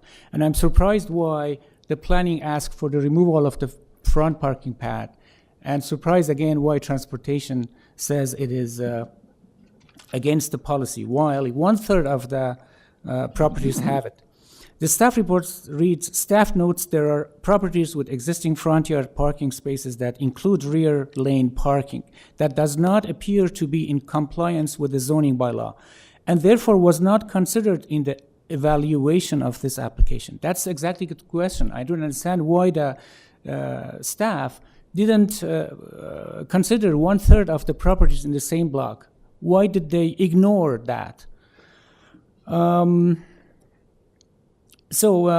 In terms of the letters of the neighbors, I had a meeting with Holly and a phone conversation with Lonnie, both residing at 203 Woburn. Very nice couple, and my client is very lucky to have such neighbors. They have 2 cars at their backyard with an access from the lane. And I don't understand why our client cannot have 2 cars from the lane, the same thing they have. 150 Bedford Park has written a letter while he's facing the Bedford Park at the south. I don't know how the front parking pad affects their property. 201 Woburn again has written a letter while you can see 201 Woburn at the very right side, adjacent to 201 Woburn. It is 195 and 193, which both have front parking pads. Again, I repeat that for the front yard, we didn't have a front yard landscaping or soft landscaping issue, and we maintained both. And we're ready to have it covered by permeable materials.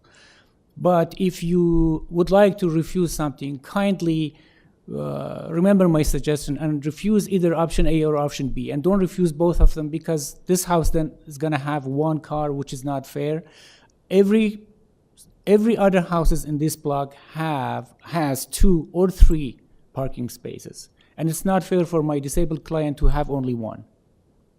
Well, I haven't heard anything from any of the neighbors objecting to the 2 cars in the garage. Exactly. Yeah, that's why if you suggest to go with option B and remove only items 9 and 10, then I think neighbors and also transportation is going to be happy. Although my client is not going to be happy, but that might be a kind of better option if you want to remove something. Can I ask some a question? Sure. So there is a variance regarding increasing the size of an accessory building, and then there is a second because like they go hand in hand, right? So I mean everything impacts something else. So there's a variance that's requested for increasing the size of an accessory building to I think it's I'm not going to look at the exact number right now, but then there's another variance that's related to decreasing the amount of rear yard landscaping to from 50% to 33%. Okay, so can you achieve the size of that proposed accessory building while also maintaining the amount of landscape open space that's required under the zoning bylaw? No, unfortunately, it's impossible. Without removing one car, it will be impossible to maintain both of those variances. I mean, to forget of those variances. So they are hand in hand related. So, sorry, going back. So yes, there have been people that have been concerned about the variance regarding landscaped open space. So they are. So there is a concern also regarding there are public comments related to having 2-car garages. Because of the rear yard landscaping. Well, as you read the neighbors' letters, opposition letters, and also Holly and Lonnie speaking, they are basically against almost everything. So, but I think we are here today to decide which is good for this proposed development, which is not. Mm-hmm.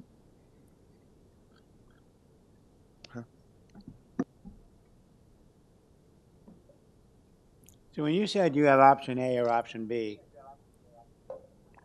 oops.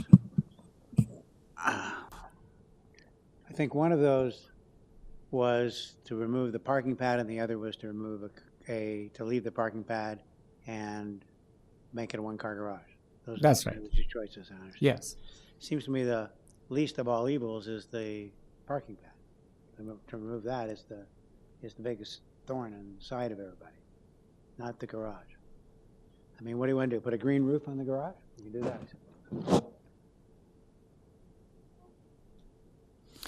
But I'm not here to design it. You're right, Mr. Chair. You're absolutely right. Although my client, because of his disability, doesn't like that, prefers to have the front parking pad, but everybody else is happy to have 2 cars at the back and remove the front pad.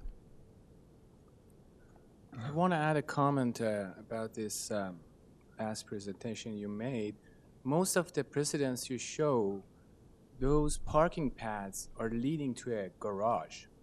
It's not just a parking pad to May or may not. I didn't notice that really when I and took the also, pictures. there are few precedents that they have a detached garage at the back.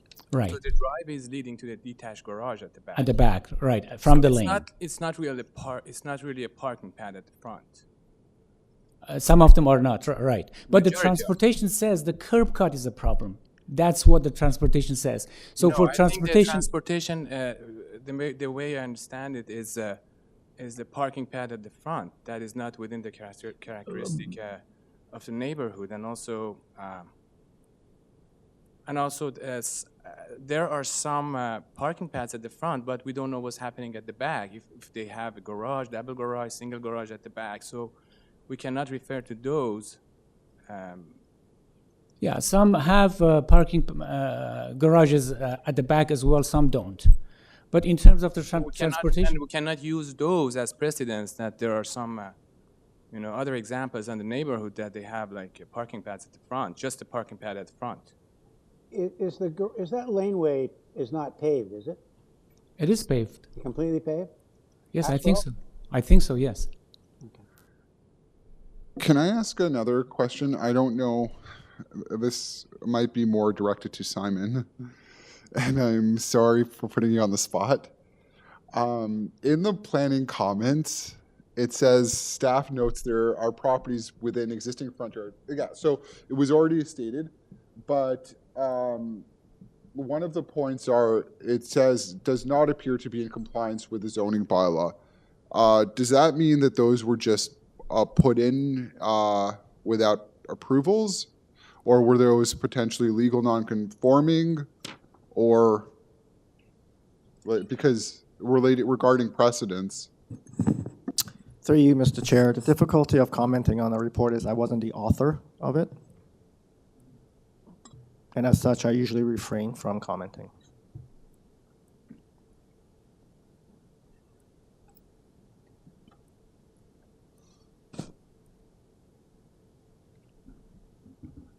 I've got one more question, unrelated to parking, but just to satisfy the kind of last bit of question that I have. I'm just curious with respect to the height and variance 1 that's being requested.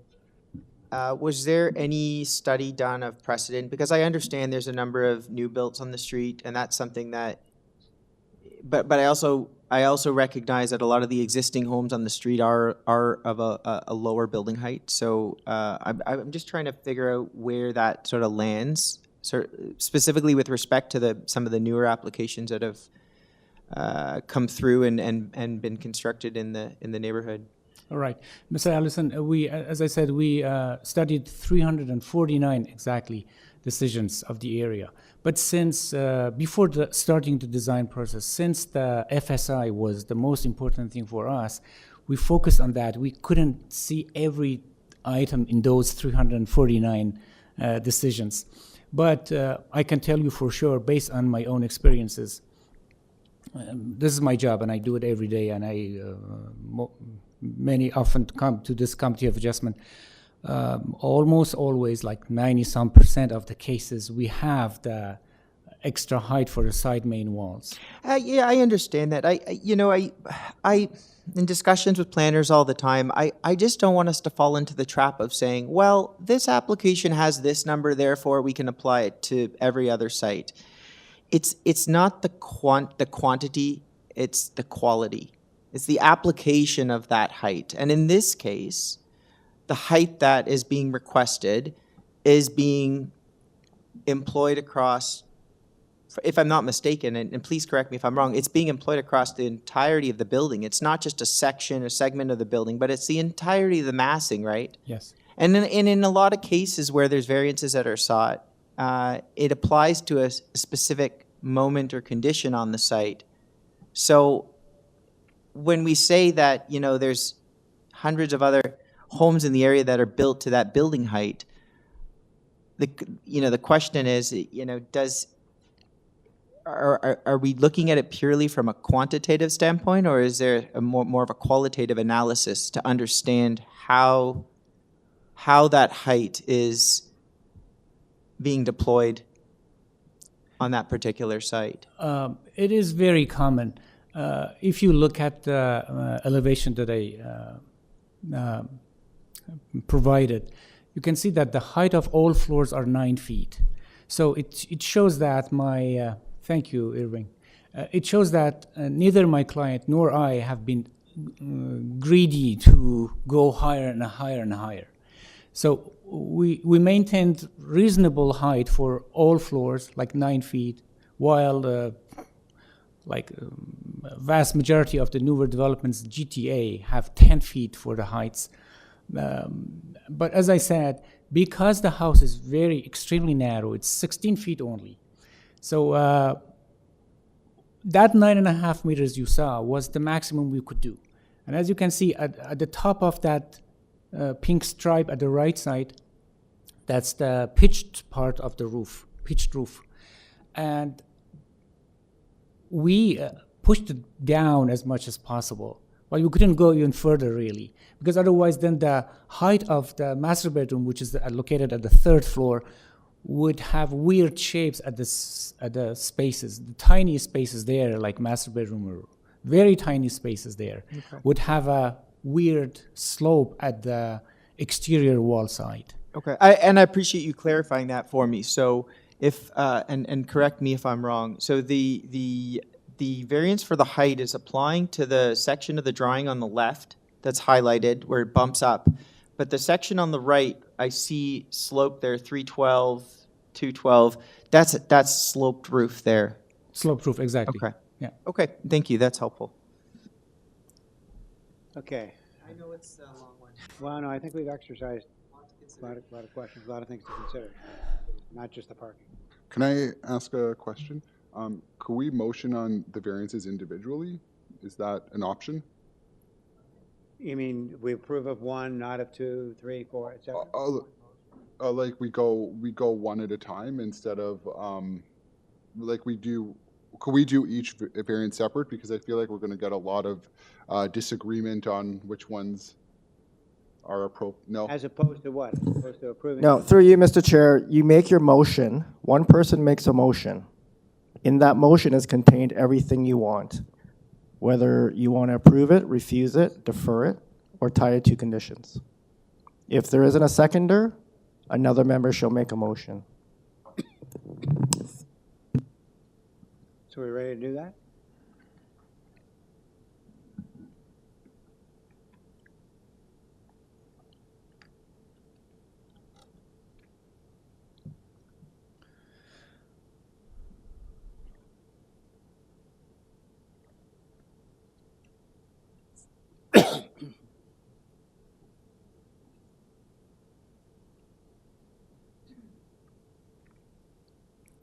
What about the other side of the room? You guys ready to try motion?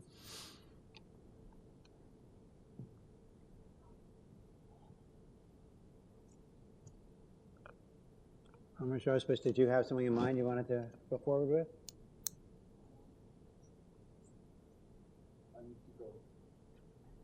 I need a minute to just look through everything. Can I just confirm with staff that in terms of recommendations, we're just dealing with transportation? I didn't see, and I just want to make sure that there's no additional staff reports. Well, there is the late staff report. There's the late one. Can we pull that? Sorry, guys, can we pull that one up?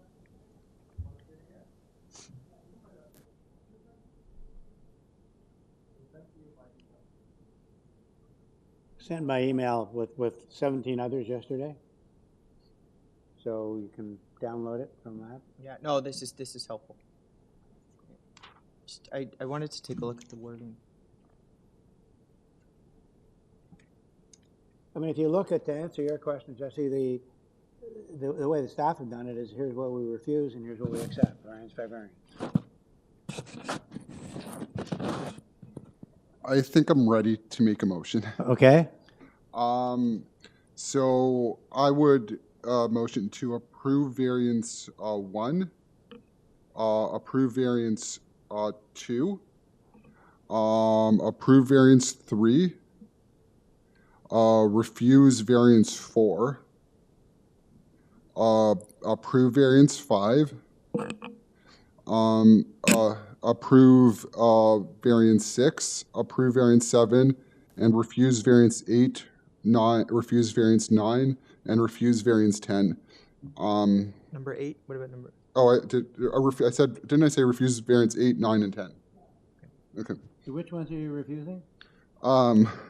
So I'm refusing variance 4, 8, 9, and 10.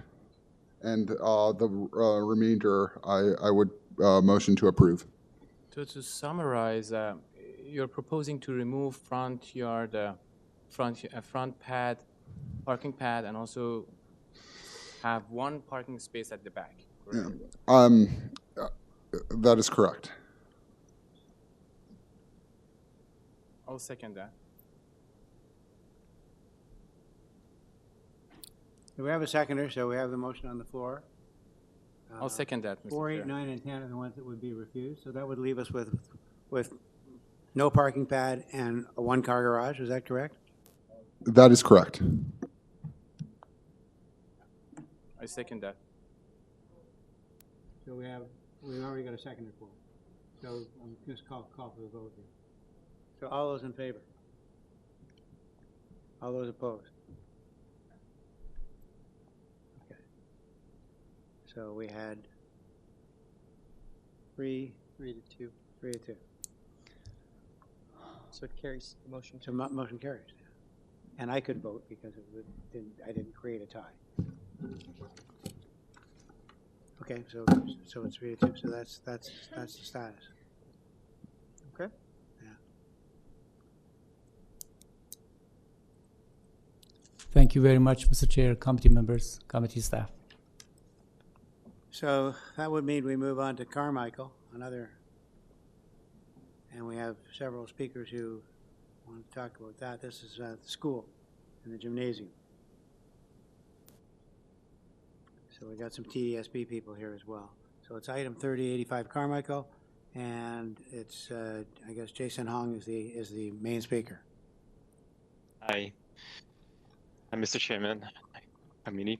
My name is Jason Hong, and I am of LGA Architects located at 310 Spadina Avenue, Unit 100B. We're here representing our clients at TCDSB for the addition renovation of St. Margaret Catholic School at 85 Carmichael. We have one variance that we're applying for, which is for the east side yard setback in relation to the proposed gymnasium addition on the east side of the school. It's a very simple one. Basically, by the North York bylaw, we are supposed to have a setback that's half height of the building, and the building was taken to be the height of the existing chimney by the zoning examiner on this case, and it would be around 15 meters or so, and half height of that translates to 7.69 meters for the required side yard setback, and we're proposing to have 5.8 meters instead. And really, it's because of the proportion for the gymnasium cannot be too skinny. If we change it so that we have a 7.69 meters setback, then it wouldn't be a functional gymnasium anymore. We think that that's still a reasonable setback, and the proposed gymnasium is not. It's a single story, yeah. So you've told us what you lose if you don't have that variance. What's the impact of that variance? Building the gymnasium out wider. What's the impact of it? Is that we wouldn't really lose much. I mean, the building itself is not even close to the 12-meter height of the existing school. It's a much shorter building. It's, I believe, if I have to pull it up, it might be around.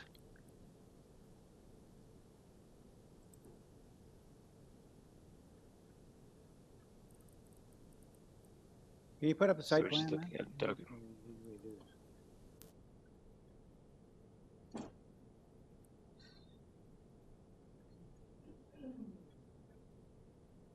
So show us where that extra width is, girth of the building. So. Right, if you see the dash line. I think I also read that you also want to preserve the existing playground. Is that right? And not That is encroach, correct. not have to encroach on that. And the gym addition, would that be able to accommodate like a proper basketball, that type of thing?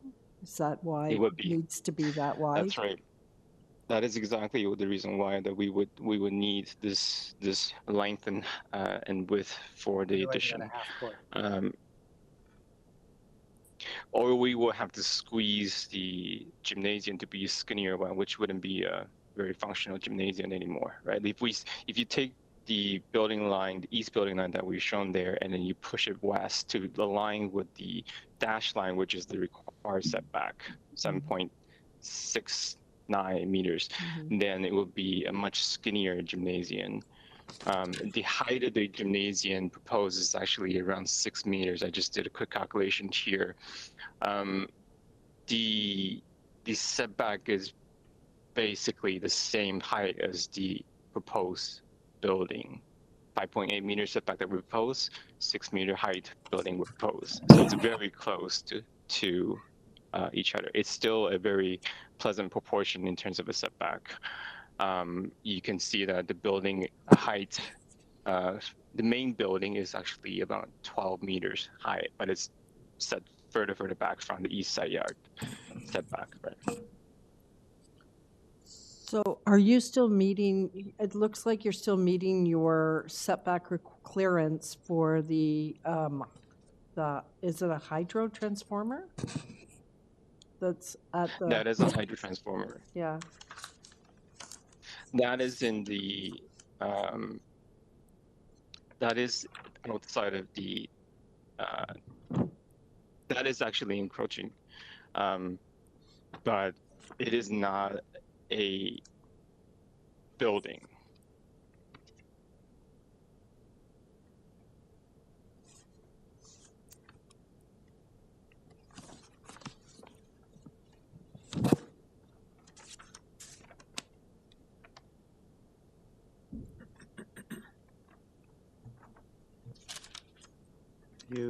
You want to hear from the Catholic Board representatives? Looks like there's two of them. There's a trustee and a staff. Are they in opposition and support?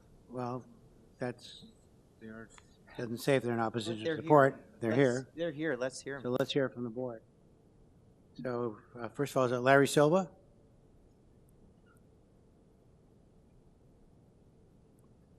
Or Our office address is 80 Shepherd Avenue East in North York.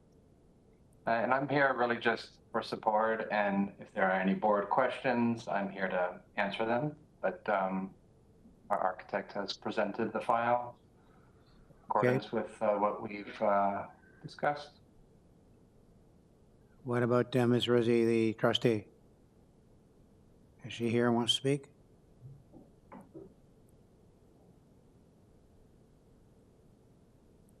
No? Likely, she would probably want to speak, yes. Is she here online? Yeah, I am. Thank you very much, Mr. Chair. I'm really sorry that all you have had such a long day. I've actually been online since 2 o'clock off and on, so I can appreciate that you have been doing this all day. So I am the trustee for the St. Margaret community. Just so that you know, we are building a brand new school on the west side of Bathurst Street to take off, to house 500 or 400 to 500, I don't remember the numbers, 400 to 500 children, because the site, as you could see, is a very small site. It's 2 acres basically, and it had 15 portables on it. There was no room for anything. Kids couldn't even walk out of the building without hitting a portable. They are now in 2 different campuses. This has been 15 years in the making. It takes over 33 months to get a site plan. I cannot tell you how long it takes to get provincial funding, but we have provincial funding. This is like one small minor variance on the roadside that affects absolutely nobody because there are no neighbors. So, Mr. Chair and members, please, I implore you, this is really important to the school community to make sure that they have a proper gym. If you have ever been in a small gym in an old school that is, 60, 70 years old, you will know what this means to the school community and what it means to everybody in the community who will be using it. Well, that's why I asked the question about who's impacted, and you've answered that question. It's the street side, I as soon as I saw that, So I think we know what we need to do. Can we? Do we have a motion? I think Ms. Rizzo has summarized it very well. So are you ready do you want to do a motion? Sure.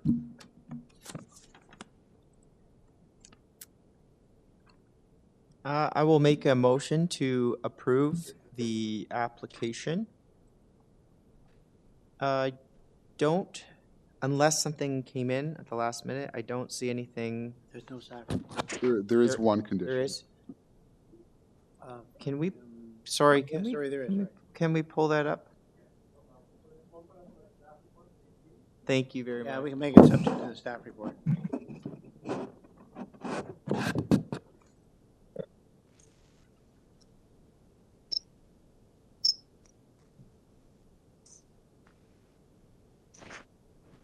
Okay. I'll make a motion to approve, subject to the recommendation, I should say, listed in the staff report. Okay, I think that's it. I have a seconder for that motion. Oh, I'll second that. Okay, all those in favor? Okay, so the motion is unanimously passed, subject to the application is passed, subject to the condition in the staff report. Thank you very much, and I hope you get dinner soon. And we're early compared to last week. No, it's too long. Okay, so now we move then Thank you, to everyone. item 31. Mr. Rubinoff enjoyed himself so much this morning, he's come back this afternoon. It is 45 McBain.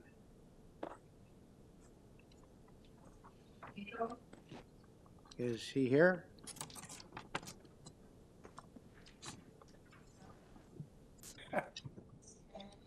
Good afternoon, good evening, good night. We'll try and be that quick. Yes, good afternoon. It's Glenn Rubinoff for 45 McBain Avenue. This is an application for a new home. There are 12 letters of support. All the adjacent neighbors and the whole block, they went around and petitioned all of their neighbors and got support from all of them. Both immediate neighbors are in support, just to be clear about that. It's an application for a new house on the corner of Broadway and McBain. There are 6 variances before you. There's a staff report, city planning staff report, which just simply has a condition that it be tied to the site plan, mostly because some of the variances are specific to the shape of the house and the fact that it's on a corner property. There's also a transportation report, which is in support of the application, subject to curbs being modified and adjusted to restore them, just with regards to the redevelopment of the site. And the forestry report, which just a standard report with regards to an application to be made to forestry for city tree. So the building itself is asking for a small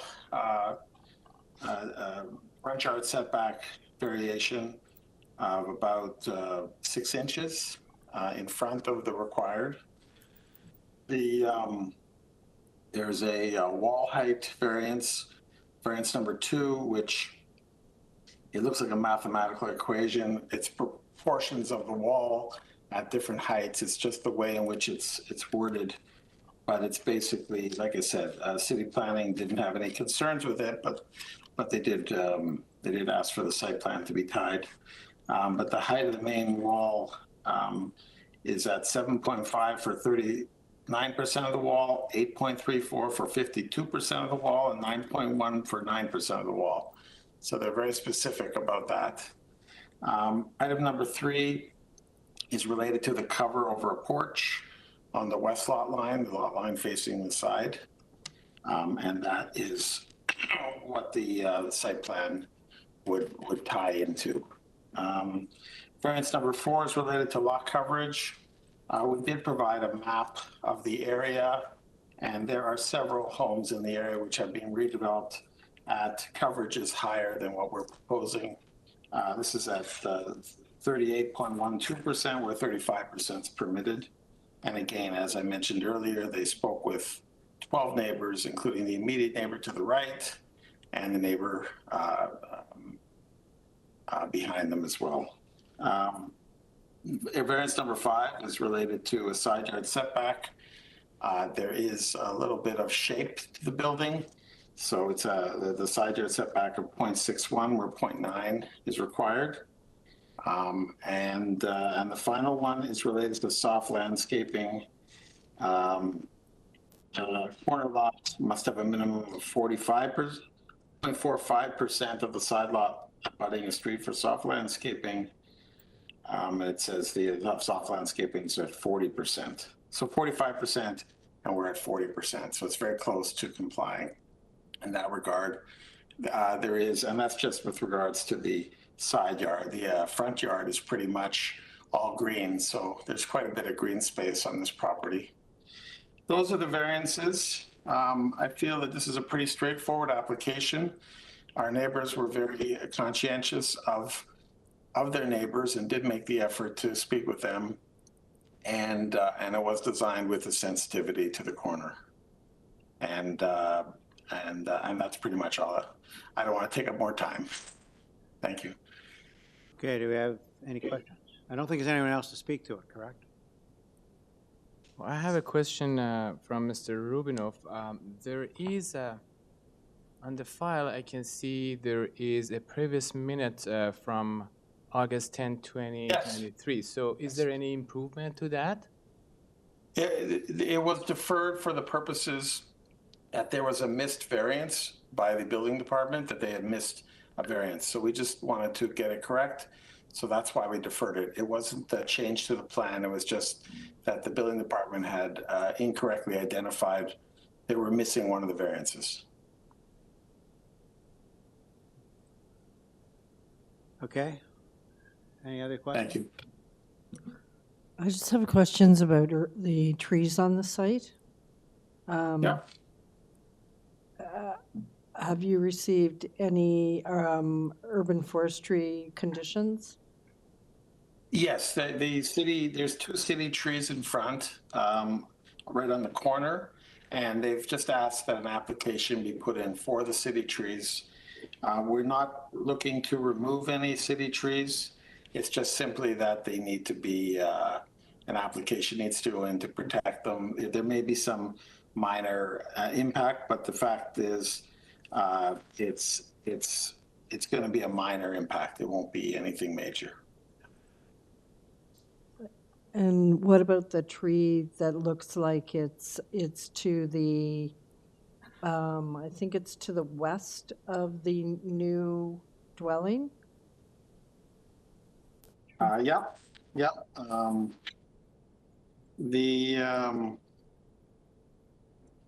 that tree is, again, is preserved in the planning report.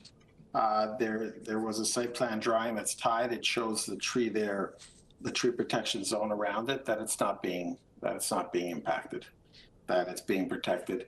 The parking space is basically going between the trees and will not impact any of those trees. Okay. Any other questions? I just I want to make a statement about the driveway. I think generally I wouldn't want the full extent of the driveway to be within the municipal boulevard, especially if there's potentially a sidewalk. In this case, I think it's good that there's no sidewalk in the front, so we know that cars are not going to be blocking over pedestrian paths. That's correct. Okay, then I think we're probably ready for a motion. There's no one to speak to it other than the agent.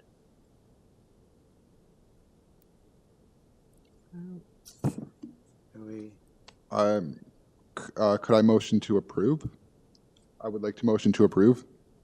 Subject to any conditions? I don't see any conditions. Staff report. There is a staff report. There's staff report. It's the late staff report. Subject to City planning condition of site plan and tying to site plan. And transportation. Tied to the site plan. Okay. Sorry. So subject to conditions tying to site plan, tying to the existing site plan and transportation. Okay. Do I have a seconder for that motion? You want a second? I don't think there is any transportation report, correct? There is. There doesn't seem to be any reports, like no forestry, no transportation, no comment.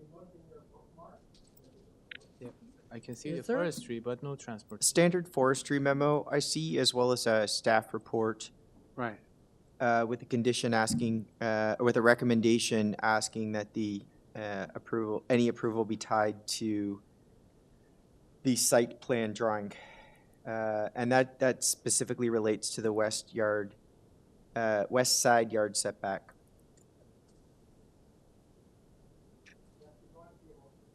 Sorry, sorry, I would like to amend my motion to ensure that the conditions of transportation, planning, and forestry are included in the conditions. So now do we have a second? I'll second that. Second, all those in favor? Okay, it's passed unanimously. So we now move on Thank you very much. to item 32. Mr. Romano was with us this morning, and he's got the last two items today.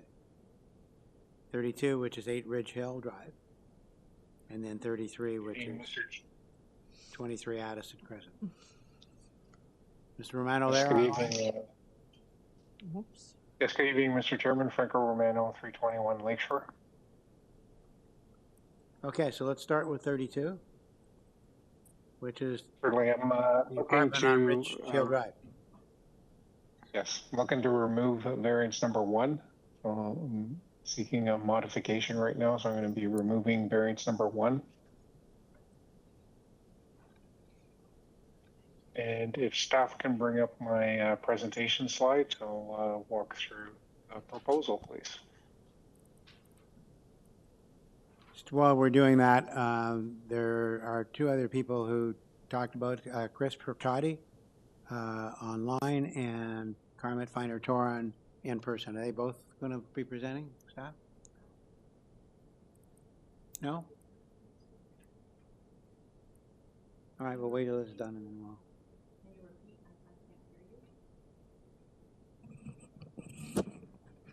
Are you here for 32? Yes.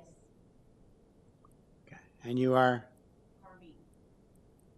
Okay, Garmeet, and, I'm Vicky Sterling. I also play this week. so you are? Vicky Sterling. Okay, I don't see the name here on here. And I'm Diane Schiffman.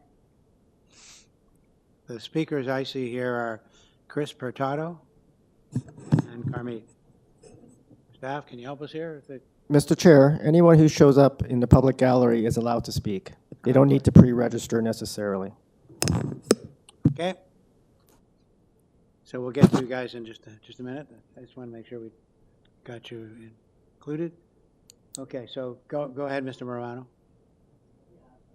Thank you kindly, appreciate that. So, and thanks staff for bringing up my slide here. So in the middle of this slide, there is the existing site plan, and the existing footprint is being used. The existing building is being utilized as well. This project was first in front of a different committee of adjustment in November of 2022. And it sought to keep more than 50% of the walls. Right now, the proposal is through modifications and dealing with existing building permit review at the city. It is less than 50% of the walls that are being kept, so it's being considered a new build, but it's the exact same footprint that's being utilized. Right now, it's a 2-story multiplex, 6 units. The proposal is to construct basically a 3rd floor, a flat roof 3rd floor, and have 10 units within the building. The driveway, building setbacks, everything remains exactly the same as it is right now. This is not a detached residential zone. It is an R zone, and that's consistent with the property to the east on Bathurst Street, the 4 to 5 story 1.7 times multi-unit apartment building that is about 70 meters long, immediately to the east of the subject site and goes up to Shalmar. The property to the north is also an apartment building. It also has permission to do what essentially the proposal is seeking to do. The existing permitted building height on the subject site is 21 meters. The proposal seeks no building height variance at all. No wall height, no building height variance. The proposal is for an 11.5 meter building height. The proposal maintains the existing setbacks. There are improvements being made, but I'm going to walk briefly through the variances. So number 2 Variance number 2 is the first variance that's being sought.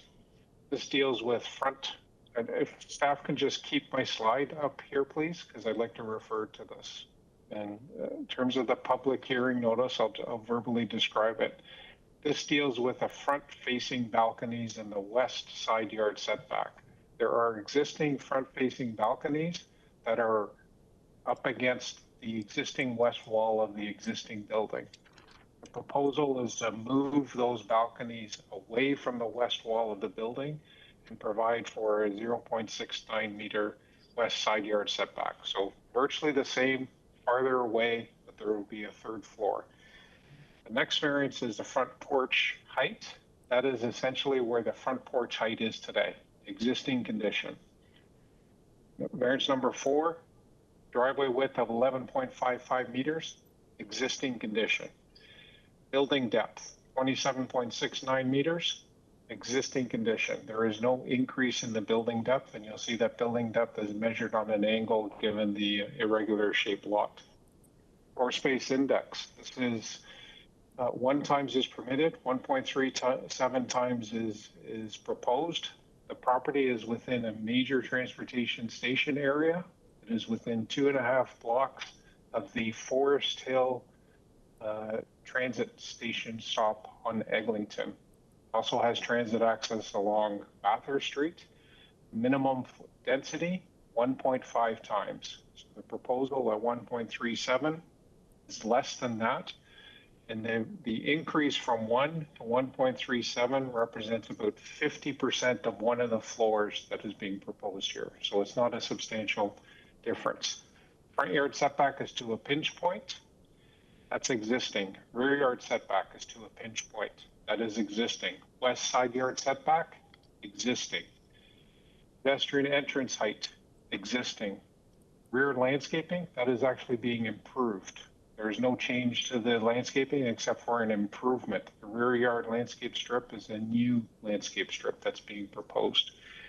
Parking spaces. For an apartment building, the minimum requirement is 0. There is a maximum that applies. The zone examiner has identified 0 parking spaces in 2022, and now they're saying that it's a requirement of 7 spaces. So seven spaces are being provided, whereas 10 are required. The percentage based on the number of units being proposed is virtually identical. The existing has a 67% utilization. Proposal is at 70% utilization. So the difference is actually an improvement. So I was going to walk through the improvements that and the revisions that were made in my letter of October 31st, 2023, but I see I've run out of time. So subject to any questions, planning staff have no concerns. Transportation staff conditions are acceptable. Urban forestry's 1 condition is also acceptable. Thank you. Thank you kindly, Mr. Chairman and members of the panel. This is a rental building, correct? A rental building. It's a purpose-built rental residential. Yes.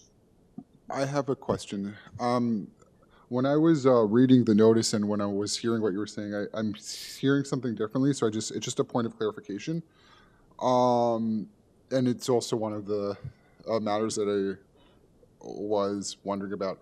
So the balcony is so the balconies that are facing the west, you said that all the balconies would not be facing the west. But then when I'm seeing the notice, it says there's a reduced setback for balconies facing the west. Could you clarify that point? Yes, if you can zoom into look at a couple of different things on the slide there, but if staff can zoom into the front elevation, there are no west-facing balconies. Actually, there are on the west wall. The existing west wall has west-facing windows. The proposal is to remove all of those windows. So the west on this front elevation is to the left. And if you look at the series of windows on the left-hand side and first, second, third floor, all of those balconies face towards the front or Ridge Hill Drive. And they will all have a 0.69 meter west side yard setback. So it's basically the side of that balcony that is up against the side lot line with a 0.69 meter side yard setback. And you'll see that it's not right up against the wall. If we look at the photograph of the subject site today, those first and second story balconies that are in that same position today are right up against the west wall.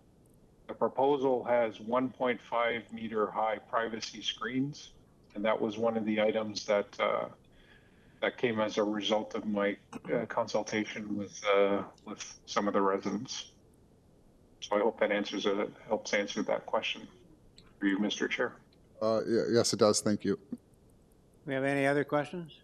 I have a question. I see that you're keeping a two-car garage in the, looks like the northeast corner of the building where it steps back. Can you, first of all, can you tell me why you're keeping those two parking spots instead of adding another, another part of an apartment there? And also, how are you possibly fitting in, if those are considered two parking spots, let's say, how are you fitting in 5 more in this area? I can't see it because you've got so many entrance points, if those arrows represent entrance points. Can you comment on that, please? Yes, through you, Mr. Chair. Thank you for that question. There are actually 5 interior parking spaces. And those 5 are 3 that are, I guess, accessed, you're driving westerly. And then 2, you're driving southerly. Sorry, I see that now. Yeah. Yeah, those are existing. What the owner is looking to continue to provide is a parking utilization and supply that's consistent with what the tenancy has generated so far. So far it's about 67% of tenants looking for a rental unit with parking, and the proposal is achieving 70. So the other 2 spaces are actually surface parking spaces in the existing paved area in the back.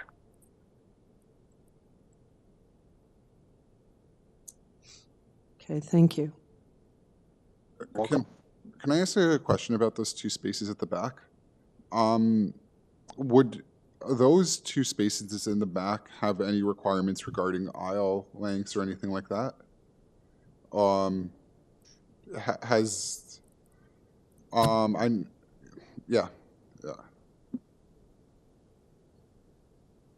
Through you, Mr. Chair, no. They are parallel parking spaces, and one just accesses them just like they would access any other open surface parking area. You walk out, because it's not a.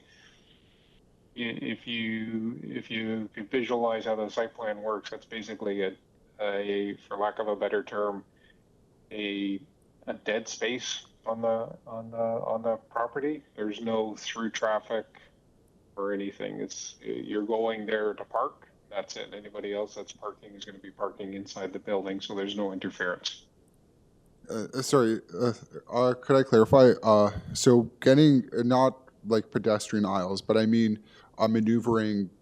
Has that been looked at in terms of like driving in and out of those like getting out and like driving out, maneuvering through the parking area at the rear, then getting back onto the street?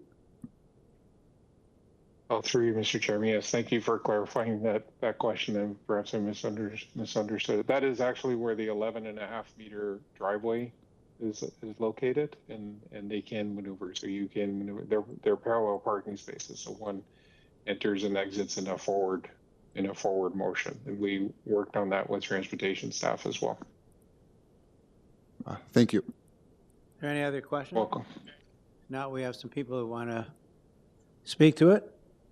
So pick your own order and state your name and address when you start.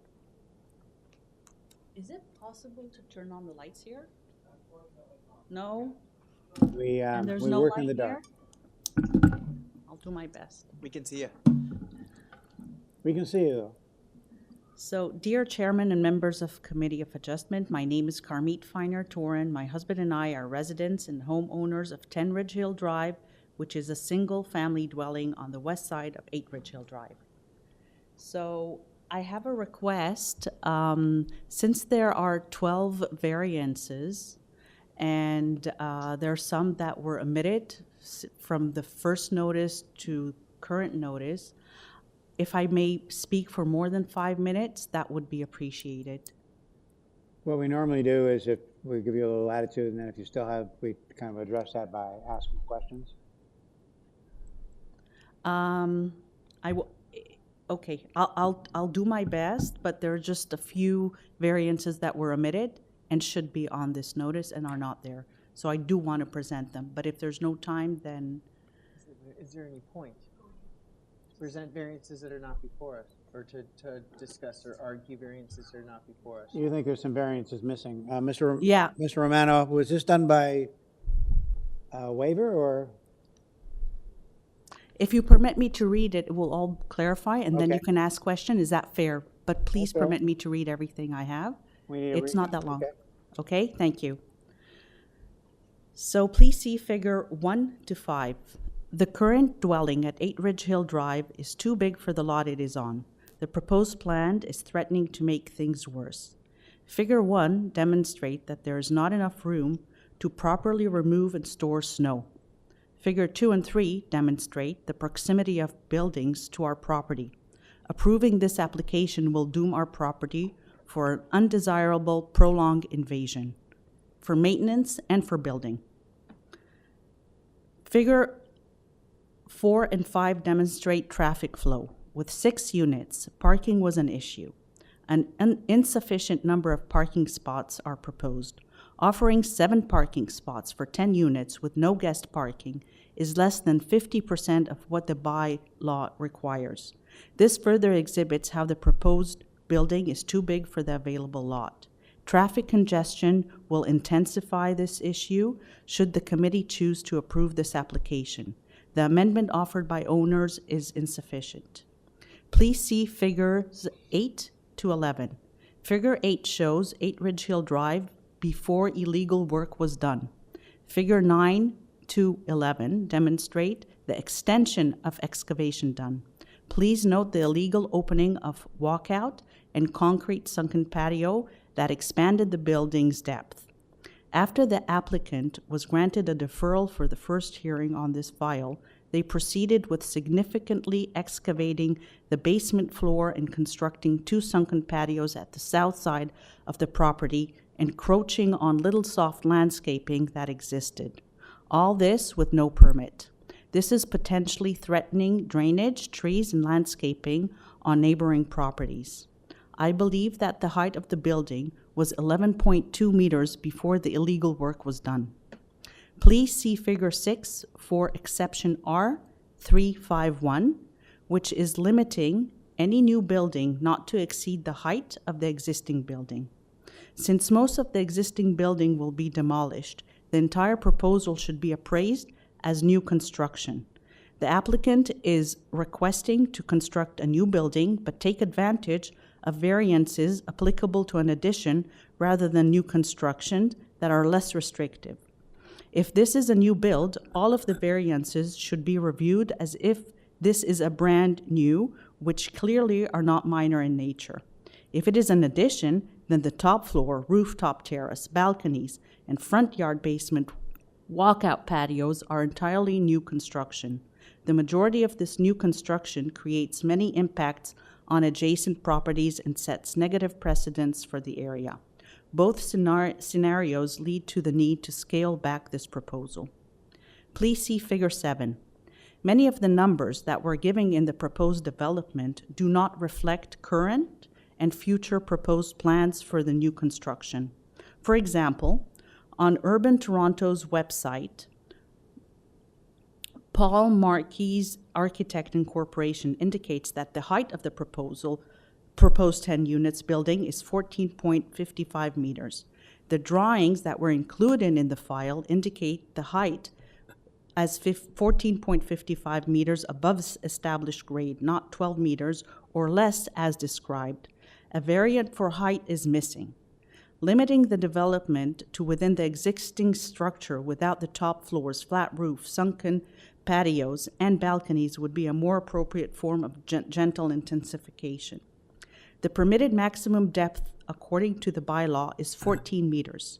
The notice should apply and indicate the building depth that has been effectively increased, totaling 32.45, not 27.69, for new foundation walls and enclosures. The setback required in the bylaw is 6.63 meters, the value given in the building envelope. 2.26 meters is the setback to the new foundation walls, not 4.58 as suggested in the notice. The additional concrete poured without a permit is closer to the line than the existing building envelope. The 2.26 setback to new foundation walls does not line up with the neighboring buildings on this street being much closer to the street. The effect is more suffocating than that of the existing building. This change is amplified by the unapproved illegal lowering of grade. An FSI value of 1.463 is listed on the drawings. This exceeds the 1.37 being requested as a variance in the notice. Furthermore, the rooftop is not considered in calculations, despite there being usable area in the form of interior spaces. The change from 2.41 to 1.46 does not include everything it should and is an inaccurate representation of the plan. The density of this building is significantly increased, including expansion into the front and west side yards where the existing building already did not comply with zoning bylaw. I can carry on with more example. However, I'm limited with time. Since first hearing, the developer changed the firm representing the application. It seems that the accurate figures for the proposed development were reflected in the first notice that was sent, November 2022.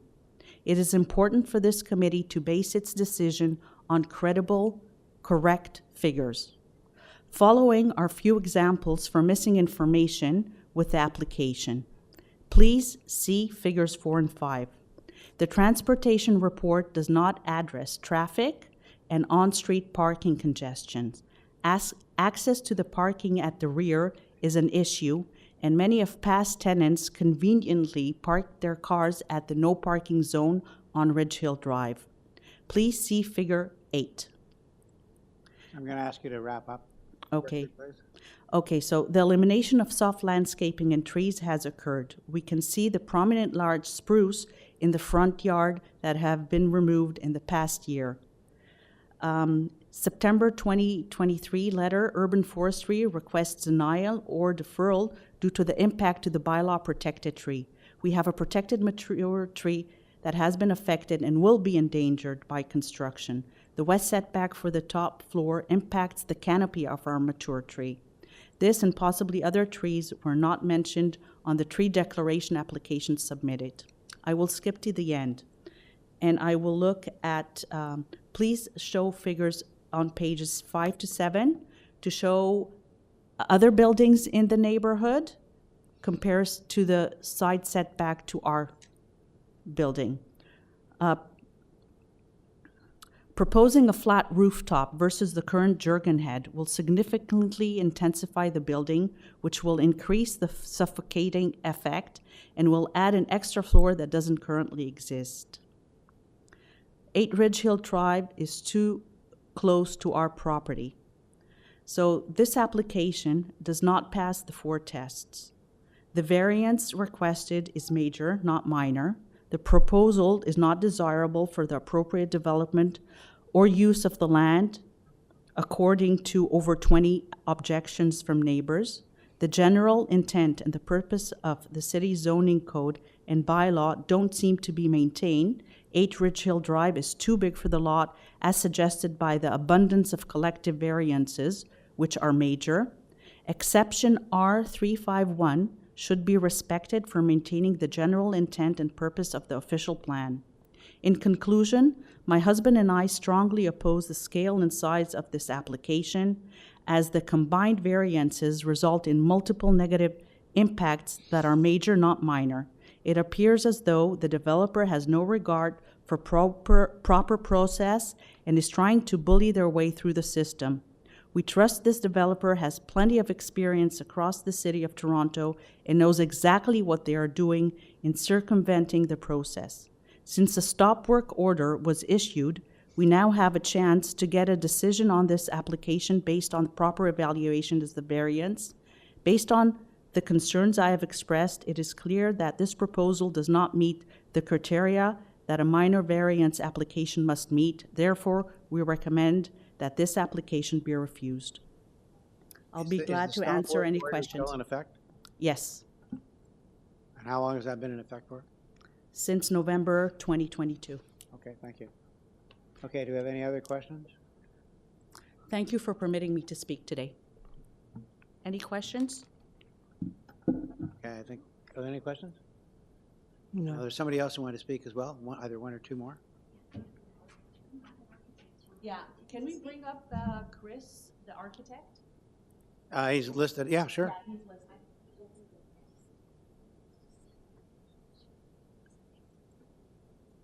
Can you hear me? Yes? Okay, hello. My name is Chris Furtado. I hold an architectural license in the province of Ontario, and our area of practice includes Toronto and the greater Toronto area. I've been asked by neighbors of 8 Ridge Hill Crescent to review the minor variances requested alongside the architectural drawings provided and other contextual elements and speak about any concerns that I might have with this application. First of all, I've been monitoring the city's webpage for supporting documentation, and there's a couple of things I haven't seen. I suppose the public notice has changed a few times. The last one, the most accurate one, is dated October 30th, 2023.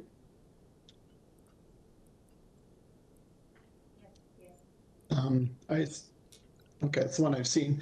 As well, I haven't seen a staff report published on there that's available to be viewed on the website. So it's good to get a feel for how the city feels the application is going, but I have not seen a staff report on the website. So a couple of the concerns going through the variances and comparing it to architectural drawings. The purpose of the application is a proposal to construct a 3-story, 10-unit residential dwelling. And I've seen arguments before with the reduced grade on the lot and the rooftop terrace and the building that services the rooftop terrace on the top. This is arguably a 5-story building.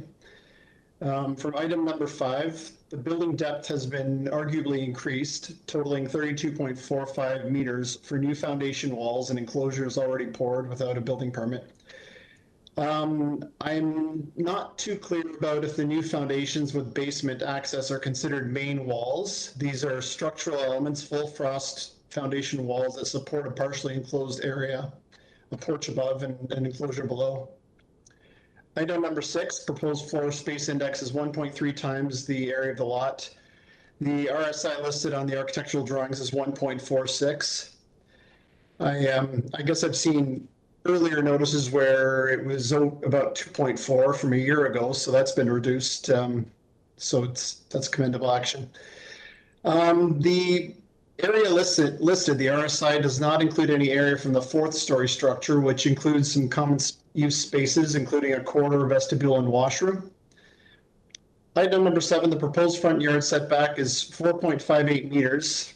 Again, it's whether we consider the already poured foundations as a main wall, as they are full foundations, partially enclosing a space. Their setback is 2.26 meters to the front lot line, which is quite a bit closer. It doesn't have context within the neighborhood, and in that it doesn't really line up with the neighborhood buildings, and you know, it's already a very large proposal. And it'll appear to be a lot closer to the street line than neighboring buildings. Item number 9, the required minimum side yard setback for an apartment building with a height of 12 meters or less is 1.2 meters. In this case, the request is 0.67 meters.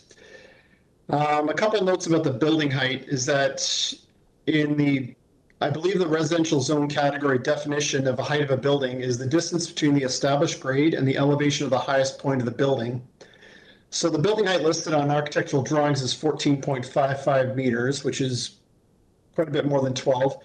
The top of the rail, if we're counting that on top of the parapet facing the street, is 12.25 meters.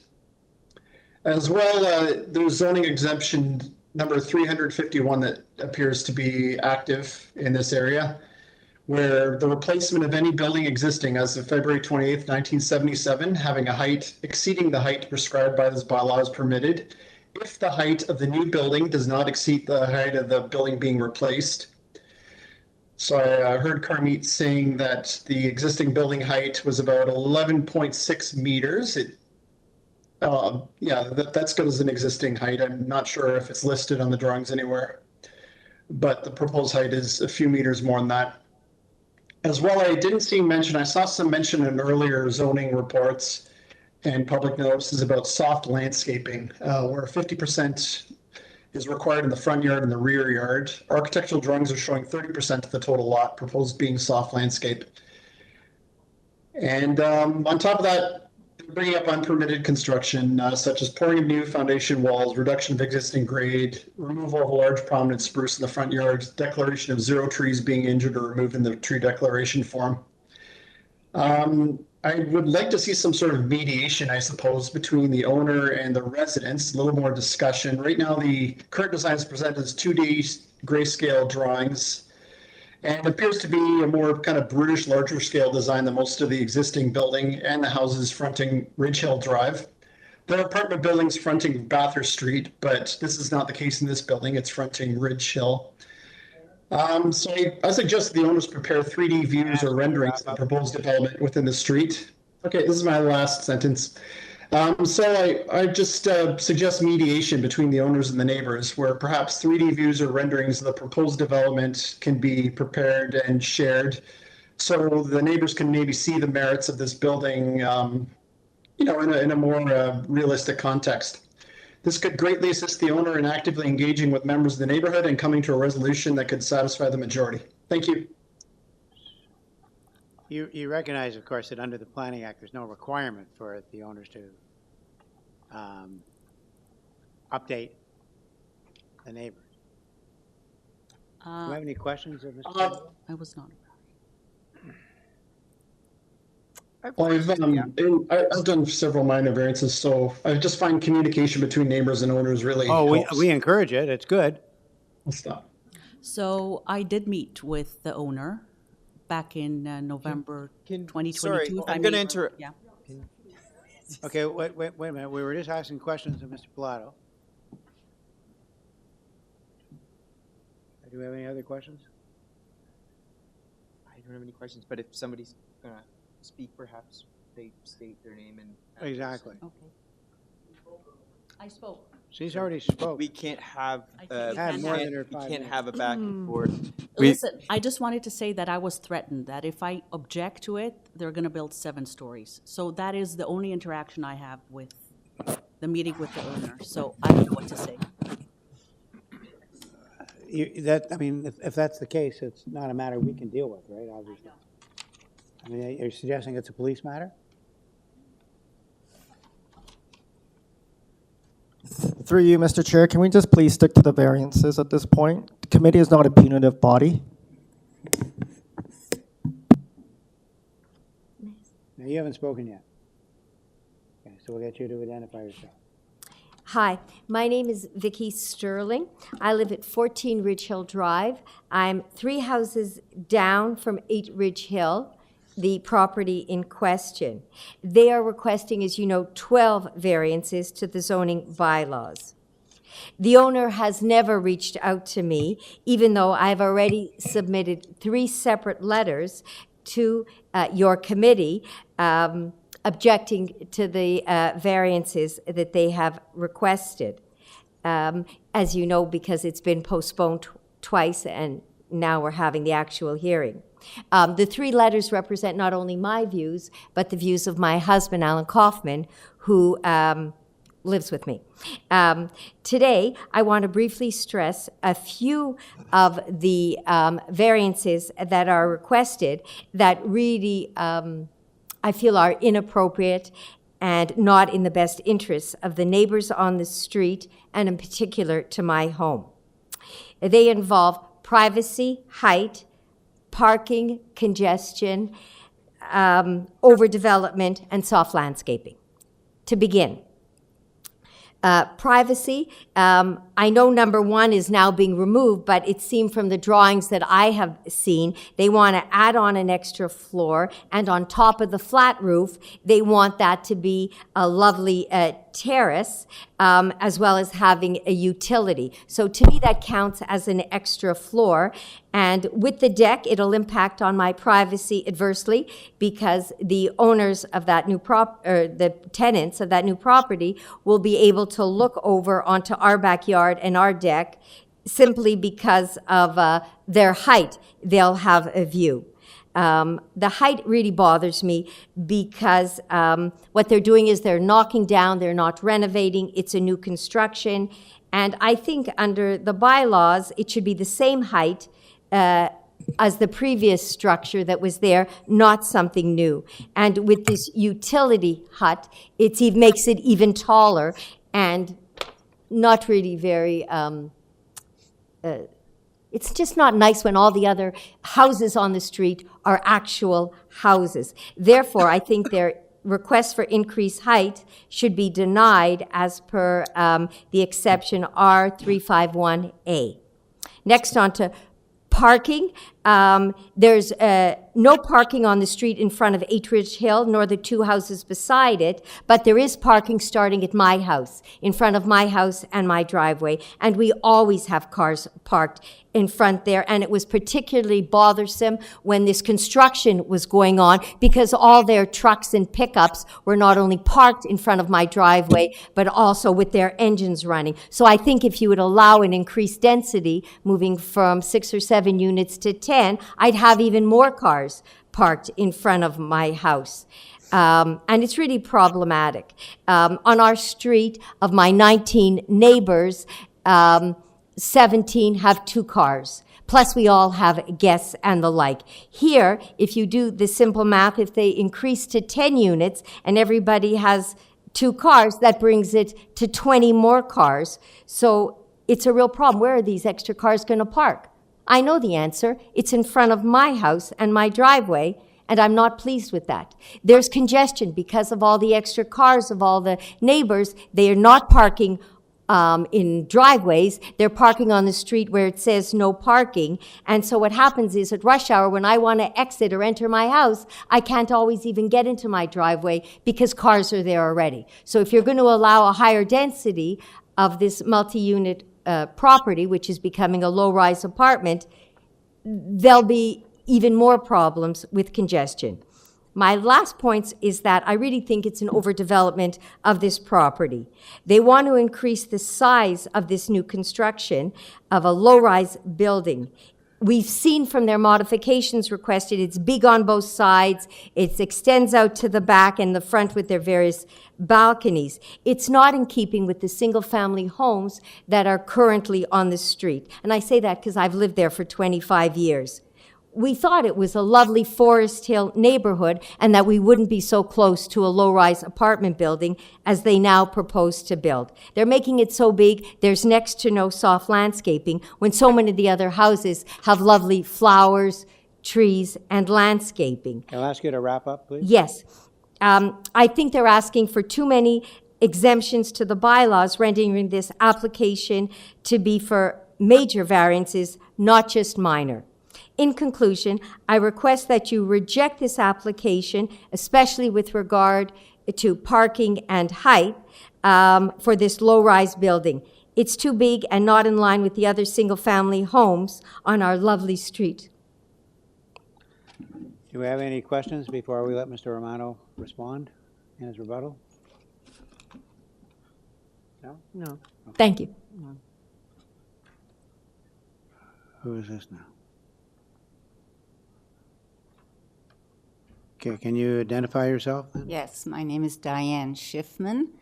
I live at 35 Shalmar Boulevard. So you're on the other side of Bathurst?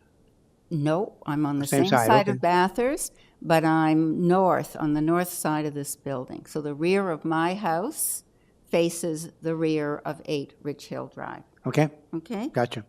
I'm going to be very brief, but I feel that Shelmar Boulevard definitely should be represented here today. My husband and I have submitted 2 letters to the committee over this process, and as well I submitted a letter of objection signed by neighbors that are close to me in proximity to having to view the type of building that is being proposed. So I just want to say that right now when we look out our backyards or sit on our decks in our backyard, the view is of a small building, very much in line with the houses that are to the west of it, as we're looking at it to our right. And it's not objectionable. Yes, it's a little bit taller, it's a little bit bigger. We don't see the far east of it because it's sort of hidden. But it's in line, the roof is sloped, it's not flat, it's in line with our view of the other houses of the neighborhood that we view. This proposal is absolutely not in line with what our neighborhood expects or wants. A flat roof, a 3rd floor, a terrace overlooking the properties on Shelmar are much below the properties on Ridge Hill. So this building will be even larger in appearance to us than what is projected. And we do not want people looking onto our properties from a 4th story or 3rd story, whatever number you want to give it, terrace that overlooks our privacy. So I offer a picture of what we will experience. Obviously, we agree with all the objections that have already been stated, so I'm not going to repeat them. Parking, yes, we're concerned about parking because if there's excessive parking on Ridge Hill and people are parking on the street and then they're going to get ticketed and then they're going to apply for permit parking on the street, then what happens on our street and the other streets in our neighborhood? It's not a good precedent to be setting. So I'll leave you with that. The residents of Shelmar Boulevard that will have to view this structure are not happy, and we totally object to this plan. Thank you. So do we have any questions? Any questions of me? I don't have any. No, so we'll let Mr. Romano rebut. You still there, Mr. Romano? Yes, thank you, Mr. Chairman. I was just unmuted, so it's kind of like the red lights have gone off, and I can roll. So thank you kindly. Just to be clear, the neighbor to the north of the subject site is an existing apartment building. It is not Ms. Schiffman's property. Neighbor to the north is number 31 Shelmar, and it is an apartment building. Schiffman's property has a detached garage in the backyard, so I'm not sure that she can see this building and this property at all. There is no terrace variance that's being proposed. Just with respect to some of the comments made regarding community consultation, I'm a little shocked at some of the comments that I've heard, and I must advise the committee through Mr. Chairman that when Ms. Feiner asked for a deferral and the committee granted it at the last attendance with a differently constituted committee of adjustment panel, the applicant wasn't asked regarding that deferral, but we didn't object to the deferral.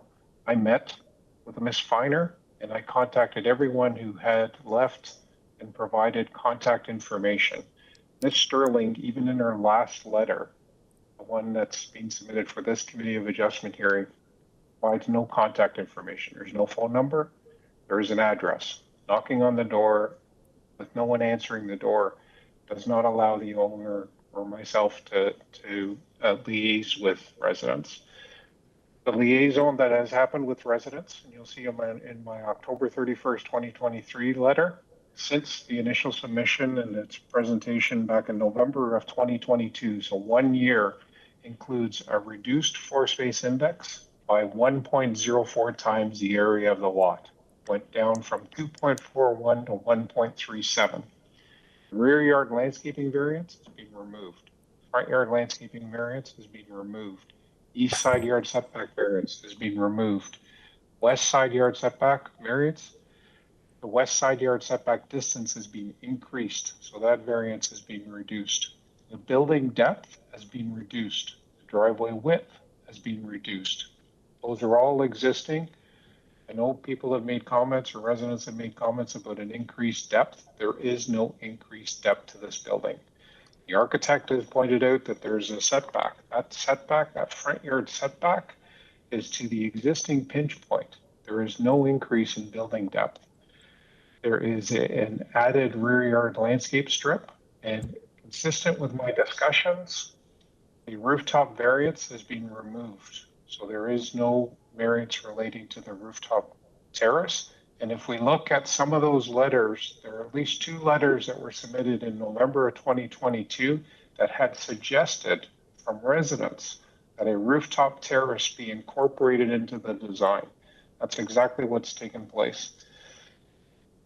New trees are being proposed in the front yard. I'm a little surprised that Ms. Feiner didn't point those out because it was her suggestion that's being proposed. There has been no tree removal or injury that is proposed or is being done without a permit. A garbage enclosure for the rear bins has been added. Again, Ms. Feiner's suggestion, we incorporated into it. Her rear yard tree, which is not being affected, is now shown on the site plan.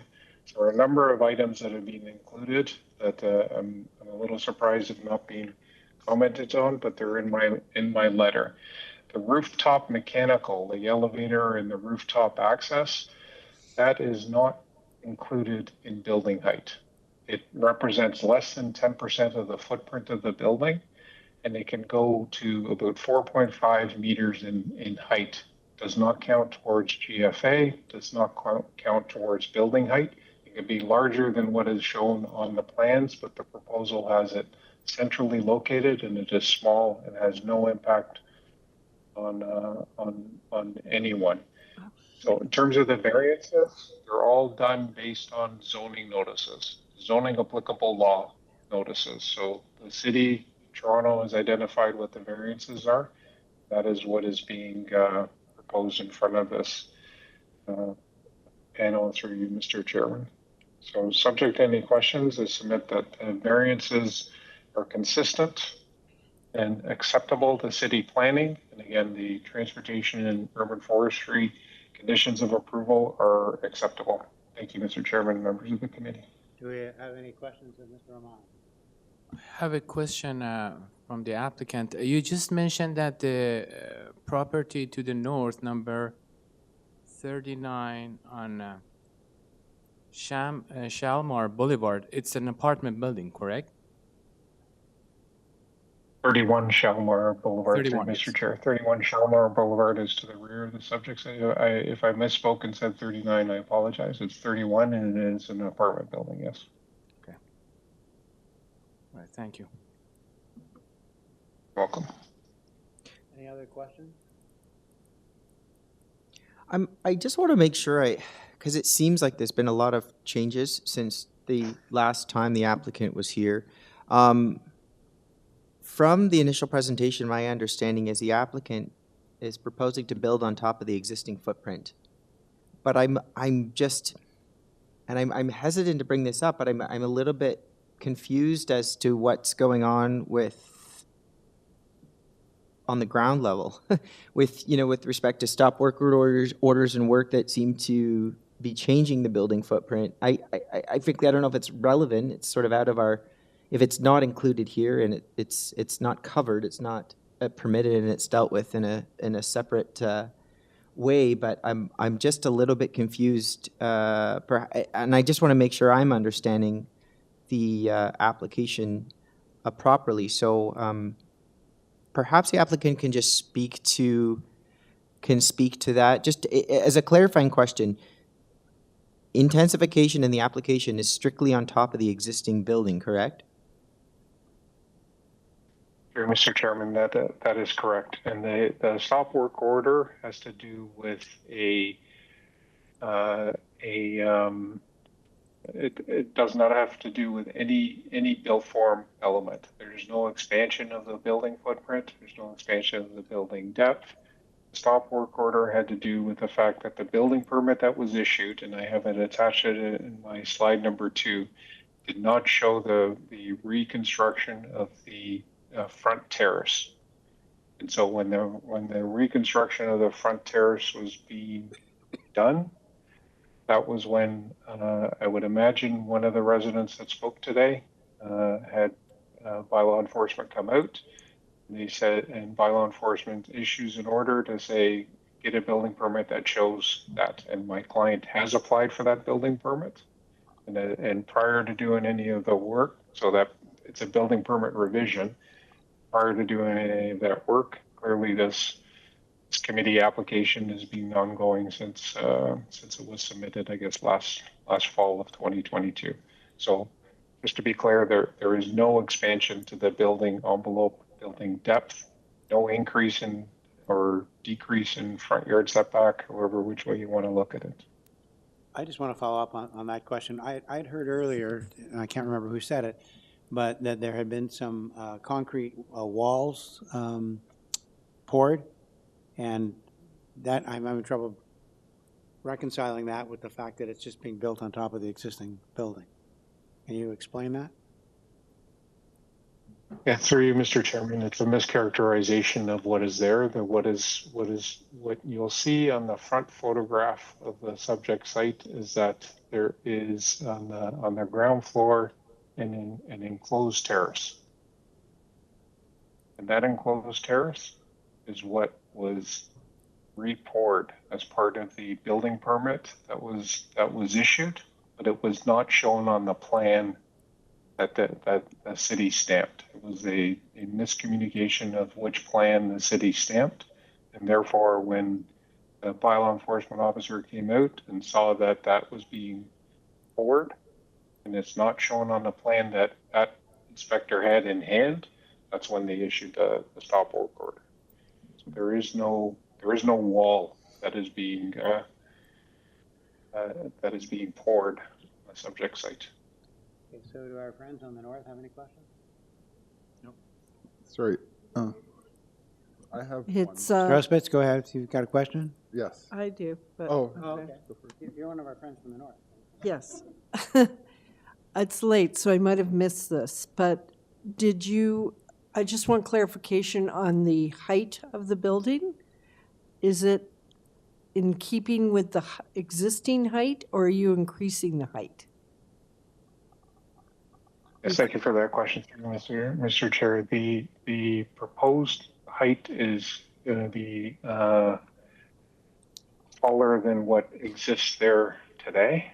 If you look at my front elevation on the slide, staff can bring that back up. You'll see on the upper left, yes, thank you kindly. So there is this is the front elevation of the building. That's the architectural line drawing. In aqua or light blue, that is the permitted building height. And in a pink color, you'll see the existing top of roof. Okay, thank you. That's So you lovely. are increasing the height from what is existing? That is correct, yeah, and that's the 11.5 meters, and that the existing zoning allows 21 meters. Next door, we have over 17 meters to the east, so to the right, and to the left, the west, the detached residential zone allows 12 meters building height. I have a few questions. So the first one is, if we were to approve these variances, would you be opposed to a condition that we tie it to the site plan that's come forward, or having a condition to that effect?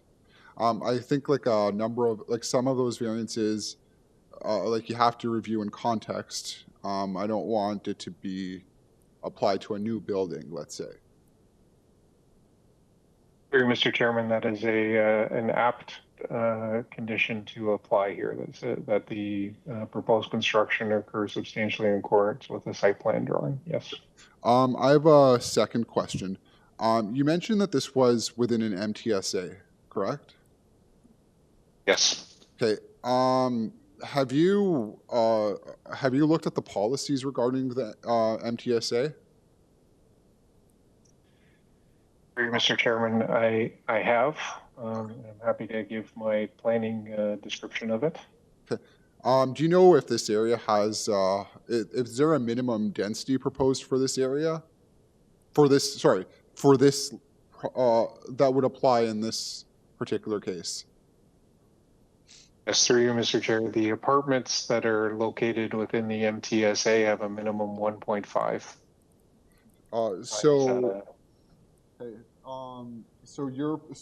Sorry, that to correct, so just to clarify, you're proposing an FSI of 1.37, but the policy, I mean, that's still under, I think it's under appeal, I don't, or it's waiting ministry approval. It would require a minimum of 1.5 FSI, correct?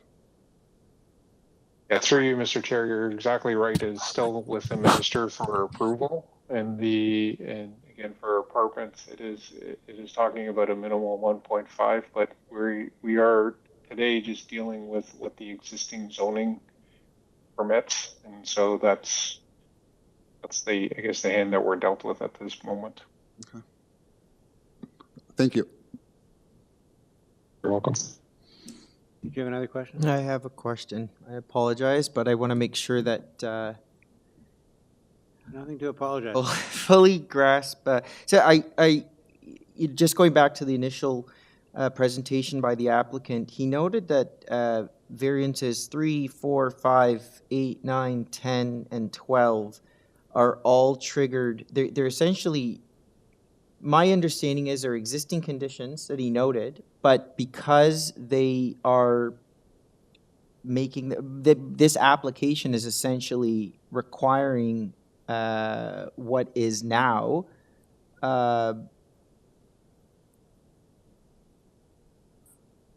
these variances, they're asking them to kind of, they've got to get these variances again.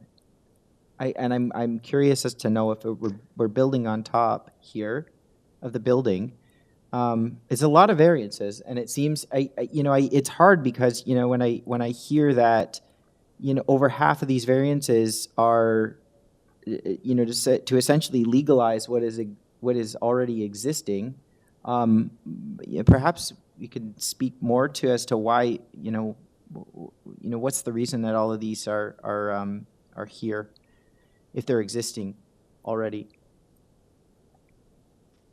Here, Mr. Chairman, that is a $1 million question. The zone examiner has taken the approach, because this is a zoning applicable law related application. So the zone examiner has taken the approach to identify all existing deficiencies associated with the site and identified them as variances.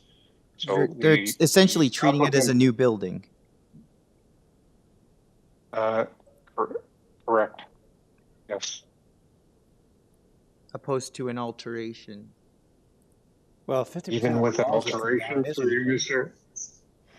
you, Mr. Chairman, if we look back at the November 2022 zoning notice and the public hearing notice that was before a differently constituted committee of adjustment panel, where it was clearly just a third floor addition, the zone examiner did the exact same thing. He identified existing conditions and listed every single variance that's associated with the existing condition, even as a simple top up. That answer your question? It does. Yeah, I just wanted to clarify because there is certainly a lot to consider with this application, and I given the number of variances, I want to make sure that all of the ones that were stated that I noted are dealing with existing existing conditions. They're essentially building on top, and I can see where number 6 for floor space index is coming in, as well as the number 2 with respect to the balconies, because they're adding more balconies, and it would trigger the variance again. I guess to me, the question is, are the variances being requested minor? Not looking at each one individually, but taking them in total. Because the variance can be minor, but not minor when taken as the whole package of all the variances requested. Yeah, and the question is, just because something is, I mean, if the examiner is triggering all these variances, they have to be considered. They can't just be disregarded as, well, it's existing, therefore we should just, I mean, we're asking to legal, right? And in this case, take the existing building footprint and now put an additional story on top. So, I mean, the consideration certainly has to be given to those variances. Can I say something? I think okay. I think when you're looking at the application, I think it's whether it's minor in the context of existing permissions, and I don't think that this is a significant change from the existing permissions. That's also why I asked the question about could we attach it to the existing site plan, so that it's not that in the future this building gets demolished, a completely new building gets constructed, and then the same variances apply.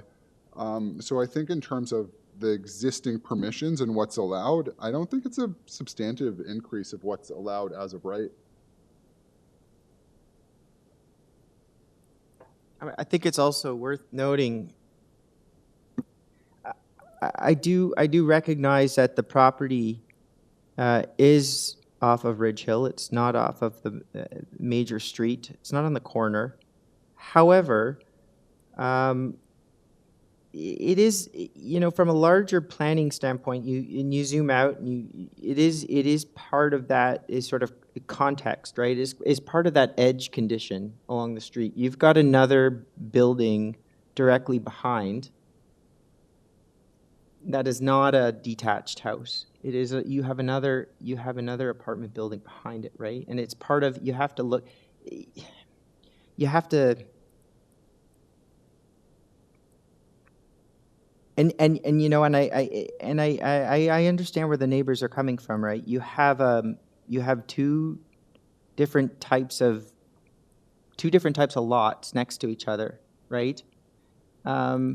And you know, this is the lot that is essentially the transition from one to another. So I can see where those concerns are coming, but I do recognize that the property is not, it's not the same as the other, you know, detached homes on the street. I do see it as part of that edge condition on the street, especially, you know, the applicant pointed out that the property on the other side is a much larger apartment building.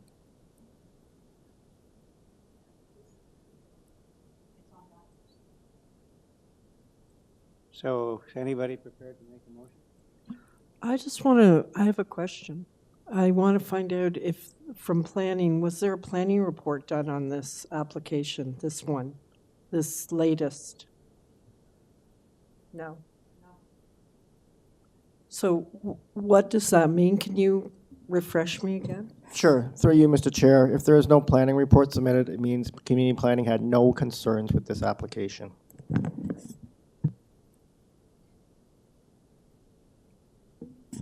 I'm comfortable going forward with a motion. Okay. Oh, sorry, just also, this is the one where transportation submitted a revised report? Can staff put that report up on the screen just for us to make sure? Thank you.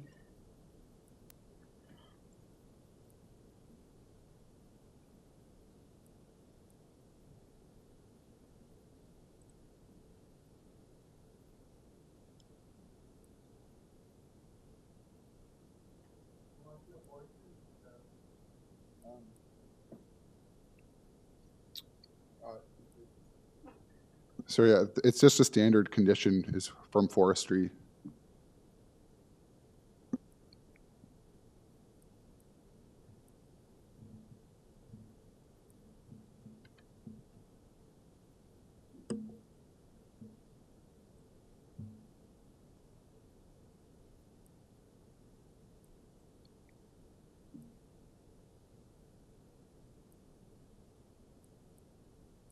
Well, that's the transportation report, not the. Not a community planning report. Right.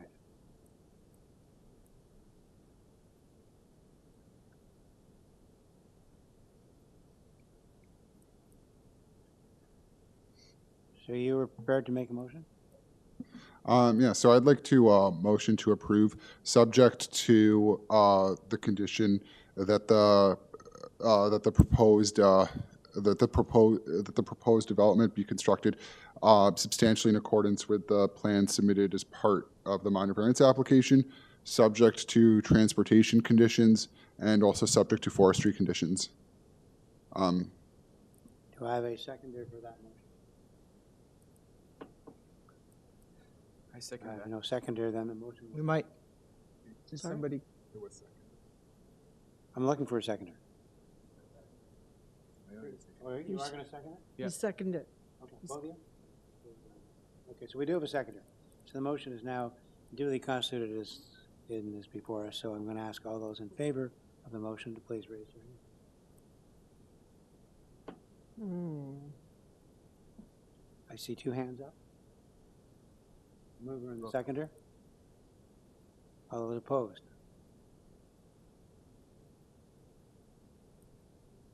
Three hands up. So therefore, the motion is defeated.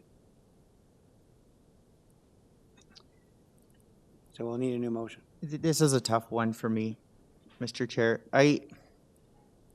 Maybe I'll just, I'll provide a little explanation as to where I struggle. The variance for GFA, I don't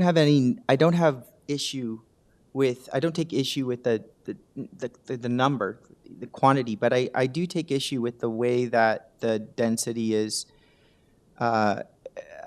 being employed in the application, particularly the proximity of the third-story addition and the third-story balcony as it relates to the immediate neighbor. I think that the setback in relation to the property line, I accept that it's existing, but it is limiting. And if we're going to allow extra density on the site, I think it needs to be brought forth in a way that is sensitive to the existing conditions. I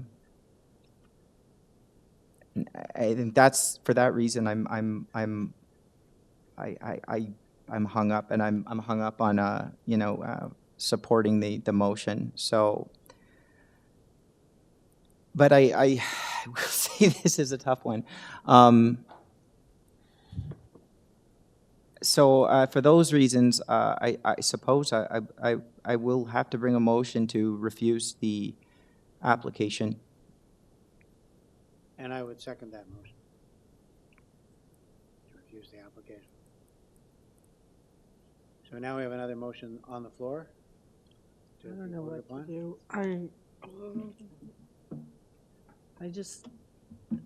It's too late, and I can't think. Sorry. So we need to take a vote on the motion. There's a motion on the floor. Do you accept it? Sorry, can I just confirm, Ms. Martin, you're abstaining? I'm abstaining. Sorry. I didn't believe you. you were allowed to abstain. If Ms. Martin can't provide a valid vote, I don't see how I can force her to vote.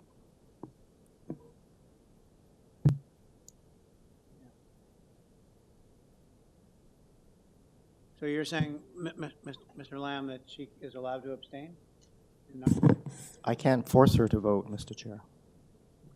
But I do need a reason.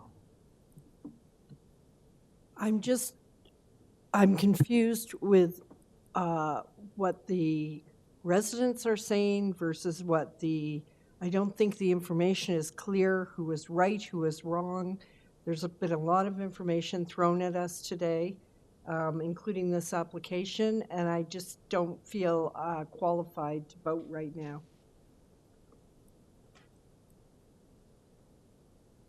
Okay, if you're going to abstain, we still can take the vote. We have a motion. We've got a motion. Moved and seconded, so And second. I'll ask all those who are in favor of the motion, raise your hand. We have two, the mover and the seconder. All those who are opposed.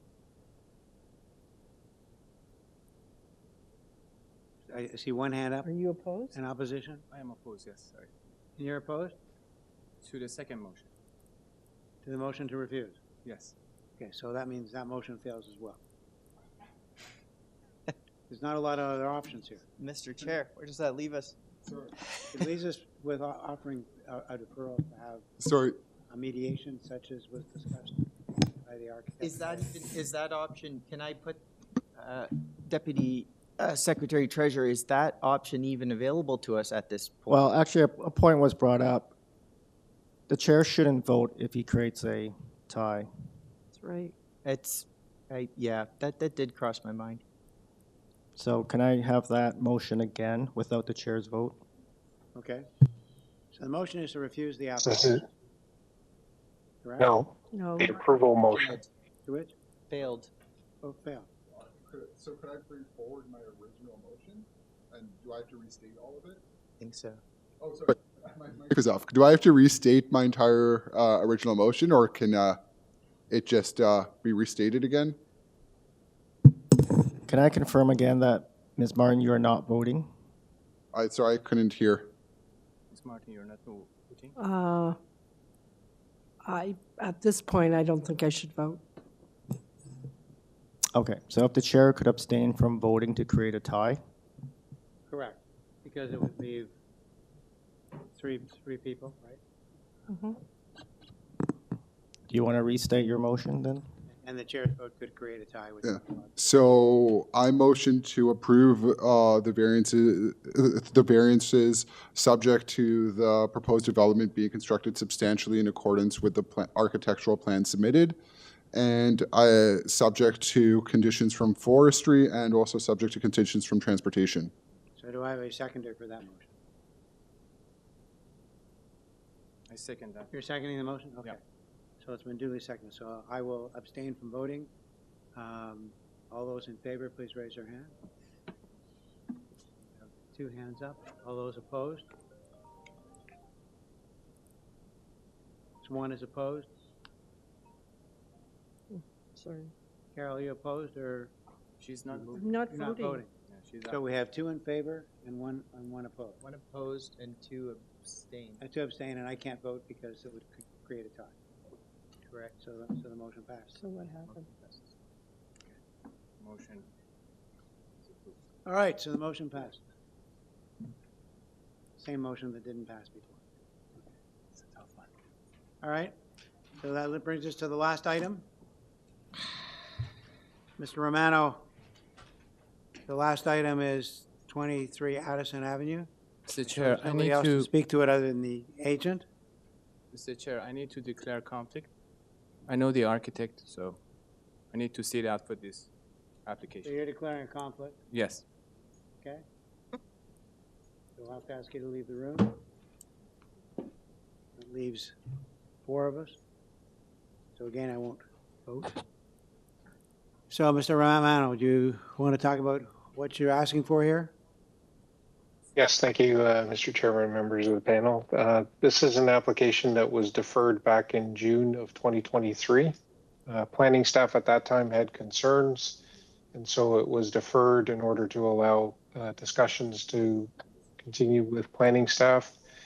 I'm pleased to report that those discussions were fruitful and the application was revised, and planning staff now has no concerns with the revised application.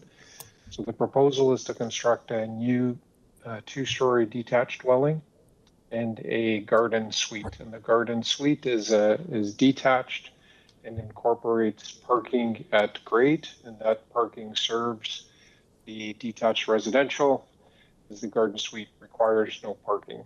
So thank you, staff, for bringing up this slide. The owner has talked with both immediate neighbors, the neighbor to and this street curves, so it's an unusual lot, and it's all Addison Crescent. So the neighbor to the right, to the east, is in support of the proposal.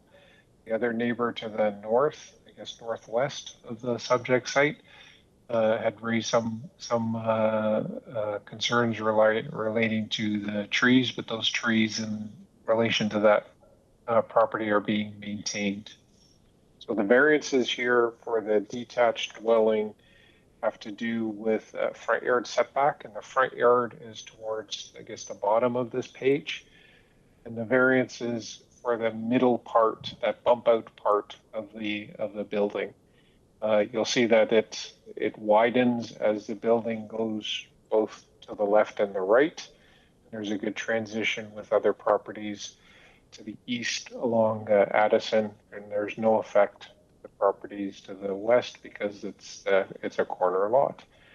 The building for the garden suite has setback as a 3-meter setback to the west property line. There's a driveway that's being proposed there that follows the existing driveway that's shown in yellow, and then it curves in order to get access to both parking spaces. Now, transportation and urban forestry would like to see that city tree, one of 8 city trees in the boulevard, is not unduly injured, and they would like to see a straight driveway, and that's certainly possible and doable, and that's what we'll do when we go and get a tree permit and the right-of-way management permit, even though there is no new curb cut. The angular planes associated with the garden suite are shown in the upper right, and you'll see that they just reach the roof part of the building. Otherwise, the setback for the garden suite to the property line is in compliance, and we'll see that it's next to the detached garage that's close to the street line for that neighboring property in any event. So there's one other variance, and that's for the cabana, and that's the cabana has a side yard setback variance to the neighbor that's in support. And that's again because of the, I guess, the triangular nature of that northeast corner of the lot. On the next slide, you'll see that front yard setback variances are quite common in this area, both approved by the Committee of Adjustment and as measured today. The former North York zoning bylaw did not contain a front yard setback measurement that required an average of the neighboring properties. It only said that you had to be 6 meters from the property line plus or minus 1 meter. So it allowed for quite a variation. You'll see that Addison Crescent is a loopy street. So it's not even straight as we move southwest from the subject site. And on the next page, slide number 3, we'll see that there's a listing of properties just on Addison Crescent alone that have variances associated with lot coverages that are higher than being proposed, side yard setbacks, front yard setbacks, and the like. You're not going to see any garden suite variances because it's a new permission. Clearly, garden suites have only been permitted over the last several months. Subject to any questions, planning staff have no objections, and I believe there's a standard urban forestry condition. Thank you, Mr. Chairman.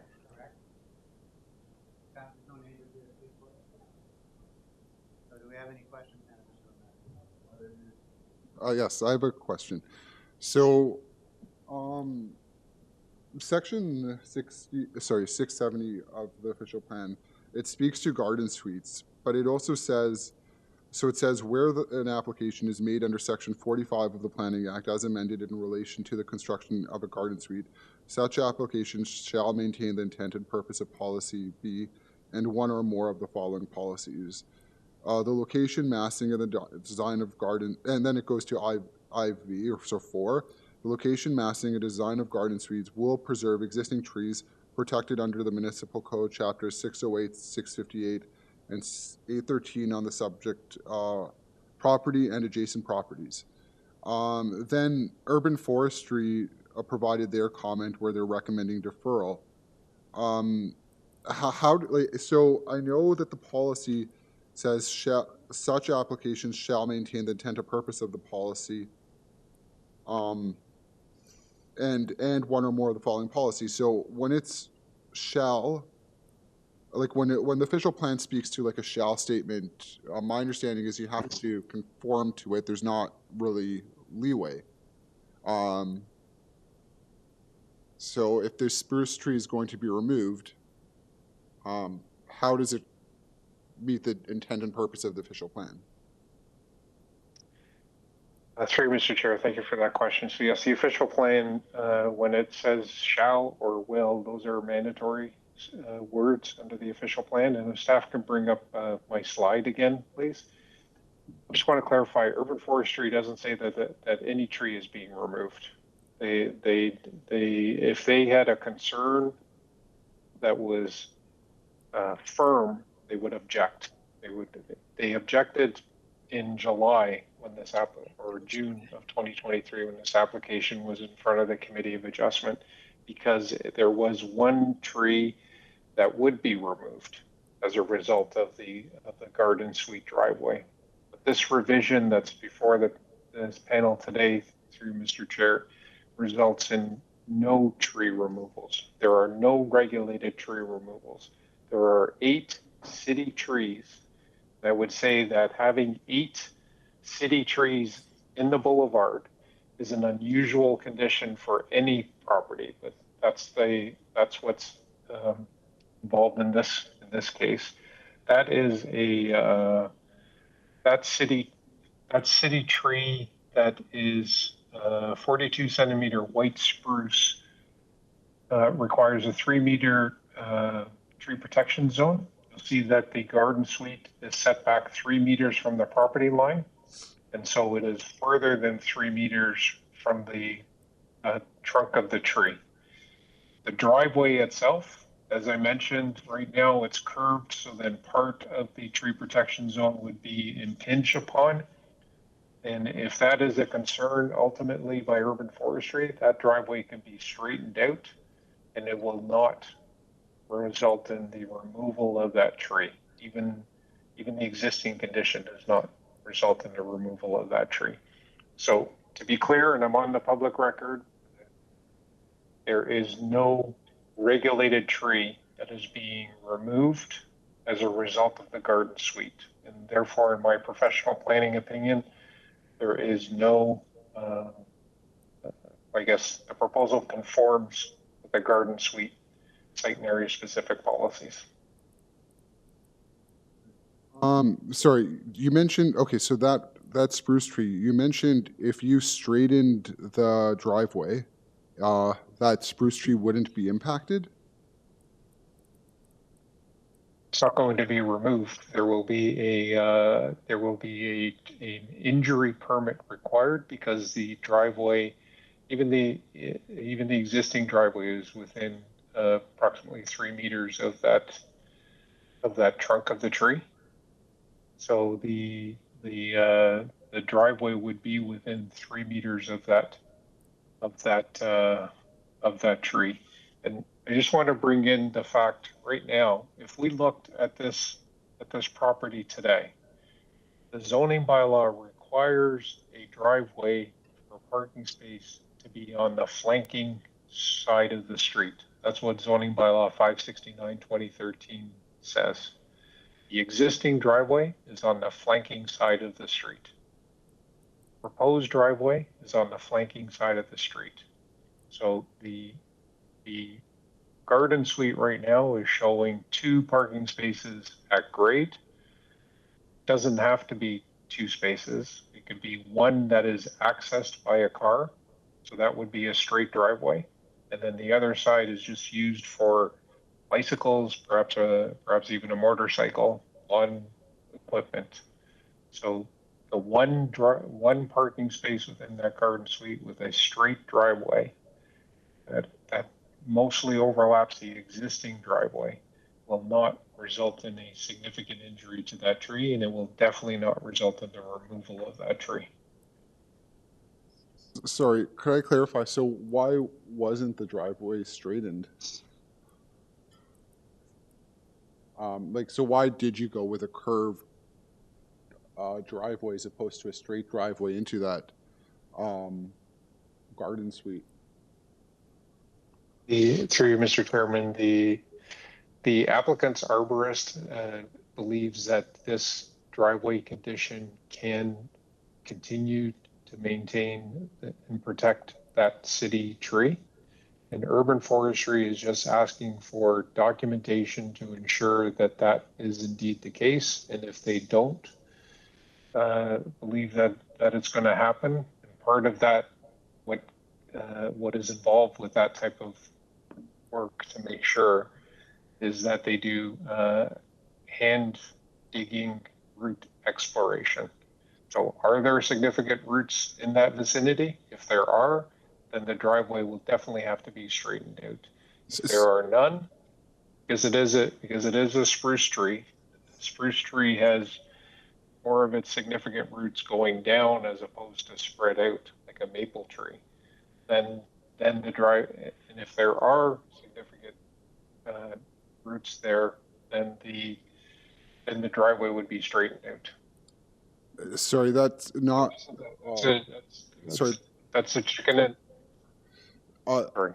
Sorry, that's not the only, I mean, so right now the driveway kind of curves and goes into the garage. I mean, why wasn't the driveway just realigned for a straight line closer to the adjacent property line? The curve is what I'm wondering about. If you would have straightened the driveway going along going with a consistent setback along the property line, why wasn't that? I'm not going into design or anything like that, but why wasn't that a consideration? To have just a straight, get rid of the existing access and put in a new straight driveway that just goes right into the garden suite that's straight.